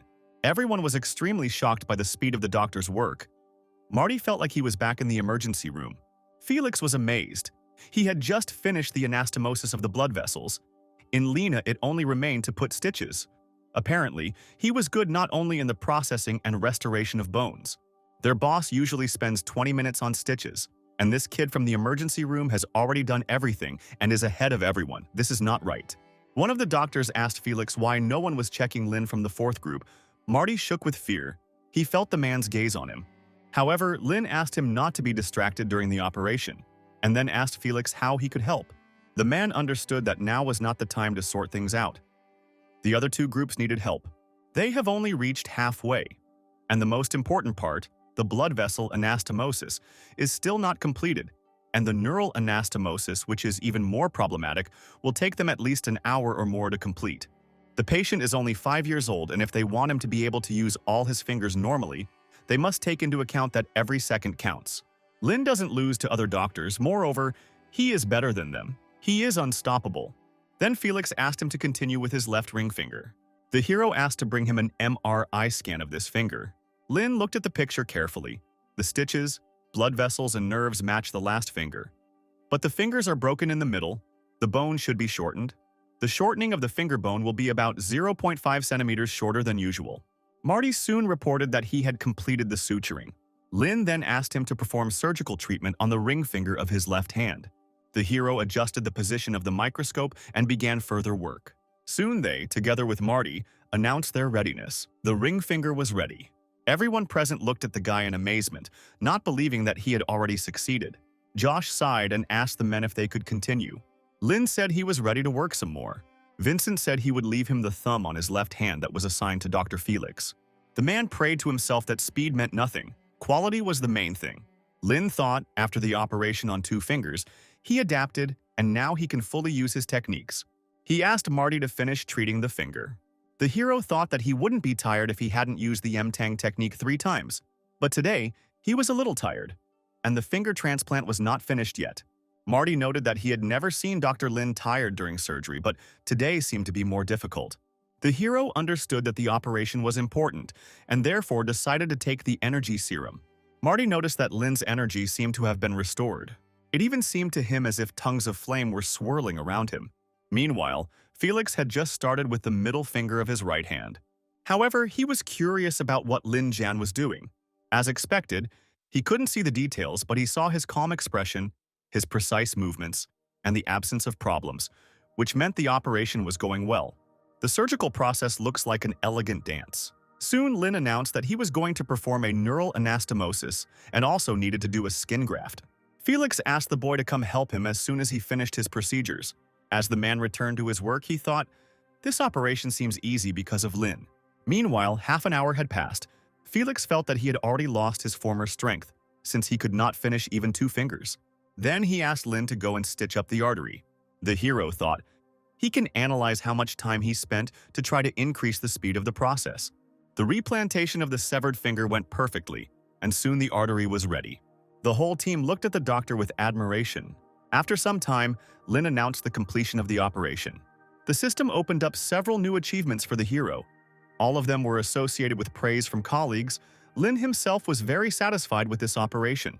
When it was all over, the hero was walking through the hospital corridors and suddenly met Josh, who for some reason had not yet left. The man asked why Lin's mother didn't come home when the big star was waiting for him. The hero was surprised. He couldn't believe that his mother had been waiting for him all this time. Soon, Lin and Josh headed outside. As soon as the hero saw his mother, he asked why she waited in the office when she arrived. However, Tanya was too busy talking to some people. Lin looked at his mother in bewilderment. Apparently, she had arranged something for him, but without his permission. Tanya screamed in surprise. She didn't notice that her son had come here. Lana and Mariabella stood in front of Tanya. The girl asked why Lin never came to the concert. The hero said that he is a doctor, his patients are his priority, and he will not change his profession to that of an artist. Then Lana said that it was not she who wanted to find Lin. It was Mariabella's desire. The thing is that the girl wanted to ask for a repeat massage for her neck. Seeing the confusion on her son's face, Tanya pulled him towards her, smiling tensely. She asked to spend 20 minutes and help the girl with her neck. It was important. And then Lin agreed. He said goodbye to Josh. Tanya thanked the director for his hospitality and asked him to come visit them more often. Josh waved them off, thinking that he was glad he didn't get into any trouble with this big star in the end. Then the man thought that with such success, and even with successful operations, he could gain enormous popularity. The next morning, Lin went to meet Mariabella after returning to work in the middle of the night, having only slept a couple of hours. The nurses asked why Lin had come after such hard work, but the hero wanted to check on the patient. Then, one of the girls remembered that the head nurse had asked her to pass something on to the doctor. The girl said that Lin didn't have to go to work today. The boss asked him to go to the conference room. At that moment, another nurse ran up to them. She was looking for Lin, and as soon as she saw him, she immediately called Justin here. The man stood with a gift bag in his hands. He said that he had been looking for a doctor all over the hospital for quite a long time. As it turned out, the MRI showed that the suture was only 0.1 millimeters, and Dr. Lin's suture turned out just fine. The hero did not understand why the man was holding a bag in his hands, and Justin explained that he had bought a gift for the doctor. The nurse then reminded Lin that the manager was waiting for him in the conference room right now. The hero headed there with Justin and Patricia. Inside, everyone was getting ready for filming. Willow, the reporter, noted that this all sounded like the beginning of a good story, and she thought Dr. Lin was complicated. The girl introduced herself to the doctor, saying that she had come here for an interview. At that moment, Vincent approached Lin and said that they wanted to make a report about the operation they had carried out the other day. Willow realized that Lin didn't have the interview skills, so she positioned the men in the right positions in front of the camera to make them look good. When everything looked great, The girl turned on the camera and got ready for the interview. The other doctors were a little jealous. They also wanted to get into the newspapers and interviews. Willow asked Justin to clean the gift crayfish and give them to Dr. Lin, so the theme of the relationship between the patient would be much more meaningful and realistic. The hero was perplexed. In his opinion, this was already too much. Vincent was a little indignant. Lin looked like he didn't want to take part in all this, but this was all for the hand surgery department, so they had to agree on cooperation. The man told the boy that all this was needed for their hospital. Meanwhile, Justin managed to take a crayfish from the bag, which he was very happy about. Willow was busy filming and really enjoyed the scene where the patient feeds the doctor. At that moment, a doctor burst into the office and said that things were bad. The old smoker, Peter, who had a transplanted finger, had a deterioration in his blood circulation. Vincent was already prepared for the amputation, but Lin said that there was no need to rush. They all needed to get to the operating room. Luckily for Willow, she had managed to get a good report, so she did not object to the doctors leaving. Instead, the girl followed them. Vincent asked her where she was going to film her material. Willow asked if she could go into the observation room. The doctor stated that outsiders were not allowed there. Then he added in a whisper that if the girl wanted to film Lin, she would have to ask permission from the nurse at the counter or find Dr. Larry. Willow headed straight for the reception area where Larry had just left. The reporter showed the nurse her ID and said she was there to get an exclusive story with Dr. Lin. The nurse said that she didn't know the doctor very well, but the girl could find his good friend Layla in the garage. Willow was interested in this girl. Could it be that Lin had a secret relationship with her? At this time, Layla was directing the ambulances in the parking lot. They needed to urgently prepare for the next car. At that moment, Willow approached her, showed her her ID, and said that she came here for an exclusive interview with Dr. Lin. She asked Layla how Dr. Lin, while remaining an intern, was able to become the iron core of the entire hospital. And in the girl's opinion, the answer was simple. This guy was a genius. Willow was surprised by such a short answer. Everyone here was somehow mysterious. Then, Layla put her arm around the reporter's shoulder and said that when she first met Lin, he was treating her brother. Sometime later, the girl told the story from beginning to end. Willow could not believe that the doctor had such a huge impact on this hospital, and did not think that this story was worth publishing. The reporter decided that she should find Dr. Larry after all and returned to the hospital. The man was sitting in one of the offices. He asked what Willow would like to know about Lena. The girl asked him to tell her everything he knew about the doctor.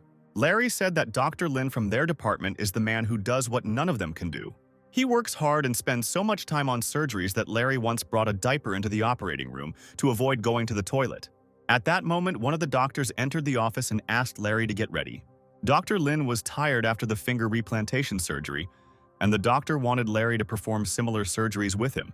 The man was puzzled, because usually Marty specializes in this and he works with emergency services. The doctor explained that Marty was now in the hand department, so Larry was the only one who could help Dr. Lin. As the man put on his clothes for the operation, Willow thought that she had found a material that she could sell, but she had to wait for Lin. Meanwhile, Vincent was talking to the patient's relatives. He suggested that they go into the room and take care of the patient. He told Lin that he could do without amputation, and he would call him when they had similar operations. Willow filmed everything that was happening. She was sure that Dr. Lin was the backbone of this hospital, and this was very valuable material. Larry soon arrived on the scene. Lin asked him if he was ready to perform the finger replantation with him. The man said that the M-Tang technique was very complicated. A huge amount of time had passed since their last joint operation, so he was only glad about it. Then Lin said that they would do 50 operations to start. He noted to himself that since the patient's family had thanked them, the system had given him a new mission. He had received a skill book, and now he had to perform 50 finger replantation surgeries. It was the first time he had seen such a task, but he could not wait for the reward in the form of a medium treasure chest. A day passed since then, and Lin and Larry's shift came to an end. The man was very grateful to the doctor for teaching him the new technique. However, Lin stopped him and asked him to be quiet. Willow was in the office. For some reason, she stayed in the hospital, falling asleep on the couch. Josh was sitting across from her at the table. He was also asleep, but he opened his eyes as soon as he heard footsteps in the room. He immediately jumped up from his chair and declared that he was waiting for Lin. Since Marty was no longer with them, the man found a new assistant for Lin, an outstanding doctor, Unity. The man then gently woke up the petite girl sitting next to him, who was also sleeping. It was that same Unity, she greeted Dr. Lin and said that she specialized in colorectal surgery. She studied at Tunzi Medical College. The men looked at the girl in bewilderment. Could this really be their new assistant and also a pro in colorectal surgery? Unity was embarrassed by such intense gazes and immediately became embarrassed. Josh was surprised. He didn't know that she specialized in this type of surgery. Lynn and Larry were even more surprised. Did Josh not know who he brought? Unity said that when she was a student, she specialized in emergency medicine, but now she is more interested in colorectal surgeries. She studied similar issues while in college. She even wrote a paper on the topic of research on the analysis of female students' behavior. Josh then asked the girl if the lecturer had allowed her to finish her studies. They talked among themselves a little more, and then decided to say goodbye. Lynn asked what they should do with the sleeping reporter. Josh said she wouldn't sleep long because she had to clean up soon. Then he picked up a whole mountain of folders and went about his business. The next day was the start of the next surgeries. But Larry was haunted by the question of what Unity had gotten when she had conducted the analyses for her dissertation. The girl explained that 44% of the students were sick with colorectal diseases. Among them, 70% were sick with hemorrhoids. Basically, half of them had anal cryptitis and constipation. Further studies showed that some had anal fistula and polyp of the membrane. In conclusion, it is worth noting that training, breakfast, water, unhealthy food, and fasting have a huge impact on the development of colorectal diseases. The university has toilets with showers, but unfortunately, female students are not used to washing their anuses after defecating. Soon, Lynn announced the start of the operation. He said that Larry would be the first assistant and Unity would be the second. Then the girl asked the doctor to wait 1 minute. The men looked at her in bewilderment, and then she said that they were working on a bruise. If the soft tissue damage is severe, it will be very difficult to successfully perform replantation. And even if the patient recovers, it will be very difficult for the patient to regain finger functionality. Larry noted that this girl was very knowledgeable.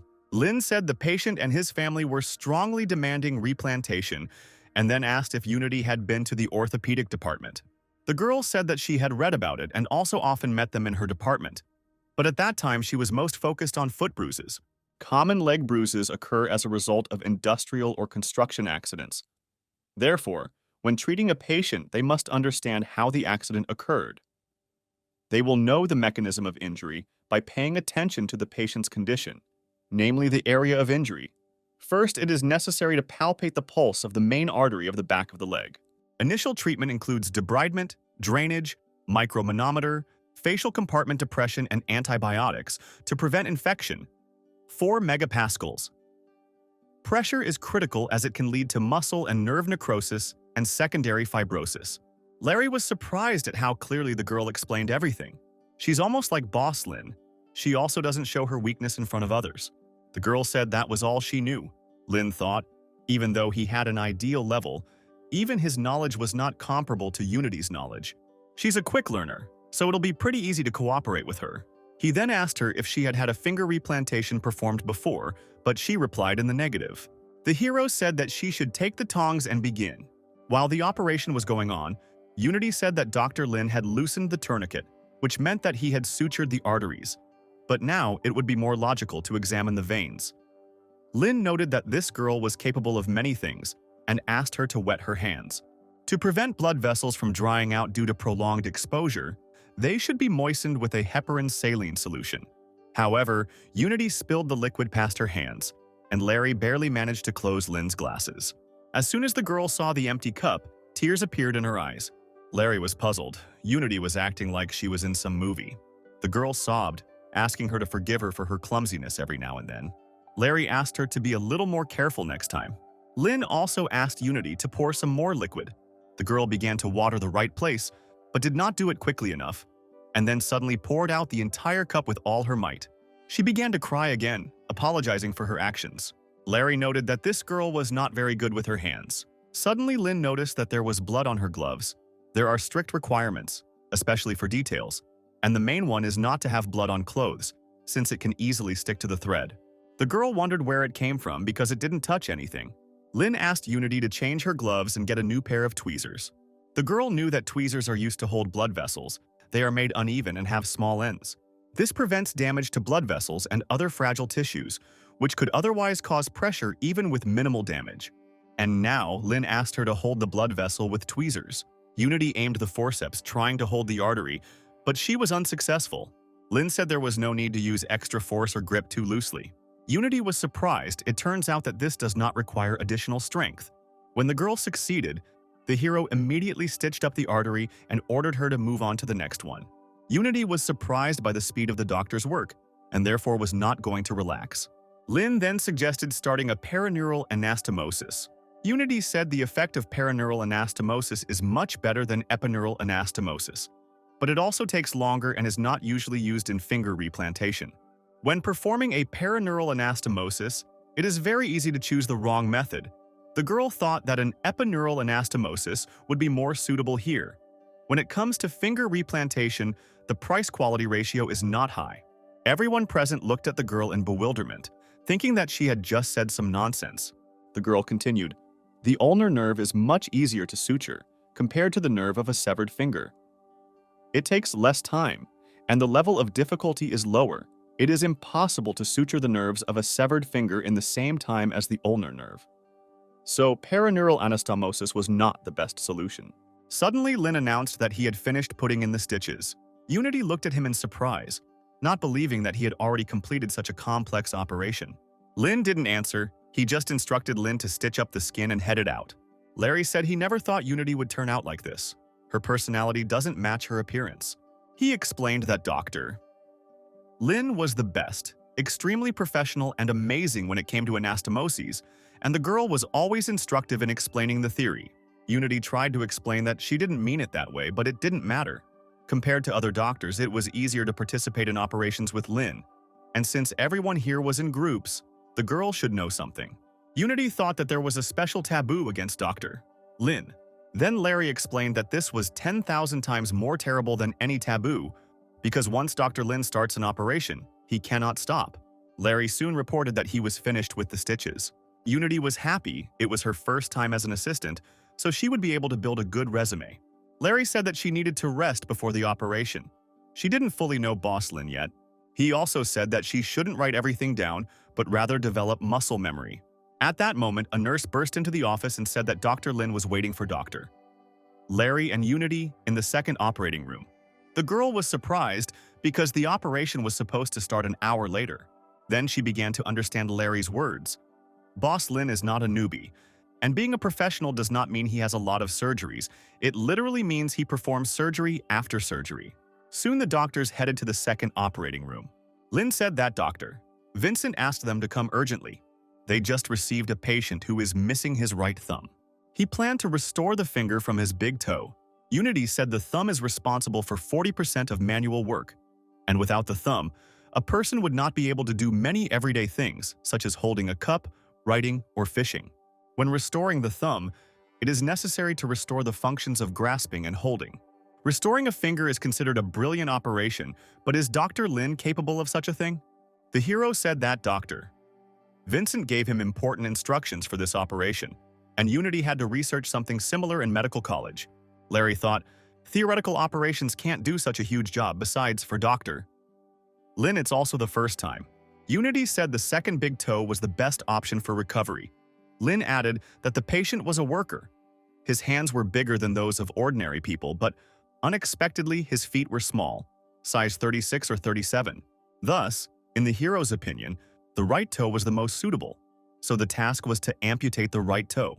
He asked Larry and Unity to treat the patient, but the girl again missed the tweezers and did everything wrong. Lin asked the nurse to bring all the sizes of Kirschner needles and all the varieties of threads. Larry asked why the boss didn't let Unity do the treatment. Then the hero called the girl over, asked her to wash her hands and take care of the equipment. Larry soon concluded that the processing was complete. Lin then announced the start of the finger transplant operation. When the toe was severed, he asked Unity what she thought about the operation. The girl said that there is a deformation of the patient's big toe. Based on the MRI data, it would be better to perform arthrolysis and then osteotomy. Larry was unhappy. The boss keeps asking people who are bad at handling and suction, and even increase the complexity of the procedures. What does he think? Lin thought to himself, although the difficulty had increased, everything was fine, and then asked to loosen the soft tissue around his big toe. Soon the doctor finished the suturing and asked to prepare for connecting the blood vessels. Unity was delighted. Lin's operation did not match her knowledge from books. She had to participate even if the result was bad. An hour later, the restoration of the big toe of the right foot was complete. Unity asked what the doctor's next operation was. She wanted to follow him. The hero was surprised. This girl had a very strong desire to work. Unity said that she is well aware that her skills are very poor and that it reflects poorly on Dr. Lena. But even if she does nothing, she believes that she can figure out and write down surgical procedures. Lin replied that this was easier said than done. Brief reports usually required colorful description, extensive research, and careful discussions. Reports were not at all easy to write. He stated that the girl could write to him and teach him whenever she wanted, and could always join his operations. However, Larry needs to practice more with Dr. Unity and also spend time practicing his pig's leg suturing technique. After work, Larry practiced with Unity, and when new patients arrived, he returned to the operating room and worked on Lin's team. A few days later, everything was ready. Lin performed 15 finger transplants. The gift from the system felt a little different than the intermediate reward before, but the hero hoped that the intermediate reward couldn't drop an energy serum. Lin didn't mean that it was bad, but if the blue tube equaled 10 or 100 serums, then it meant that he wouldn't be able to sleep for the next 6 months. Inside the chest was another flask, but this time it was an unusual elixir that increased all of the hero's skills for 2 hours. The system meant all the skills that existed in the medical world, and the skills with the perfect level would be upgraded to the legendary level. Lin wanted to use the elixir right now. He was curious about what the effect would be. However, he then exhaled and thought that he might need it in the future, so it was better not to use it for now. Meanwhile, the operations were over for today, so Lin went to rest. The next day, the hero went to the reception to ask if there were any operations for him today. The nurse informed him that Director Josh had cleared his schedule not only for today, but for the next few days as well. Lin objected. He knew that the operations could be suspended, but he had spoken to the director before and knew that the recovery period for finger transplants was long, and there could be many complications. But the director had already submitted an application for new patients, and shouldn't it have been approved within 2 days? At that moment, Josh himself approached the reception desk. He was glad to see Lin, and then reported that there was a big difference between the supposed situation and the actual state of affairs. Seeing that there were already too many patients gathered in the corridor, he asked to give him a couple more days. He would do everything so that Lin could operate again. The nurses replied that Dr. Josh spoiled Lin so much and the boy deserved it. Larry heard that they had no operations for the next few days and suggested that they take a rest. Unity was unhappy. She was just beginning to understand everything, and this break would ruin everything. Lin then said that the assistants could rest, but they had to take daily tests. While Larry was happy, Unity was very sad. She was sure that all the results of her practice would simply evaporate. At that moment, Chandler entered the office and suggested that Lin have some fun since he had no operations. He asked how good the hero was at abdominal surgeries. Lin said she could do the stitches, but she knew nothing about special surgical techniques and didn't know how to use a laparoscope. Chandler chuckled. After all, he was able to find something that the guy didn't know. However, it was an opportunity for him to learn something new. The operation had not yet been scheduled, but there was always a patient in MANHUA, so the men headed to the reception desk. There they met a young boy with his mother. Chandler said that the boy was not doing well. The woman screamed her son was fine at home, but now he is in critical condition. Chandler said that nothing was clear yet and asked the resident to escort the patient to the doctor's office. He then called Lin along with him. Apparently, the patient was suffering from severe abdominal pain. Another woman was soon brought in by ambulance.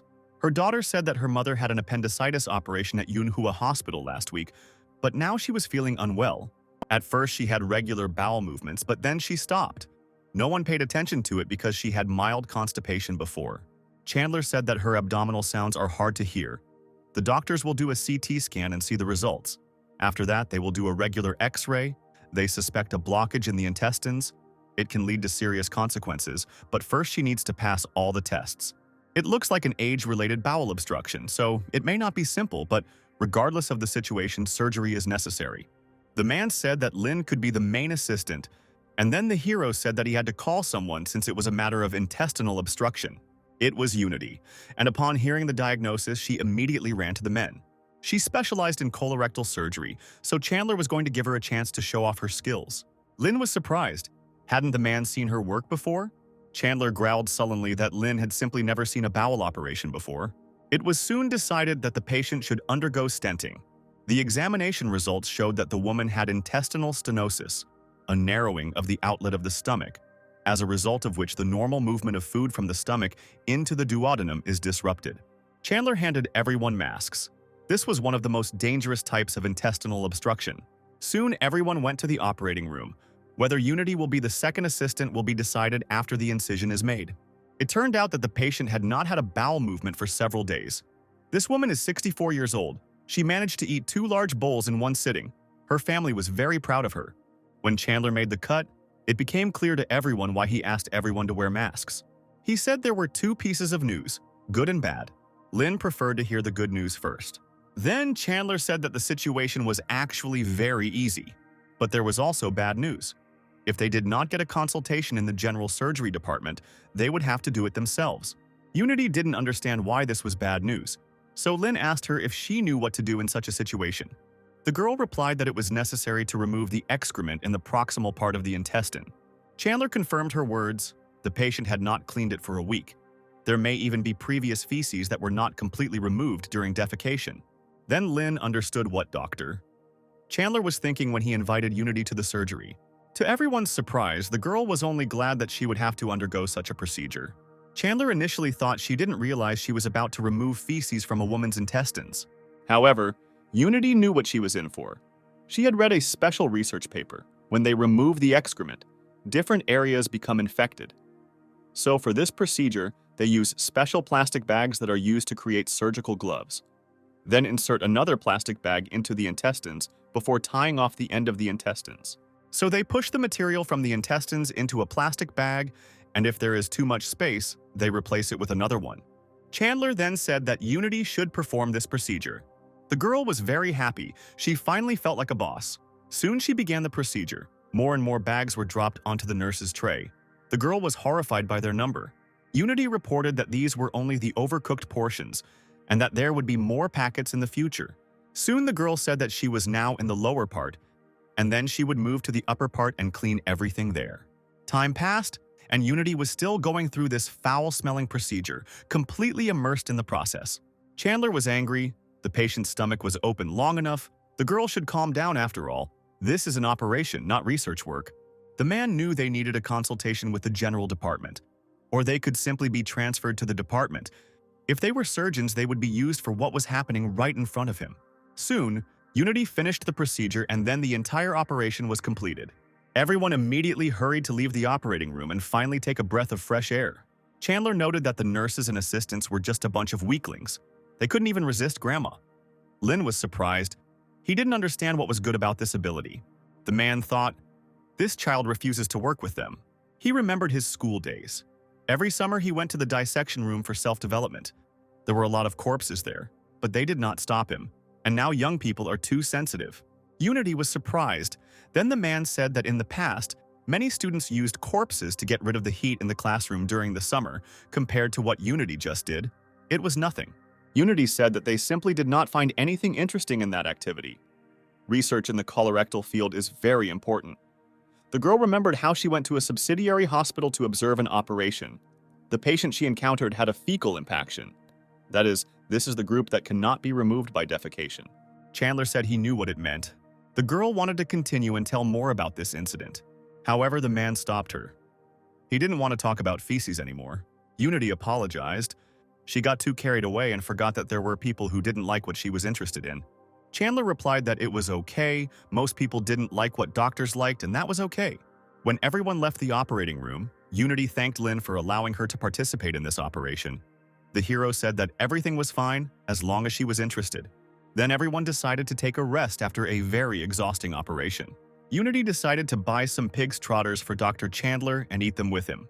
When the man was sure that the girl had rinsed her hands before choosing food, he sat down and thanked her for the treat. He also invited Lynn to eat the trotters with them. The hero's face turned pale and he declared that he did not want to eat. He said he didn't like some of the ingredients. When everyone had finished eating, Chandler called Lynn along with him to wait for the next patient. The patient was said to have appendicitis, but the man knew that the guys had never removed an appendix before. The nurse brought the patient in on a gurney. Chandler immediately began examining. The pulse was not clear. The man suspected that it was the appendix. He said that he would do a scan. It was necessary to clearly diagnose the patient's condition. In any case, other symptoms would appear, and now they should go back and wait in the operating room. Soon, the scan results were ready and the nurse gave the folder to the doctor. Chandler examined the images but could not find the appendix. Lin noticed that the doctor was in a bad way and decided to help by using his MRI analysis skill. The system told the man that the patient had an intestinal obstruction and not an appendix at all. Unity came closer as soon as she heard the diagnosis. The men exchanged glances and then decided to suggest that the girl begin the operation. Unity was incredibly happy. She felt like God had blessed her today. After some time, the next day arrived. Charlie, Lin's classmate, was cleaning the hallways. New interns were coming soon, so he needed to work more and keep an eye on them as much as he could. He and Lin studied together. He and Charlie achieved nothing, but he became a professional. The guy decided to work harder so that he could catch up with him soon. Charlie was so deep in his thoughts that he didn't notice how he accidentally bumped into Larry.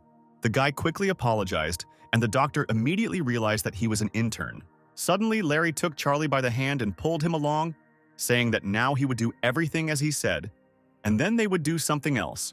As the doctor walked down the corridor, his patients came out to greet him and tell him how they were feeling. Charlie was pleasantly surprised. He never thought that this would happen to him. He finally met patients in real life, and it turned out to be much more interesting than described in textbooks. Larry soon became exhausted and found it very difficult to examine so many patients.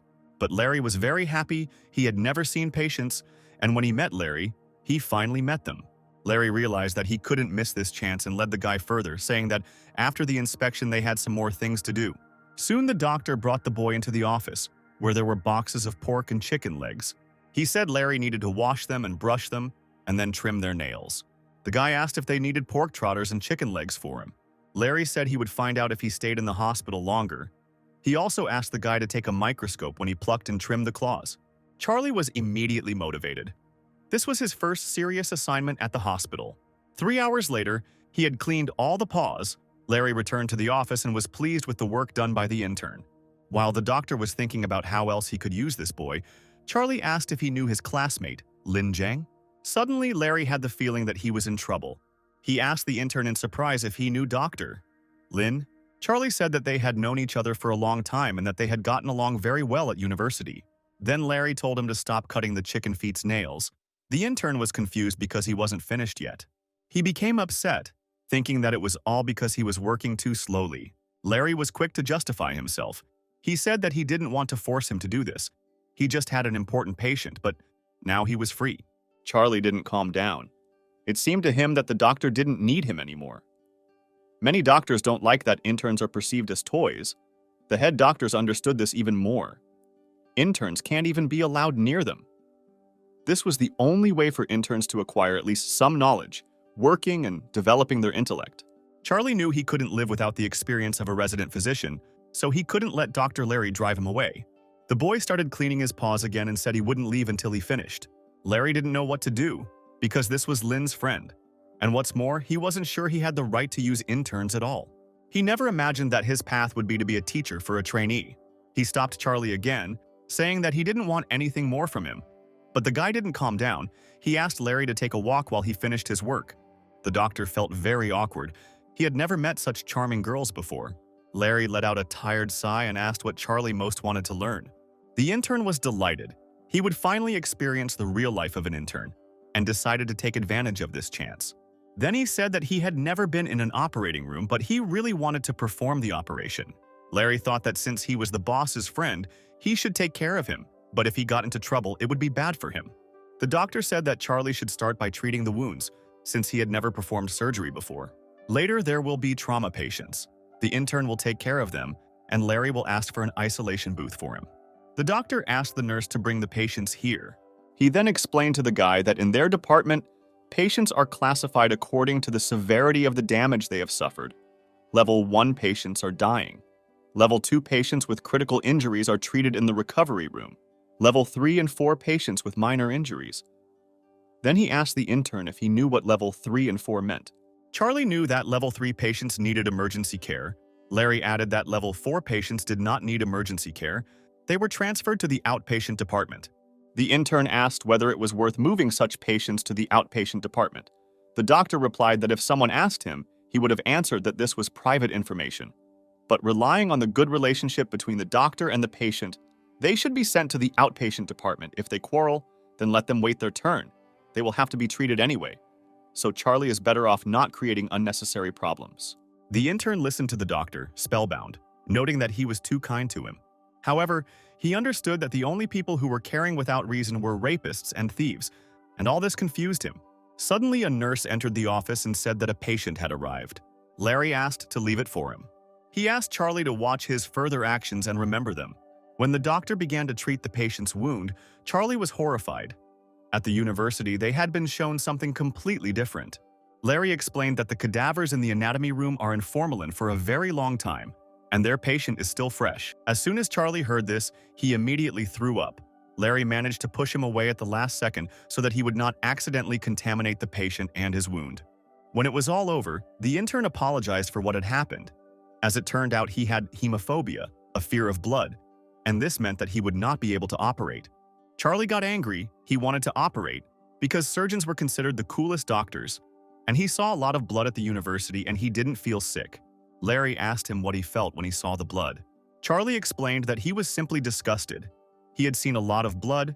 He had been in the medical research department when he was an intern and had helped draw blood from patients. He hadn't felt anything then, and when he and Lynn were studying, he had been one of the few who had taken apart bones. Larry suggested that today was just a coincidence. Perhaps the guy hadn't had a long rest. He should take a break and come back tomorrow.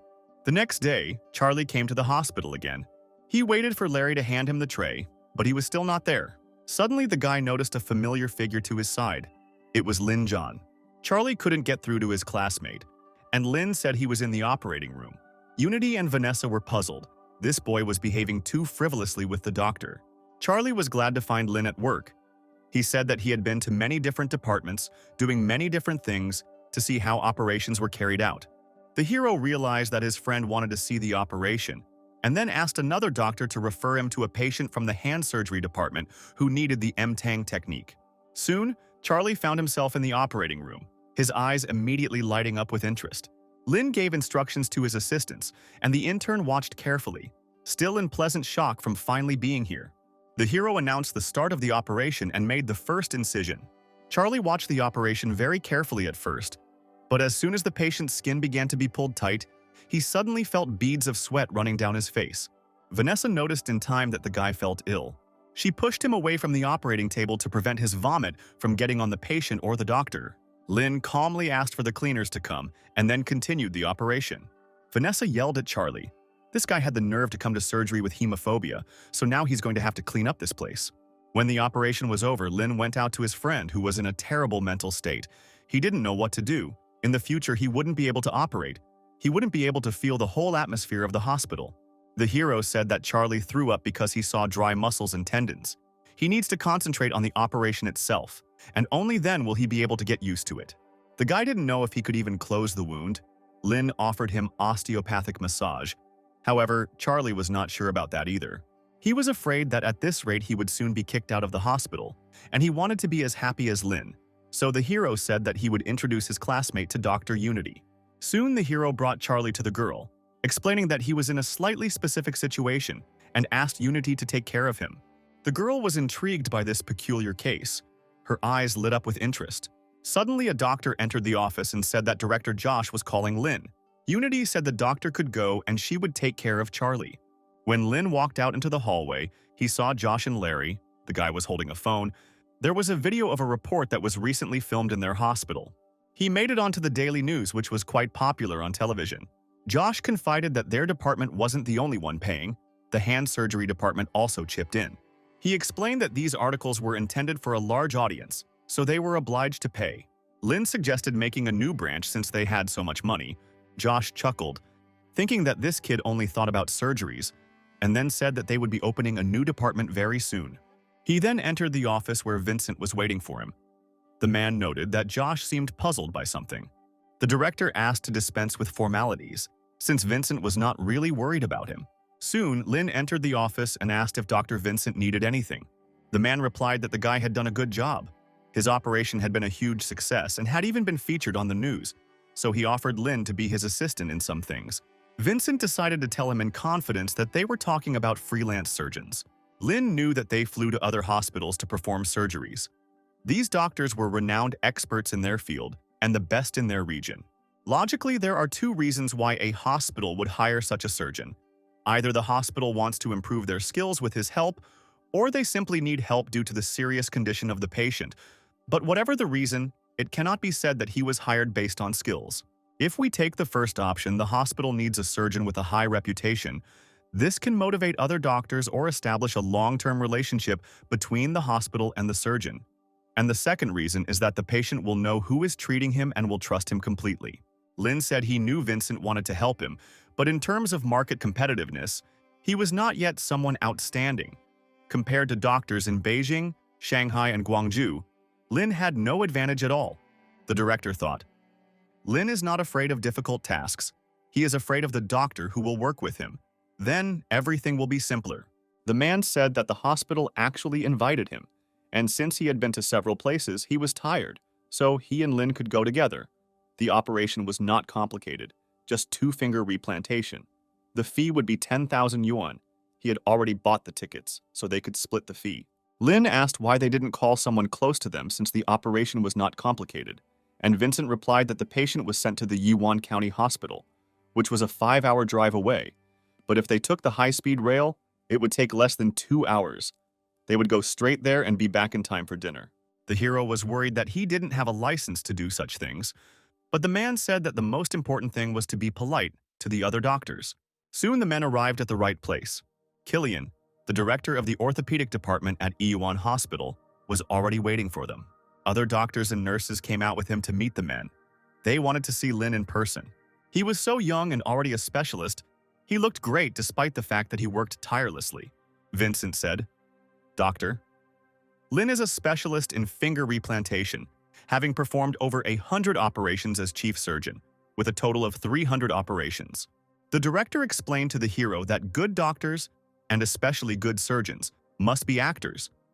There was a 10,000-hour rule. After 10,000 hours in the operating room, doctors suddenly grow old, and others become freaks.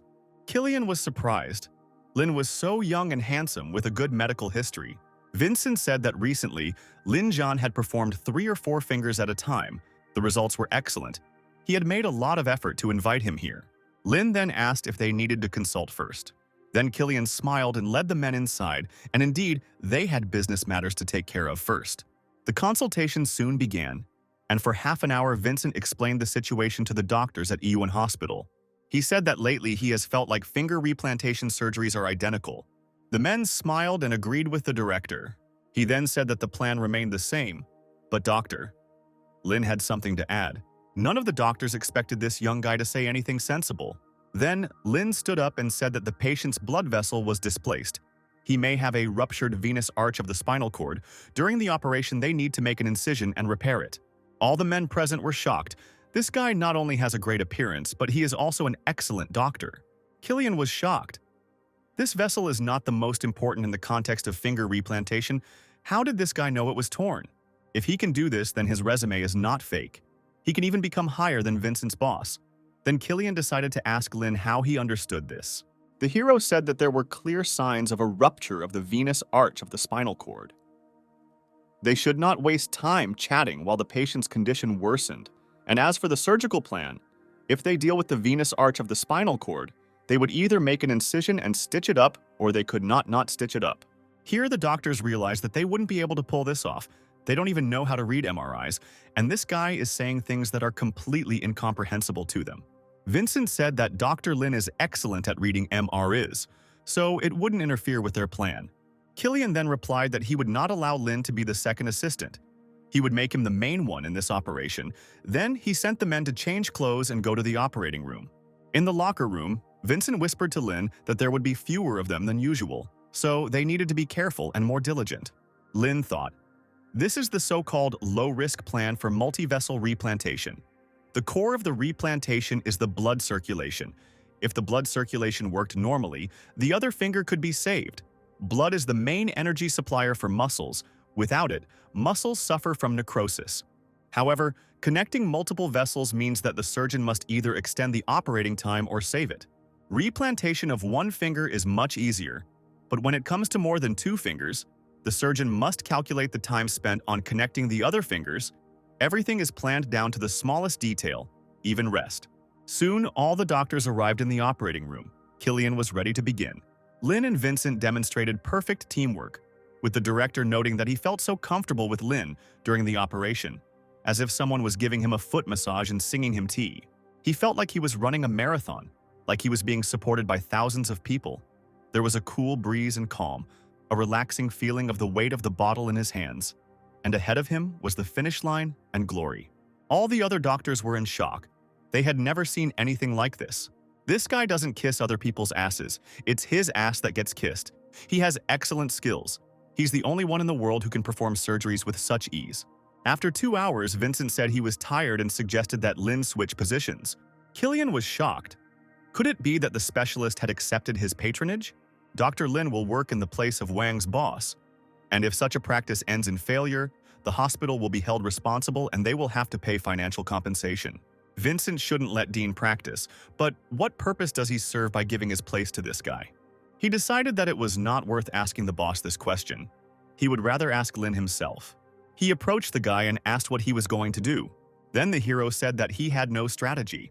Killian then asked what he knew about this patient, and instead Lin turned to the nurse and asked her to pour the heparin solution into the vessel. He then explained to Killian that the patient's vessels were now slightly fixed, and he would carefully stitch him up. Killian thought that Vincent should have known that such vessels were difficult to stitch up, and yet he refused his position, which meant that he was not confident in himself and gave the job into Lin's hands.